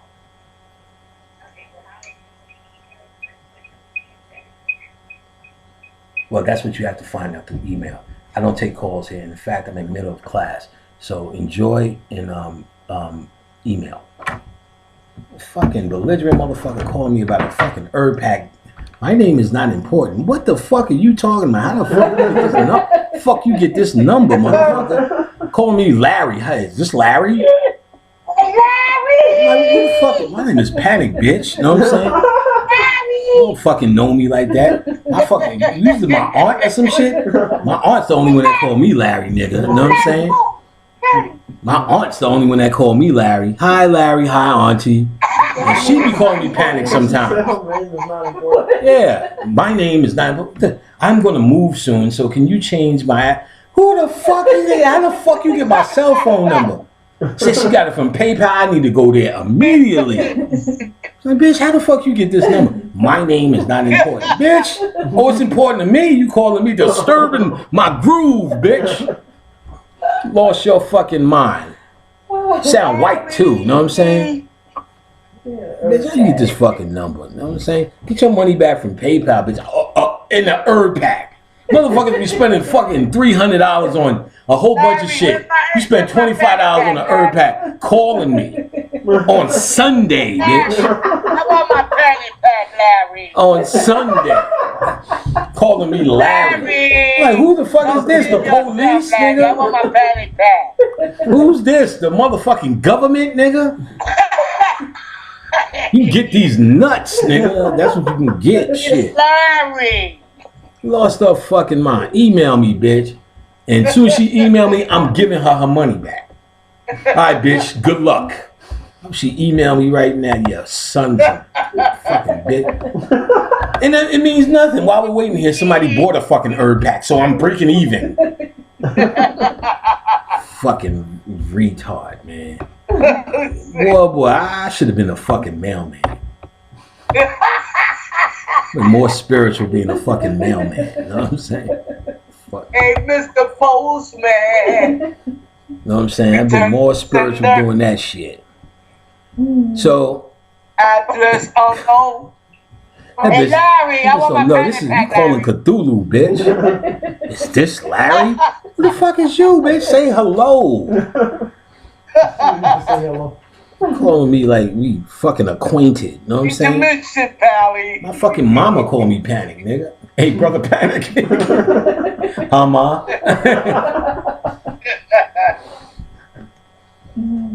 Yes, mom. Hey, brother, Panic. Larry, nigga. And niggas be calling me Larry. Like, what the fuck is that? Only my sister and my aunt call me Larry. My aunt is still, she called me Panic, and I was like, nah, you can call me Larry. It don't sound right. Hey, Panic. What's up, brother, Panic? Just call me Larry. Just call me Larry. I'm like, who the fuck are you? The IRS, bitch? I'm like, how the fuck you get? Doesn't matter how I got it from PayPal. You got it from PayPal. Oh, I'm going on PayPal today and erase that shit. I don't know what the fuck you get my shit from PayPal, bitch. Goddamn human beings calling my shit. That's why I got a fucking house phone for humans. You know what I'm saying? Doing important shit. You know what I'm saying? You call my a fucking herb pack. And you need to stop that shit, nigga. Cause all you're gonna get out of it is Larry. You're gonna turn this shit into Larry. No, we're gonna talk about sports. Who's got the best wings? You know what I'm saying? Keep that shit on Panic, nigga. We'll get somewhere. Okay, Panic. We'll get somewhere. After I be calling you Can Do all the time. I'm gonna start calling you. I'm not even gonna call you by your Spanish name, Jose. I'm gonna call you John. Hey, John. And Poon, a new man. Hey, John. How's it going, John Roman? That's John Roman. Josie. Yeah, Jose. All right, so now I don't know what the fuck you're talking about again. Chakra, self-evaluating yourself. All right, so you should be able to. About Larry. Whenever you hear the emotion and understand what chakra is related to, then you'll have the pathway of curing that emotion. So it's a self-evaluation. Now we need to understand that the world itself or advertisers at the very least understands this concept too. The chakra system, basically they can flash colors at you and bypass your thought process. You don't have to be conscious of the chakras to get the emotional effect. So in the 30s or 40s, one of them years, what they told men to do was paint their kitchens green. Green is the color of the heart. And it made the bitches stay up in the kitchen. Made the women stay up in the kitchen. And then they painted all the institutions, all the jails, all the crazy houses, hospitals, and the projects green. Keep your monkey ass calm up in that motherfucker. H&R Block uses what color? You don't know. You never seen an H&R Block logo? I don't remember. Was it black and white? Red? I don't know. Green. Green. Because they wanted to keep you calm during tax time. Yeah. The other way to go in other advertisers, they use red because they want to ground you. Think all the shit you could buy. Red is the house. Home, money, energy. So they want to keep you there. They want niggas. Tax time, nigga.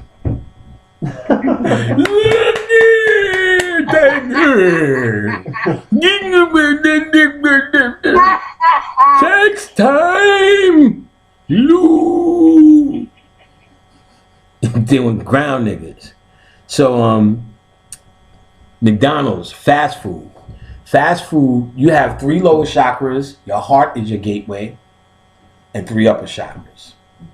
Red, orange, yellow, lower, green, heart, blue, indigo, violet. So the spectrum is from red to violet.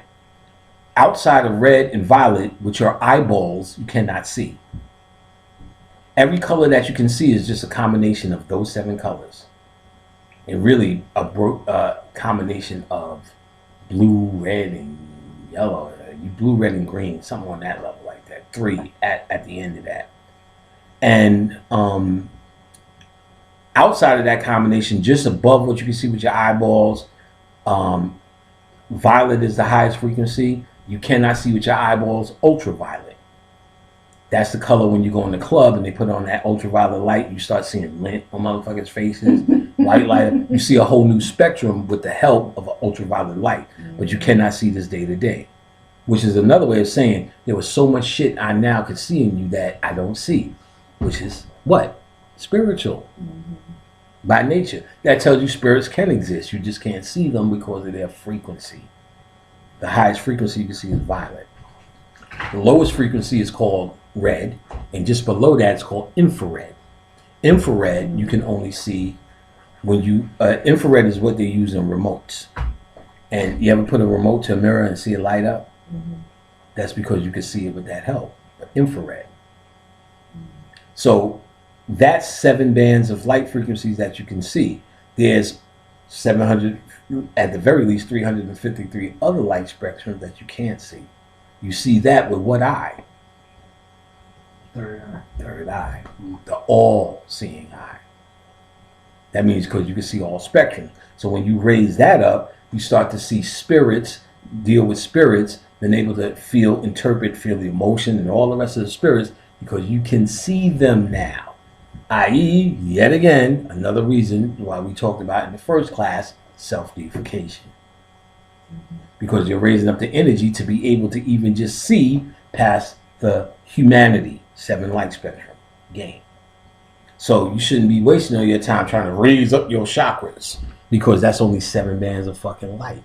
You're supposed to get that out of the way because those are the 7 bands of light that got trapped in the humanity world. That's your whole matrix is made up of these 7 bands of light. Now the 3 lower lights, red, orange, and yellow, where do you see that the most? Fast food logos. Fast food logos. Because those 3 things are how they get you in there. Meaning you don't consciously have to know, but that's why your ass is sitting up in Wendy's going, damn, them salt fries is delicious. Do y'all got any of that sweet and sour sauce? 35 cents. Hey, see, you know the prices. You know what I'm saying? 35 cents. You know what I'm saying? See, actually, that's some fancy shit. That's Popeyes. See, you get that shit for free in Wendy's because they trying to kill you. McDonald's, when you want 35 sauces, nigga, I got you. I'm trying to kill you. Now, they do this because red represents home or love. So all of these chakras, what did I say they were? Emotional. So the food now doesn't become food or hunger or actual hunger. It actually becomes missing love. So they put red in there. So when you see it, you want to lust for love, i.e., go get a Big Mac, some fries. Orange represents gluttony. So when you're sitting there going, oh my God, I'm so fat, I'm so fat, I'm so fat. Well, these cookies ain't gonna help, won't hurt. Or I need to see the dollar menu. Maybe I'll just get some burgers. That's what that'll happen. Yellow represents your willpower. So when they put yellow up in there, they're trying to break down your willpower. No, I'm on a juice fast. Well, fuck it. Maybe one little fry. What's that gonna help? Get you in there. And because it's fast food, you eat it fast. It in the building is these colors. You have no inspiration to stay. When they want to stay, what colors do they make the tables? Just guess. What color do you think a restaurant would make the table when they want people to stay there? Green. Brown. Oh. Nas is my favorite person, boy. It's earthly. That's why I said It's earthly. Yeah. So, well, think about it. When you go to all the fancy, when you go to Papados, and you go to all the good shit. You know what I'm saying? All seats is always brown. Because see, if you walked into Papados and there's nobody in the restaurant, that's a fucked up night. Like they may have ptomaine poisoning in the back. But when you go to McDonald's or Wendy's, ain't nobody in that motherfucker. It's like, oh shit, score. Right? And so because it's so fast, it's just a part of your life. They don't want you to sit down there and enjoy life there. They want it to be a part of your function. The mailbox, McDonald's, selling shit, keeping them in, keeping them out. Never get full of the pack. Keeping them in, keeping them out. Fast food. Now, who sits around McDonald's all day because they need more life? Like the retired elderly people. Yup. Nas be on some shit, boy. But the only ones that can still. Well, no, because they're losing life. So these colors represent life. Oh, okay. Of course they can. That works for them. But they also can go get some pussy, go to the park. They also could, go hunting and light. There's a bunch of come around here and sweep up my yard. You know what I'm saying? So, but why you'll find no matter where you are, you see old people because these colors represent life. And so these people who are at the end of their life, this is like fun for them. You get what I'm saying? Go get me a coffee. You're drinking that coffee. You're drinking that coffee for fucking 17 hours. I used to have one of those in 1942, young blood. You be sitting there, shut the fuck up, smashing your burger. I hope this mother shut up. Oh boy, where'd you get a shirt like that from, young blood? Boy, oh boy, they don't make. They used to make these cups much bigger. When I was young, shut the fuck up, nigga. You trying to eat? You eat that last fry walking out the door. All right, sir. Okay, young blood. I'm sure I'll see you soon. I'll be here. I'll be in this motherfucker. How you doing? Before you leave, you already talking to the next nigga. How you doing there, young blood? Fuck. That's even worse when he's talking to one nigga and that nigga leaves and you next. That's even worse. You be eating your shit. That's even worse. You be eating your shit, you talking to Al. Like, oh shit. And Al, you can see Al disturbed it. Al, like, okay, I see. Oh fuck. Yeah, that young blood was just telling me over there. What's your name? Where'd you get a name like that from? I'm a Christian. Hey, young blood, I'm a Christian. I'm a Christian. Like, excuse me, sir. You can't say, excuse me, I just want to eat my fries in peace. That's what's wrong with the youth today. They don't take a moment to look around. This is delicious. And what's great about this particular restaurant is they have free refills, which is very rare. Very rare. And usually I come in, I get my coffee, I drink my coffee, I take 2 sweet lows in a milk. Kathy comes in, they come clean the tables, then I go get me a burger off the dollar menu. Cause the dollar menu is $1. I get my burger. I gotta have my burger now. I gotta eat my burger. I gotta eat my burger, young blood. What you got over there? Woo-wee! You got the big deluxe. Now I'm good with my burger now. You know what I'm saying? Cause that dollar man, you know, cause by the time you get to my age, you're gonna see young blood. I was in the war, but I'm on a budget. My budget. You know what I'm saying? I had to deal with my budget. You know what I'm saying? But if you ask them, they'll put a pickle on it for you. Yeah, that was worthless. So the chakra system, they're doing it all the time in movies, all the time. I see it all the time. There's so many chakra movies in movies. The Wizard of Oz, I did a breakdown on it, but I do a breakdown in that thing too as well. Willy Wonka, Riddick, and all of these things have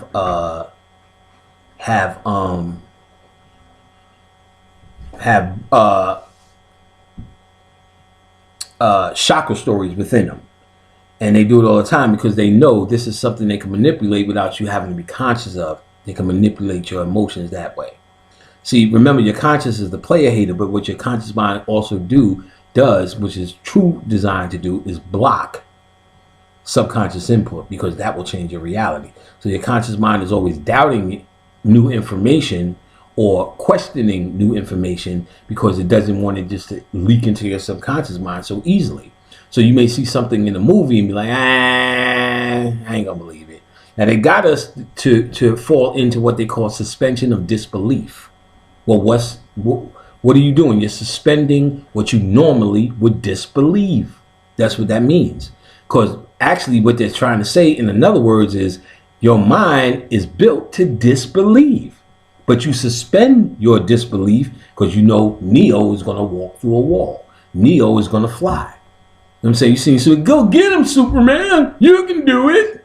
You're doing all of that shit because if you seen a nigga doing that shit on this block, you're going, who is that white motherfucker and why is he, you know what I'm saying? You wouldn't believe that shit. But in the movie, you know what I'm saying? Tom Cruise is the greatest. He's stopped those mean black aliens. And you're like, you believe that shit. You know what I'm saying? You see Tom Cruise around here liking to get shot with them tight ass fucking jacket and jeans on.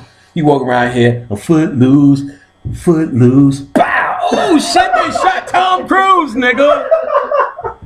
Tom Cruise is no longer alive. When you see him in the movie, you know what I'm saying? Oh shit, man, you gotta go see War of the Worlds, man. Fucking Cruise rules, nigga. Suspension of disbelief. So they know you're gonna suspend what you disbelieve. So that being an issue for them, because they got you on the Superman and the CGI, but the subliminal message that they're trying to get across, they have to do it a little bit more slicker. So the way that they know they can manipulate you in movies is through chakras, where it bypasses your thought process to bring you to an emotional place. So you will see, remember, when you go to the movie theater, what's generally happening? You go into a dark room where they flash sound and lights at your ass. Got you. You go there to believe whatever's on screen. So you go there willing to be hypnotized. Simple as that. You don't go to this movie to say, fuck that shit. I know Neo ain't real. I'm just gonna go there and just say, each time that nigga run through the wall, be like, fuck that.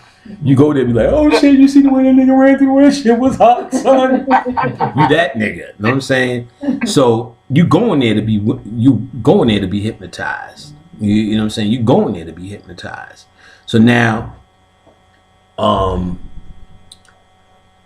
Night Shyamalan, who did the movie Sixth Sense, when you watch the DVD extras, he says there's only specific times that I put red in this movie. Every time there was a spiritual part. Other than that, there's no color red. I said, he's on it. Because what he was trying to do is, if you're seeing a whole movie without the color red, red grounds you, remember? If red was flashed to you, you become instantly aware. That's what red does. It makes you instantly aware. Put you in the present moment. So if you're in the movie, you don't want to be always in the present moment unless they're trying to make that point, right? So those points in the movie where you realize your knee is hurting from sitting down, or you may be sitting in some sticky shit, or damn, I gotta take a piss, or is my date having fun? Do I need more popcorn? Do I need more soda? Usually that's around the time red or a certain sound frequency would come out. So in his movie, he only used red during the spiritual parts. So what he's doing is bringing you to this place where you can't figure the movie out. You're lost in thought. And then when you're lost in thought and you may be on, the spiritual part is coming and you may be on to figure it out, he shows you red. You become grounded and you're no longer thinking spiritually. So each time a spiritual part came, when Bruce Willis touched the doorknob, when his wife, who was dead, he was seeing her, had a red dress on, and this was red, that was red. Watch the movie again. And in each of these spiritual parts where you may be able to figure out, oh shit, Bruce Willis is a spirit too, he put red, and it worked. Motherfuckers had to see that movie twice. That was the order of the day. See it again. Because now that you knew Bruce Willis was dead, you had to watch the shit again and say, it all lined up. You know what I'm saying? He's like, but wait a minute, Bruce Willis was talking to him and talking, but yeah, Macaulay Culkin can see spirits. Nobody else seen Bruce Willis. It just lined up. The Matrix, green. Remember, whenever he was in the Matrix, what color did they use? Green. The whole movie has a green hue whenever they're in the Matrix, because the idea is you're supposed to be comfortable, and that's the heart chakra in the Matrix. I mean, that's just the two obvious one. They do it all the time. You think them niggas falling out and passing out in them fucking Jesus movies? They ain't got the hookup going with sound. Also, there's the major keys on a computer on a keyboard is how many? 7, my nigga. Do, re, mi, fa, sol, la, ti, or C, D, E, F, G, A, B. 7, which all corresponds to your chakra system. C, middle C, is your root chakra, and then it goes up accordingly. That's why you remember Bugs Bunny and Nas. We already established that you old school.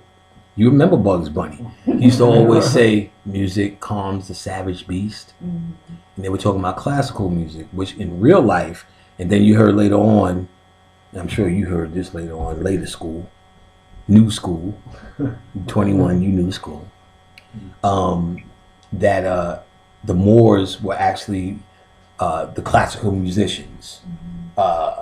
Beethoven and them were actually black Moors. And yes, that's true. Why? Because the Moors went to Europe to cultivate the white man. And they understood what they had to do was get him under emotional control, i.e. the chakras, and created classical music. Why? Well, Bugs Bunny told us. Because music calms the savage beast. So that's why you'll hear classical music played how? The same piece will be played in the key of C, the key of A, the key of G. And you would listen to it in the key of A or the key of C based upon what chakra work you needed to cultivate. So they said, you got too much this and that, listen to that in the key of A. And the music frequencies was hitting in a certain way where it would balance out your chakras. That's why white people to this day feel and own classical music like it's theirs. Because they need that shit to feel normal.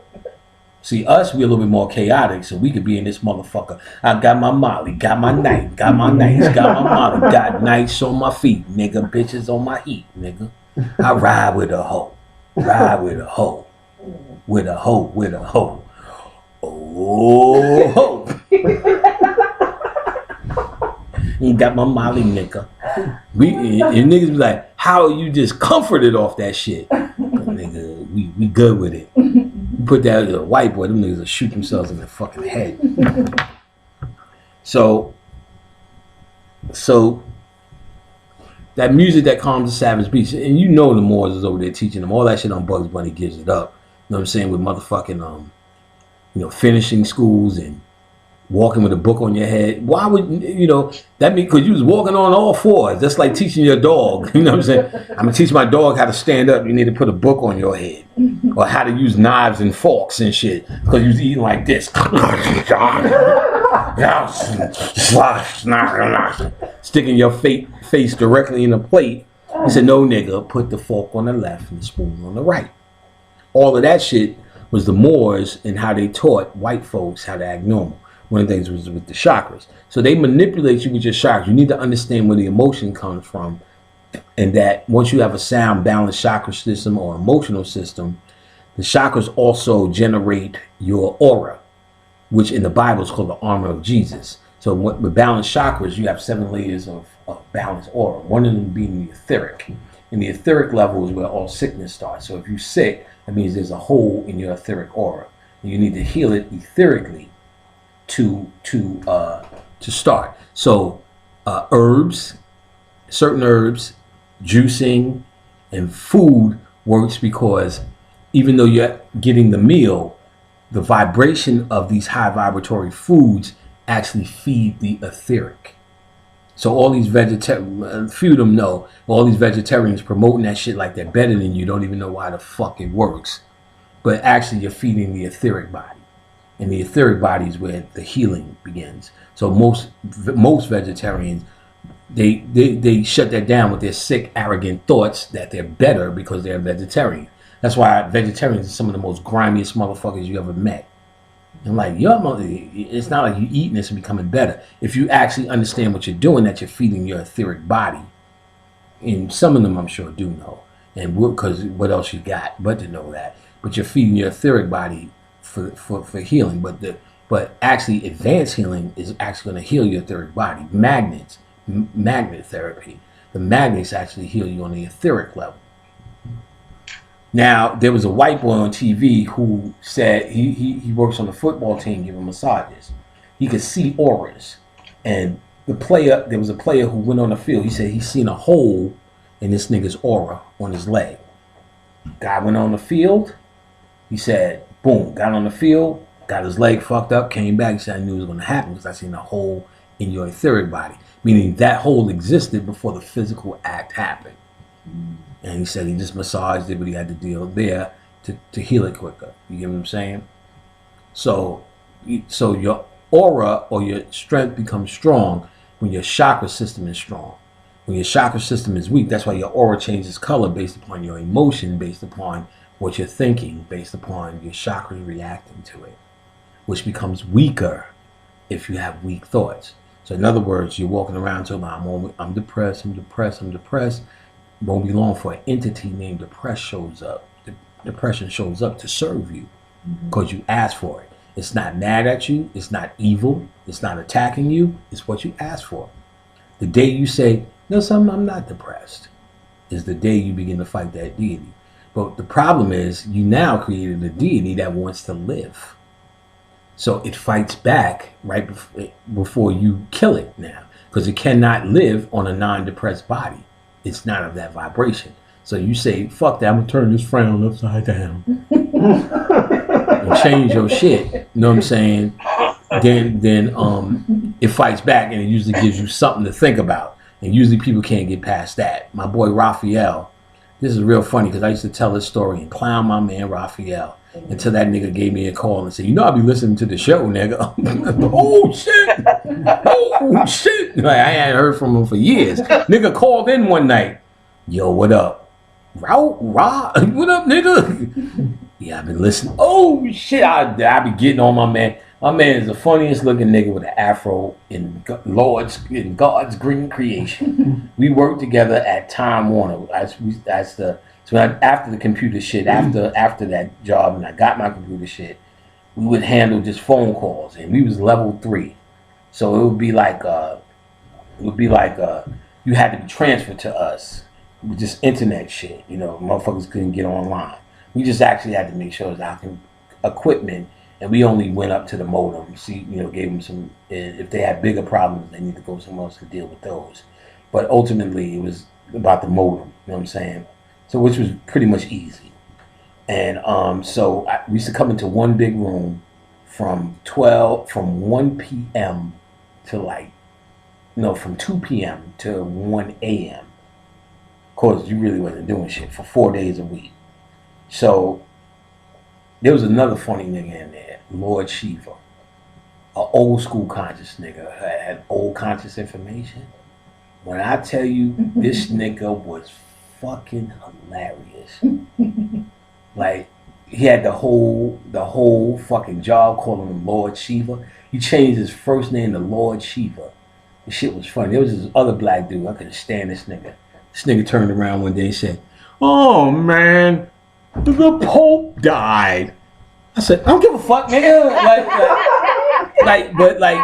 But my reaction, like, it wasn't even like I was trying, like, you know, like, because he did it so dramatic. I'm thinking we all got fired or something. Oh man, I'm like, what happened? He said, "The Pope died." I said, "I don't give a fuck, man. Fuck you talking about?" That nigga looked at me bad. Then I said, "Yo, Shiva, the Pope died." The Shiva turned said, "I don't give a fuck. I worship Lord Shiva." That shit was so. He said, "I don't give a fuck. I worship Lord Shiva." Yo, I tell you, that nigga was funny.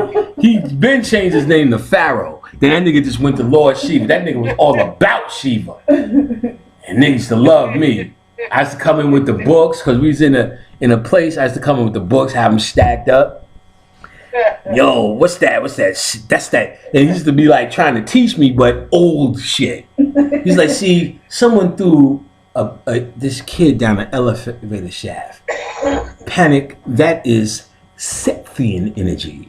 I said, "Nigga, Seth is a friend of mine, nigga. I am a Sith Lord." "Oh, what do you mean by this?" I said, "Nigga, I'm a 10th degree Sith Lord." I used to just fuck with him all day. And then they had our boss, who was a dead nigga, Willie. Every fucking experiment I would do on this nigga. You know what I'm saying? I was into oils back then, so I would just rub oils on him. Shit would start happening. "Why'd you give him a coughing attack, Panic?" He'd just be in the back coughing. I was like, "Yeah, Willie." Willie was just that dumb nigga, just happy to be there, just dumb shit. Like one day I'm like, "Yeah, you know, the Fantastic Four, those are the 4 elements: earth, air, water, fire." He's like, "I could see earth and I could see fire, but air and water?" I said, "Why the fuck would there be 2 and not the other 2? And fuck that. Stan Lee said it, nigga. That's what they doing there. Stan Lee said it. It's not like it's from a book. It's fucking Stan Lee said it. It's in the comics." "I don't know." I'm like, "Water, he's fluid. Air, she's invisible." Fuck you, Willie. Get out of here. Fuck am I talking to you for? I'm getting oil tonight, nigga. I'm getting the fucking oil. So I hate this nigga. Fucking Shiva all day. We had this fucking Turkish nigga. Oh my God. "What the fuck are you reading? Mr. fucking..." I'm like, "Yup." I used to get on him so bad. There was nobody to tell. Like, "Your people are fucking from caves and you're gay." I said, "Oh no, we're Muslim." I said, "No, that's what the Moors taught you. Black people, but y'all fucking, because you come in and you stink all the time." This nigga will be like, he just is too stupid to tell. You know what I'm saying? I'm like, "Y'all gay." He used to hate that shit. No, I said, "That's what a Turkish bath is known for. Bathhouses is known for faggotry." I said, "They were supposed to be known for us. We had to show you how to wash." I said, "It's the gayest shit ever. We don't do this. I am fucking Orthodox Shia Muslim." "No, you not. You following some Moorish shit that we left behind. Look, read that." You know what I'm saying? Read that. He used to hate my black ass. Hate my black ass. I used to be in there studying. So my man Alex, he was studying. He got into shit. He was reading shit. He was getting into it. Then I went to this Botanica. And the dude, Danny, was like, "Yo, you ever try Ruta?" Which is just a herb. And it was in some fluid. He said, "Yo, you just put it in the back of your neck, clean your shit." I said, "Well, I got a lot of good shit working right now, nigga. I don't know if I need to go on around and fuck up the groove." He's like, nah, it just cleans you off. So now I said, "All right, give it to me. Now at work, we worked from 2 to 1 p.m. You had an hour lunch and 2 breaks.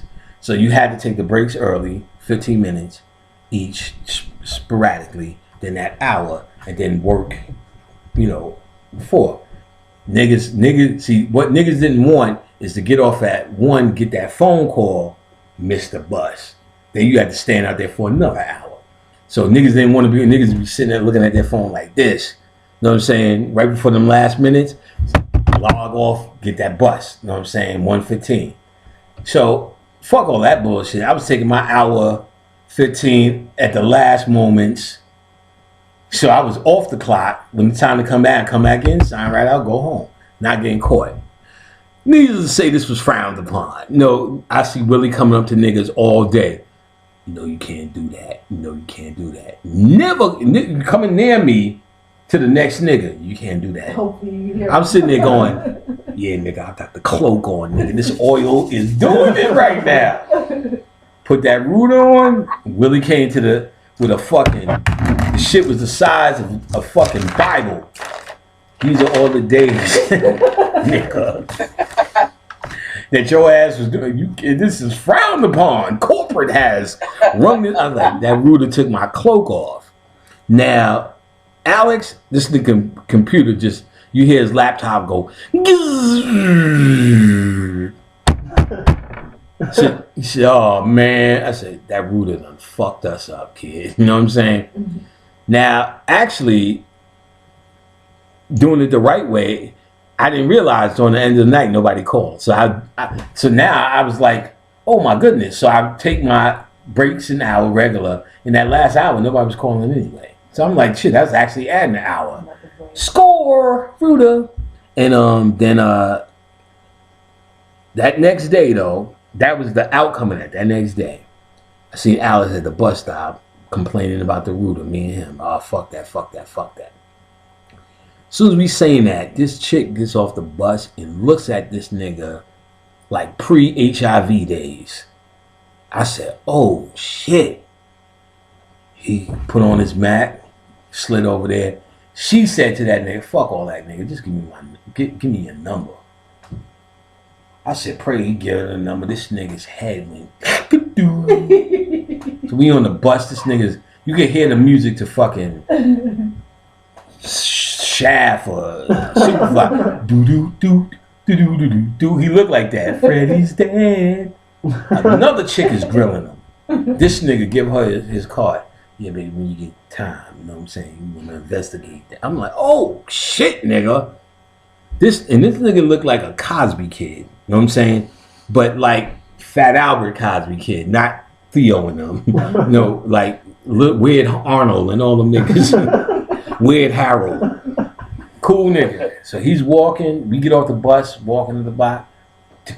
You hear the beat. You know what I'm saying? Love rap. From the south to the west, to the east, to the north. Come on, Spoonie G, go off. Y'all niggas don't know about that. Jose does. He used to break dance to it. So now, as he walking, this nigga just busts his ass. Woo, boom. His laptop fly out his bag. Boom. I said, what the fuck just happened, nigga? He said these words. Oh my God, I knew it was too good to be true. Now, what happened? He got low self-esteem. You know what I'm saying?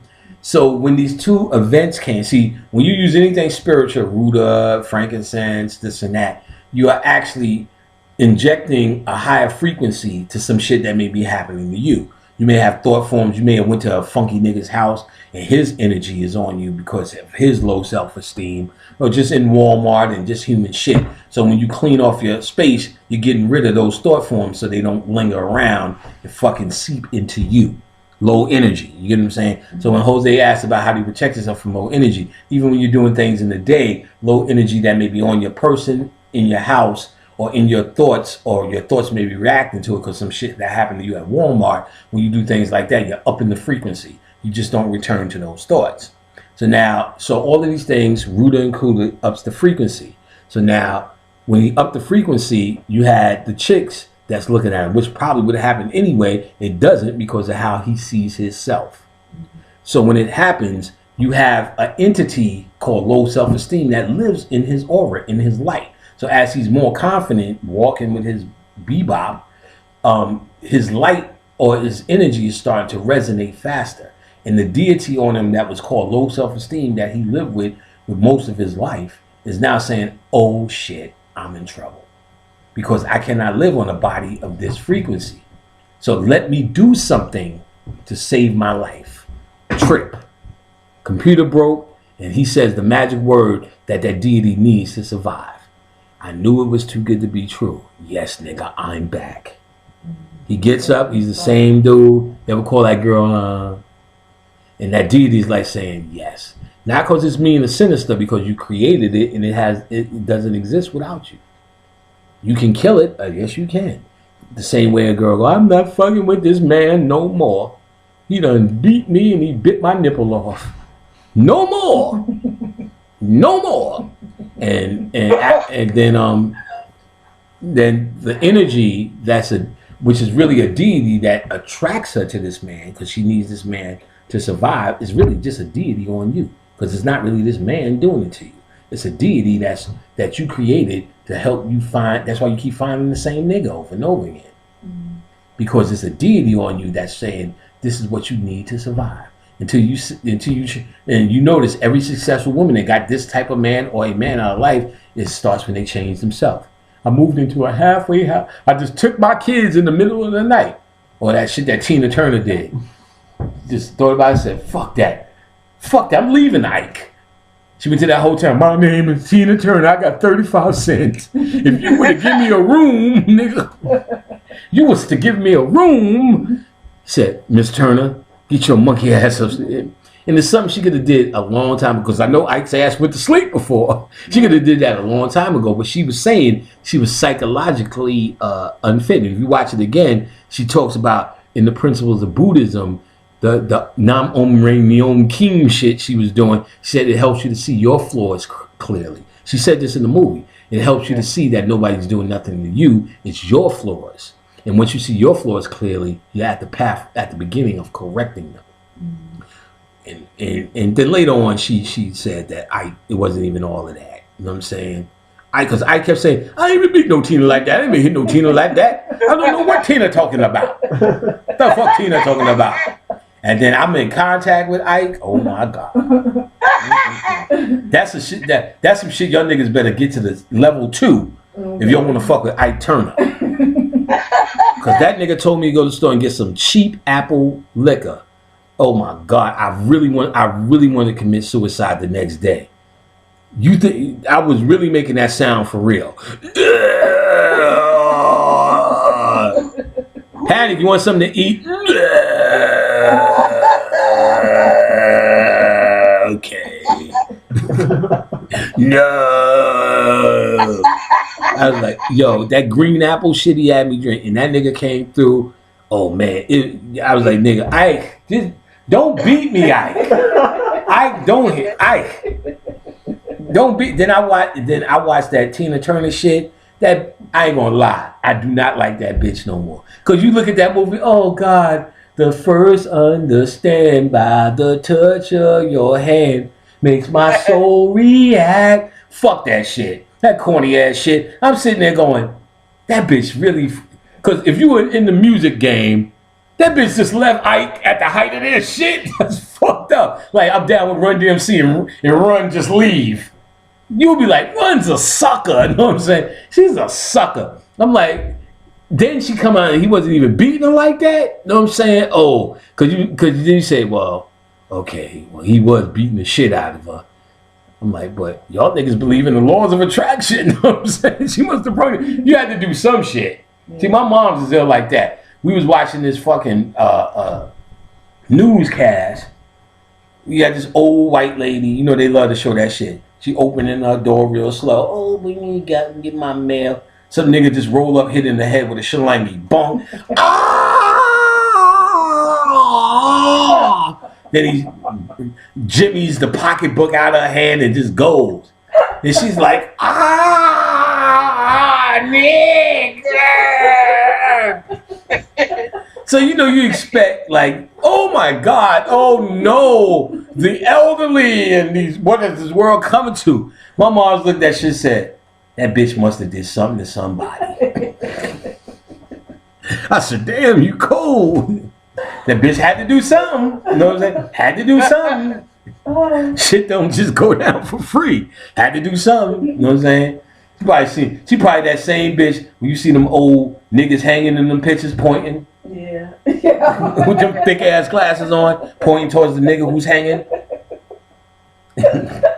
We got old fucking old man Oscar Fiddler. You know what I'm saying? That was that bitch. Nigga came up and hit her in the head with a shillelagh. Boom! And took her pocketbook. Cthulhu! Cthulhu! You know what I'm saying? So, word to the mother. You had to do something. Tina had to do something. You know what I'm saying? And that motherfucker. He called it Nut Bush. Oh, Nut Bush. Shut up, bitch. Sing the song like I told you to sing this shit. We get this money, ho.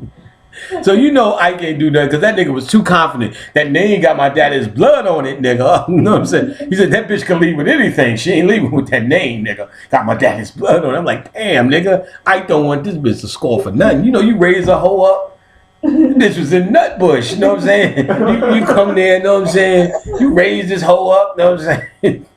Make her a fucking star. She wasn't complaining when she was like, big wheels keep on turning. Come on, shake a tail, fella, nigga. She was getting it then. You know what I'm saying? Shit got low. You know what I'm saying? The disco era came out. She left Ike's ass real quick. For the touch of your hand makes my pulse react. Ike is sitting there going, bitch, you know we need to, come on, let me go get my guitar. You know what I'm saying? Come on, shake a tail feather. Nah, nigga. You know what I'm saying? I'm your private dancer. Singing that corny shit. I watch that shit now. I ain't gonna lie. I don't get no inspiration from Tina. I get all inspiration from Ike. That name got my daddy's blood on it, nigga. Especially since I talked to the nigga. He's like, man, he said it. Then Tina finally came out and said, nah, it wasn't like that. I said, you fucking scandalous bitch. Mm-hmm. Especially when they made Ike Turner the poster boy for the ass whipping. Yeah. They're trying to do that to Chris Brown. When Leonard Nimoy beat a bitch, they ain't do that to Spock. Little House on the Prairie, that father. Michael Landis beat a bitch. There was another nigga beat a bitch. All these white icons, domestic dispute. They ain't the poster boy for this shit.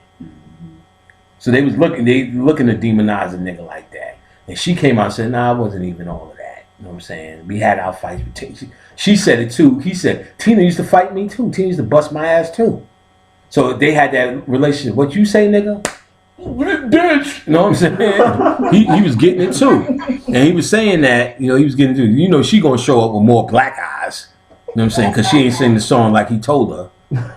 You know what I'm saying? She gonna show more black eyes, but ultimately she was busting that nigga's lip too. She said it later on, and you could tell they, you know, you met these people who had that same volatile shit. She just turned it into a new life in her career. Man, you watch that movie again, man. Ike is the fucking man. Get in there with your mama, boy. I don't want to hear that shit. I got my guitar going. And she was saying foul shit. She was like, I was like, these people, Sony on me. They try to get that. They're trying to take me to court. Well, you took a lot of their money. Bitch, you was on the stage with me. You know what I'm saying? It's like DMC. Well, you took a lot of their money, run. Motherfucker, you the king of rock. You better get your ass you better get your ass in the studio, nigga. We got shit to do. He said, you done fucked up a perfectly fine automobile. You ignorant bitch. You know what I'm saying? You nutbush ignorant bitch. You know what I'm saying? She about fucking 75 years old. Doing that dance. You must understand. Shut up, bitch. Sit your fucking old ass down. Your old fucking gynecomastia ass down. Fuck. I don't like Tina Turner. I don't give a fuck. That was not a heroic story. You know what I'm saying? Not a heroic story. She is just demonizing this nigga. You know what I'm saying? And even Lawrence Fishburne said, God damn, when he got the award, he said, it seems y'all like me this way than all the other shit I did. You know what I'm saying? I said, hell yeah, nigga. You selling us out. I got with that Ike Turner, boy. That was a fucked up night, boy. I said, you must have been doing something wrong, nigga. I don't want to party with your ass no more. I said, well, you need us to do rituals to do this. He said, no, nigga, I love what they. He said, I'm glad they call me the demon. I'm getting it over. I got respect over here. That's like me going to jail. I killed 45 niggas. You know, Mr. Panic, you want some Twinkies? Mr. Panic, you know what I'm saying? Mr. Panic, we got somebody to clean your socks. I bet you do, motherfucker. I killed Santa Claus, nigga. I'm that nigga. I killed the spirit of Christmas. As opposed to you going to jail, what you in for? Break dancing? Like, oh, nigga, we gonna rape you. We are going to rape you. So he went over to the other side as motherfucking Ike Turner. But see, no one ever even actually talks about the genius of Ike Turner neither. Of course, Ike Turner, actually, he's a father of rock and roll. And while all them other niggas going, I found my thrills on Blueberry, he was like, he would be in the meeting going, that fat motherfucker's corny. While everybody was raising that shit up. That's why you see all that shit on Happy Days. Monday, Tuesday, Happy Days. You see Chubby Checker, we're going to twist again like we did last summer. Niggas thought that shit was corny. Real niggas. Ike Turner, Little Richard and them niggas, they used to shit on that. But Ike Turner used to run his mouth. Like, fuck them niggas. Like, he was that gangster nigga, you know what I'm saying? He was the rapper nigga back then. He used to straighten all that. Fuck you sellout niggas. Niggas like, fuck that shit. That shit ain't real, nigga. I'm hood, nigga. Come on, shake a tail fella, nigga. I'm hood, nigga. He was that nigga. Niggas don't know. He used to pop shit. They hated him anyway. So when the domestic abuse shit came out, they was looking for anything to shut him out. And they showed one part of it in the movie where you think about the Beatles. They ain't nothing from niggas from Europe. They stealing our shit from Europe. Mm-hmm. That was radical back then. You know what I'm saying? This is a real chieftain nigga that we just know is some nigga that was beating Tina. Right. And she's fucking nothing. All she did was further her fucking career when it was fucking unnecessary in the fucking 80s. That shit, that dumbass music. All that private dancer. A dancer for money. Like, shut the fuck up, that corny ass shit. Depressing ass fucking music. You know what I'm saying? She wanted to be on stage with fucking the Rolling Stones, and she did it. You know what I'm saying? Because Ike had him in the realism, and she said it in the movie. Ike always is R&B, you know what I'm saying? Because at this time, more black people were becoming popular. You know what I'm saying? So she was looking at herself like she was from an era. So when you see what Michael Jackson's doing, they was putting that disco shit in there. You know what I'm saying? Off the wall and all that shit. That's not what Ike was still trying to do that. It's like, nah, nigga, that ain't gonna work. No, roll, roll, roll horns, nigga. This be horn hits. Niggas like, nigga, that's old, you know what I'm saying? Nigga, that's old, nigga. Quincy Jones is, no, right, when Quincy Jones is sitting around, I don't want to be seen, green, I wouldn't be called dead, red, gold is gold, you know what I'm saying? The Wiz, nigga. You know what I'm saying? Come on in, ease on down the road. Ease on down. And niggas wasn't on that shit. The Tina said, I'm making a career move. And that's what that shit was. Ike didn't want to change career-wise. She said, I'm going to change this. I have to get away from Ike controlling it. Oh, he beat me. I only have 35 cents. Let me in. And she made that shit work. Later on, so much felt so guilty, saying, nah, I wasn't really like that. Basically said, gotcha, suckers. Made you look. Foul. You know what I'm saying? So I'm with Ike. Ike was like, no, nigga, don't change a goddamn thing, nigga.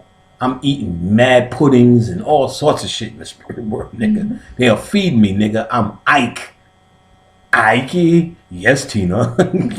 I think I wanna rock and roll. Oh, yeah, Tina. You trying to help Ike? I was like, Ike, you need me to do anything? You trying to help Ike? You trying to help Ike, nigga? I was like, all right, nigga. He said, nigga, let me help you to this apple liquor. I said, that's it for you, nigga. That's it for you. I don't even want to put you on my altar. Fuck you, nigga. I'ma see you. when I see you, nigga. I ain't Tina, nigga. I ain't Tina, nigga. I'm gonna bust your shit. So he's a bad motherfucker. Like, he came out, that Tina Turner shit was on the other day while I was cooking, and I was automatically channeling this nigga the other day. That's why we talking about this shit now. Like, everything she would say, I would hear him responding to the shit. I'm saying the shit out loud. Like when he said, oh, bitch, when he said, you done ruined a perfectly good automobile when she slammed that door, I can hear him saying, this fucking ignorant nutbush bitch. like you don't see her like that, but when you hear it, it put it in the context, like, because if that bitch did that to your car, you would say this fucking hood ass rat bitch. Because you think, well, it's Tina, Ike, and all that kind of shit. So you think it's Tina and he's the bad guy, because that's the context. But if you think from his perspective, this bitch slammed his door and broke his window like a regular hoe. We talk about, every nigga here talked about that shit. Oh, this bitch cut up my car, cut up my clothes. What a fucking hood rat. When it came down, yeah, you think you sophisticated, bitch, you a rat. That's why you cutting up my clothes. I could hear him calling her, like she was telling me how she was just a hood rat. And that's what hurt the most. If it wasn't for him, there was nothing. He raised her up and she just left his ass. You know what I'm saying? I was like, wow. You know what I'm saying? So I could hear him saying everything. You know what I'm saying? What you gonna do? I shoot me, pistol with me. I should kill that bitch. Should have killed that bitch. I can't. So your chakras. What we're going to focus on, like I said, I give you all the detail you will ever need in these recordings. What we're going to focus on, and we're going to sum this up now, because we've been talking for exactly 5 hours. Well, I've been talking for 5 hours, which is more bang it for your buck. What you got is your 3 lower chakras, which is connected to your humanity. This is important because through your early life, those 3 chakras are developed, and it usually dictates your disposition as a human.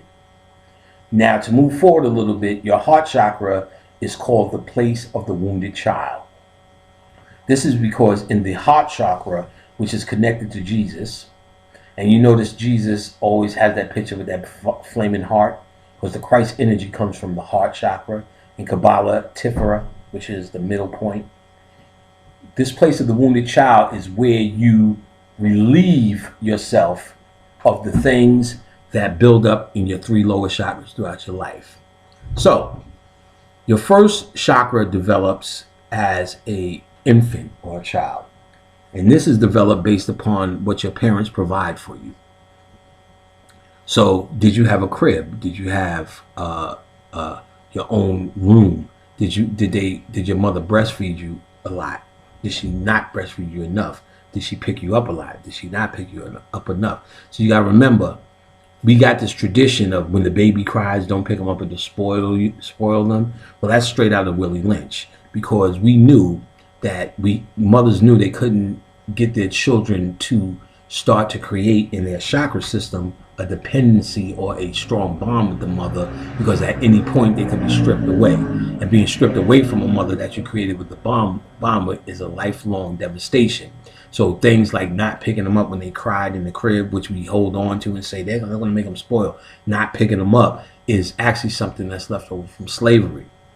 Because we know, and that's why you see white people, everything their child does, they're up in their ass, because they know they can be there with their child. Nothing's going to ever change that to satisfy something in their chakras. So as they grow up, they are able to balance their own chakras, because they don't have a longing for anything.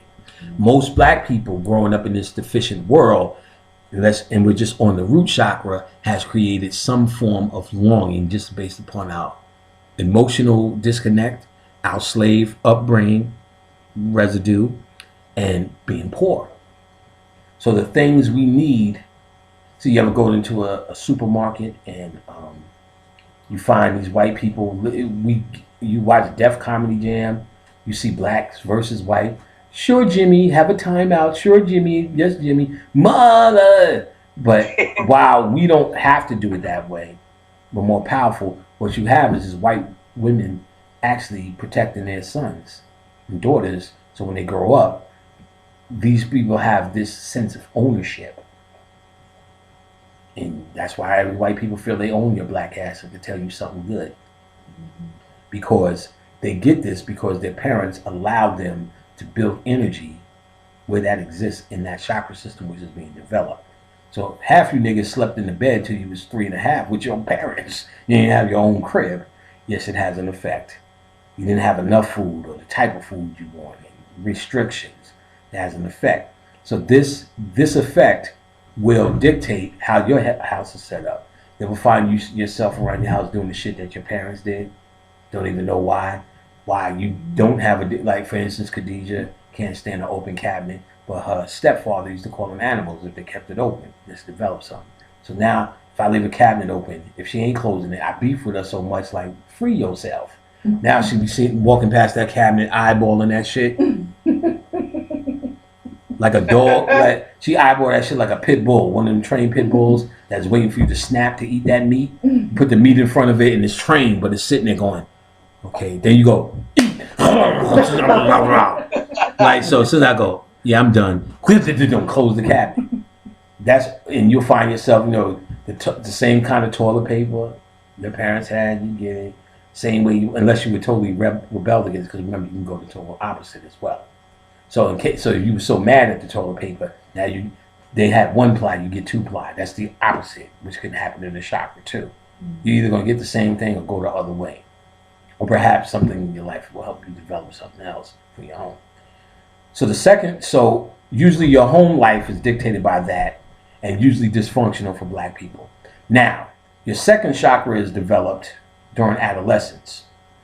And your second chakra is about individualism, mind. Your second chakra is also connected to sex, but usually sex for the purpose of you, as opposed to the throat chakra, which is connected to sex, which is a higher chakra, which is usually giving. Your throat chakra is creativity, and it gives out. That's why it's connected to the hands, because you use your hands to create in this world, connected to the throat chakra. Your legs connected to the root chakra because it grounds you in this world. So sex, coming from a higher level, you're usually trying to pleasure your partner, or create a kid or pleasure your partner. Sex from the lower level, from the abdomen, you're usually trying to do things to get pleasure. Bitch, wear that. Bitch, turn that way. Crack your ass like that. You know what I'm saying? Put that on. You know what I'm saying? And chicks, juggle your nuts, squeeze your nipples. You're like, this ain't right. My boy, you took a picture? You know what I'm saying? Got you nut juggling, know what I'm saying? Or come in there with a dildo. I'm just gonna, look, just put the tip in. You're like, bitch, no! Just the tip. You do it if you love me. Hurry up. Ow! You coming in at the wrong angle. Wait.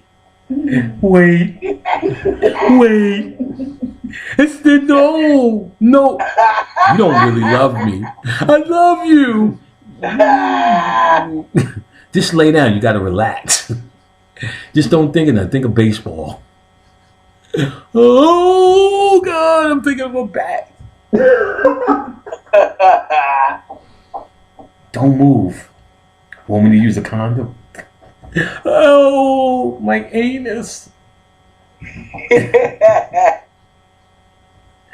know what I'm saying? I went to the doctor. That nigga said, "Oh, you get old. You need to get a prostate exam." I said, "What the fuck is all this excitement? What the fuck is all this? You got a lot of excitement on your mind, nigga. You sound like you looking forward to this shit, my nigga. Fuck you say it like that for, nigga? You either say it like you excited or I should be excited. I'm saying either way, nigga. You know what I'm saying? This ain't gonna work out like that, nigga. You know what I'm saying? Yeah, you need to get a prostate exam. Woo! Moving his fingers and shit. Woo! I said, the fuck is wrong with you, nigga? Wait a minute, nigga. What the fuck, nigga? Cause I know you calling me Larry and shit, nigga, but my name is Brother Panic, motherfucker. I do the sticking around this motherfucker, nigga. I do the sticking around this motherfucking shit, boy. Eat me some more carrots and say, fuck you, nigga. Eat me some more fucking saw palmetto and say, fuck you, nigga.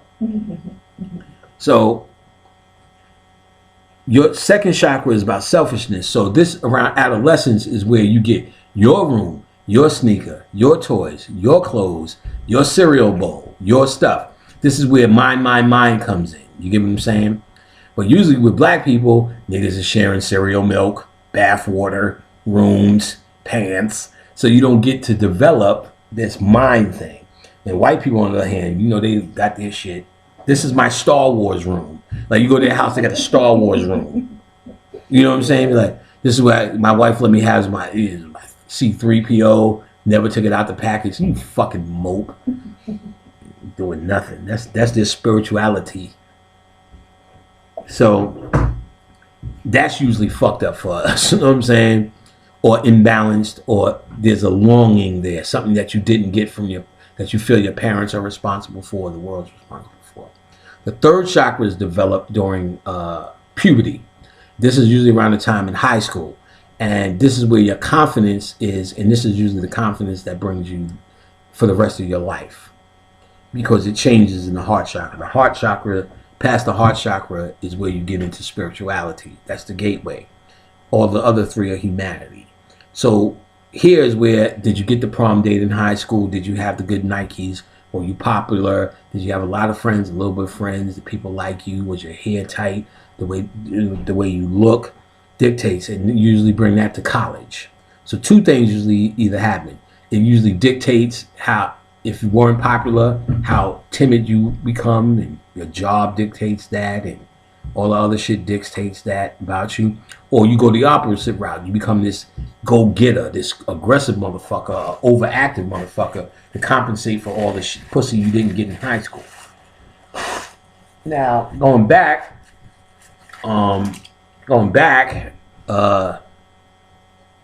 these three chakras combined are called altogether your human personality. So now you become conscious. This is where you start getting into the heart chakra frequency. If your humanity dominates you, you can tap all the other chakras. You will get into the heart, you get in that, but that becomes sporadic. Acts of kindness, because you've met dumb motherfuckers that are extremely kind.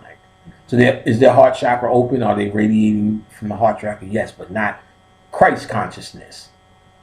You could Christ consciousness as we know from the Bible, but occult Christ consciousness, Christos, is actually conscious, transformative conscious. I'm going to live with my Father. These other three chakras, the throat, creativity, but creativity that you give to humanity and the world. Why I can talk to you for 5 straight hours now and don't sound tired, and haven't eaten anything all day, but a couple of Snickers. No, I didn't eat. I ate some pizza earlier, but you know, I'm usually 5 meals deep by now. You know what I'm saying? But can keep going because I'm radiating from a higher chakra than the pineal, of course, and the crown chakra. But these things can also work, especially somebody who's just read conscious information and has not done the work, which I will define in the heart chakra yet. They will tap in, but they usually bring the same human misery into the spirit world. So when I deal in the pineal, because I don't bring any of my human misery there, I know to separate the two. The channels that I get are usually pure and are worth what they're worth. But usually, let's say in high school I was persecuted, and I haven't dealt with this in the heart chakra, but I've read information and have done techniques about the pineal gland. Now the spiritual messages I get are tainted by the lower chakra. So now it becomes everything's persecuting me.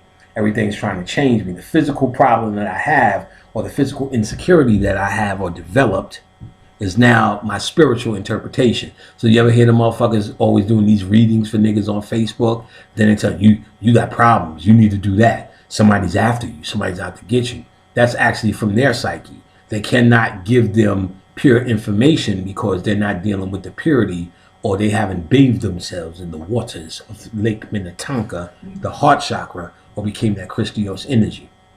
All right? So the heart chakra is called the place of the wounded child, where you are actually getting rid of the, or separating yourself from humanity. You're forgiving. That's the true science of forgiving, the Christ forgiving you. Because you're sitting there saying, I forgive myself for not doing that. I forgive my mother for not doing that. I forgive myself for being a nerd in school. I forgive myself for not having Nikes. I forgive myself for not fucking this girl when she said she wanted to be my friend. She's my friend, mommy. You know what I'm saying? I forgive myself for that. And I realize I have been hurt. But I'm going to choose to leave that behind. I realize I've been living as a human, that I'm not better than a human, and humanity was real for me. But now I'm moving on, and I forgive myself and anything around me as I become this new Christ energy, a born again Christian, but really a born again occultist. As I become the Christ energy, this is the concept of why you never heard anything about Jesus' childhood, but then you hear about him at age 33, because that childhood is a representation of the 3 lower chakras, which are irrelevant. That's why you don't hear about it. You only hear about things that were in him, that when he became in the heart chakra, he retained. So there's things about me that I lived my whole life that I retained. I always was a teacher. I always had this personality. So now doing Christ energy or becoming Christ energy, those things became attributes for consciousness. So that's how you hear the story. Jesus was born in a manger. Jesus was a carpenter. Jesus did that one day, then he was gone again. Because they're trying to tell you there are things that are relevant from your humanity that you can use to teach other humans. You have to at least know what you're dealing with. But your personal problems with humanity, you don't bring them in this work, number one, and you deal with them accordingly, and you're always conscious. What you're unconscious of, you're trying to get to resurface, so you then could deal with it. You get what I'm saying? That's what Tina Turner was talking about. While the Buddhist chants help you to bring things to the surface for evaluation, then you're at the cusp of then dealing with it. Just by bringing it up doesn't cure you, but bringing it up makes you aware of it. Then you can leave Ike. You get what I'm saying? With 35 cents. So it's the same thing. If you understand the concept, what you're doing is there's things that hurt you you don't even know are hurting you because it was being developed since you was an infant. And remember, your subconscious mind and conscious mind is what? There to protect you. So you may see a tragedy, and because it's there to protect you, you'll forget it. It's there though, and you're operating accordingly. So you're scared to death of dogs. You don't remember why. Why? Because some dog, when you were 3-year-old, grabbed you, bit you, or you seen a dog grab, bite, and kill a person, or bit you and dragged you up the block. Your mom's grabbed you, kicked the dog in the ass, and you were safe. Then you got 9 rabies shots. You don't remember that. Why? It was so traumatic. Your mind is seeking to protect you through it out. But each time you see a dog, you get scared. You shake. You don't know why. Because it didn't go away. It's just suppressed, and you don't physically remember it. So that you got to assume that's always going on. And you may be and as you become more and more conscious and you're dealing with the heart chakra, your goal is to evaluate. Because at the end of the day, how do you evaluate? Well, I have this emotion, and that always happens to me. What chakra is that related to? Oh, that's related to the second chakra, which means what? This, that, the other. Okay, if I'm unconscious of why this is happening, because I have the emotion, I know it's happening. That means I need to balance myself without this chakra. So you're doing the balancing work of that chakra, then you will have the realization. Oh, yes, I remember that. I seen my father smack my mother. And now that's the deal. You know what I'm saying? And now I have to forgive my father for that. How do you do that? You need to do things that work for you. What worked for me? Because when we get to the mind control, all of that chemtrails and Illuminati and all that shit that we're going to talk about ain't nothing. The greatest mind control on this planet is your parents. And as a conscious person, you need to address that. And I'm going to show you things to do it. How I did it was you have to take them off their throne. Because everything you do, my mama said that, my father, fuck them niggas. I said, when I was there, I was like, oh shit. My mama, first of all, when my mother had me, she was 18. My son is 18.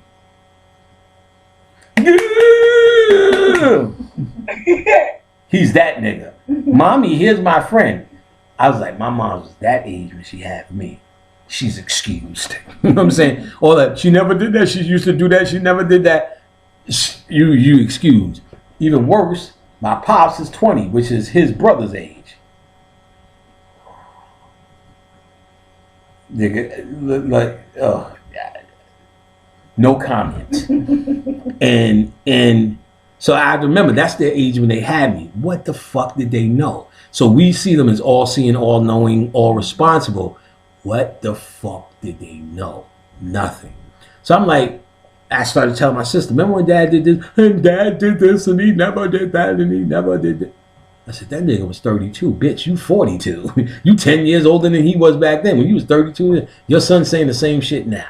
So the path for me was to see them as who they, as human, as who they were. These motherfuckers was 28, 29, you know what I'm saying? When they doing all of this shit that I'm singing supposed to be so life tragic, which was the pathway of forgiving them, letting them off the hook. Mm-hmm. And by doing that was, not because they're so special, because it actually let me off the hook. Now I don't have nothing to be mad about. Therefore, I don't have nothing to be depressed about or to be livid about or to be emotionally distraught or imbalanced about. I.e., I let the child die in the place where the wounded child dies, the heart. That's me becoming conscious or leaving my humanity behind. Your humanity is nothing but the lump sum of what your parents have told you how you're supposed to operate on the world. What happened when you was little? Sit up straight. Say thank you. Say please thank you. Don't go there. Stay in. And then your pops, if you had a pops, will give you all the philosophy. See, a nigga ain't supposed to be out on the block this time of night. Fuck you coming in after street lights on. What the fuck you doing that for? Fuck you don't realize they tell you how. One word. Repetitiously. And what does repetition do? Create your reality. And you don't have to be aware of that reality for it to be your reality. You ever see a crazy motherfucker and you ever go, what did they do on Tuesday? They got to be crazy shit. You know what I'm saying? Because they're a crazy motherfucker. But in their mind, this shit is normal. You know what I'm saying? You ever see a crack? Remember back in the 80s? Al too young to this. This is a history lesson for Al. But Nas was there. She seen it go down. When crack came out, oh nigga. Remember when crackheads used to dress up to smoke crack? Remember that shit, Jose? Like you be seeing some crackers, they be putting on Sunday clothes. Like, what the fuck are they doing? They used to dress up to smoke crack. And they be walking, they be making that face, hey. Still looking, they be all cracked out, shaking. No teeth. Hey. This is even before the no teeth era. This is on the verge of when their shit fell out, when they still got it a little bit. That's why they dressing up to compensate. Because they ain't washed and all that kind of shit. So they have to, hey. And they looking on the floor, see if you dropped any crack. You know what I'm saying? You're like, why are you dressing up to smoke crack? Until they get to that level where it's just, fuck it. Hey, nigga, you know what I'm saying? I'm just trying to make it out here, nigga. That's when that missing teeth shit came in the game. Dressing up to smoke crack. Yeah. Oh, why did I bring that shit up? I don't know. I don't even know. I don't even know how I brought that shit up. Oh, because this is normal for them. Right. This is normal behavior. You know what I'm saying? So they're doing this normal thing unconsciously. Whatever in their life that made them so distraught that this became a part of the scenario for them as a way of life, something in them is bringing them there. See, if you ask them logically, did you want to smoke crack and sell your vagina? Oh, never, no. You ask any kid, do you want to be a dope fiend? Never. But then we have friends that used to say shit like this. I hope I never become a dope fiend. Like, nigga, just don't shoot dope. You know what I'm saying? Because nobody in my family was on dope. But then the same dude that I'm talking about, he had uncles on dope. Mm-hmm. So in his psyche, in his reality, is showing he remembers them as good people and they fell victim to this. So which empowers heroin for him. Heroin empowers it enough for him to say things like, I hope I never get on heroin. When for me, this is not even part of the game. I'm looking at that shit going, oh, never. Because ain't nobody in my family on it. Made me say, I'll never get on that shit. That shit looks real fucking wretched. It don't even look like a party drug, nigga. You know what I'm saying? So those things impact your psyche and how you are as a human. It becomes your reality. So the other grip that your parents have over you is the repetitious shit they tell you repetitiously. and even beat it in you traumatically, whatever their will is. And they only going on the dumb shit that they knew before you. You get it? You know, they were slaves too. And they only got raised by parents who were even dumber than them. You get what I'm saying? So they just reinforce, don't do that, don't do that, don't do that, don't do that, don't do that. And while you think you ain't listening, your subconscious mind is programmed by repetition no matter what the fuck you think you're doing. I hate this bitch always telling me, put my slip on and all that shit. And you be walking around fucking Walmart looking for slips as a grown-up and don't even know what the fuck why. You know what I'm saying? Real old Nas know what I'm talking about when I say a slip. You young bitches don't know what a slip is, boy. See Nas know the slip is multi-purpose. You ain't got to buy no lingerie. You hoes out here buying lingerie. See Nas come with her dude to the door wearing that slip. You know what I'm saying? Got her shit all pressed out. You know what I'm saying? And these niggas wearing lingerie, spending their fucking money on lingerie. Nas is, what you wearing? I got my slip on. Got my slip on. Nigga. Oh, nigga, you got that slip on shit? The white, the off-white slip? It should be off-white. You got the off-white slip on? Yeah, nigga. Amber and Stephanie them up in fucking Victoria's Secret, wasting good money on shit that don't even fit right. You know what I'm saying? You get that slip, nigga. You be at work. Yeah, I got my slip on underneath this. So my dress don't ride up. Know what I'm saying? Like, oh, fuck, when you get home, son, you gonna show me, yeah, nigga. Walk around in that slip cooking and shit. Multi-purpose. You know what I'm saying? OGs. Fucking the slips. Slip fucking, nigga. Your mom wore a slip, you be wearing that shit, don't even know why the fuck you got on the slip. You know what I'm saying? You gotta release that shit. And that's the place of the wounded child. You know what I'm saying? I think that's pretty much it. Everything else you will find in your 3 hours of chakra information. I'm gonna give you detail about the root chakra, how to deal with the underbalance, overbalance, root chakra, crystals, food, deities, sounds, incense, perfumes that you can use for like the root chakra. So then same thing for all 7. Excellent information. Any questions on chakras? We're wrapping it up. Next week we're going to deal with the laws of attraction, mind control, and end with Necronomicon. Then class will be done. Class 4 is next week. And I think we're pretty much wrapped. Any last questions? I'm going to give this, we're going to save this, which is going to take a long time because it's 5 hours. And I'm going to send it to you guys. I have a question. Like, say if your chakras is balanced, can it become unbalanced? Yes, based upon your thoughts. Okay. So, because your thoughts are what's keeping them in balance. The best shot you have, that's why I went into so much detail, because what's primarily going to imbalance your chakras are the 3 lower chakras, because they're so related to humanity, and humanity is ever changing. You know, Obama, you know, the snow day, they closed that down, you know what I'm saying? Chemtrails. But if you have defeated the lower chakras or gone past the lower chakras, humanity is not your issue. So when they shoot chemtrails, I'm like, shit, put some cocoa mango in it. Make it smell good for me. While humanity is sitting there going, oh shit, I can't do this, I can't do that. And that will create the imbalance in your chakras. And those imbalanced lower chakras that have not been dealt in the heart chakras impact the 3 upper chakras. So when you come pure of heart, that's what I talk about on the radio. You need to be pure of heart. Why are you doing magic? For no other agenda but to learn. So when I'm doing magic because I want a new house. You have an agenda which comes from your lower chakras. Therefore, you haven't done the real work.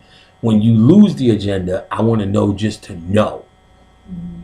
Then you don't bring any of the lower self, the humanity in, and then these chakras operate on the higher level that they're designed to do. And you'll get the 3 upper chakra information in the recordings, but they do what they have to do. They are, if you didn't do the work, then they will be influenced by your earthly issues. So again, like I said, the pineal gland for spiritual contact. But if you have earthly issues that you didn't address, When you make spiritual contact, you're going to put them in an earthly context. So if you had some sort of problem here, you'll notice the spirits now give you that same problem. If you're persecuted and you didn't deal with that in, let's say, your third chakra, you're going to feel persecuted in the spirit world.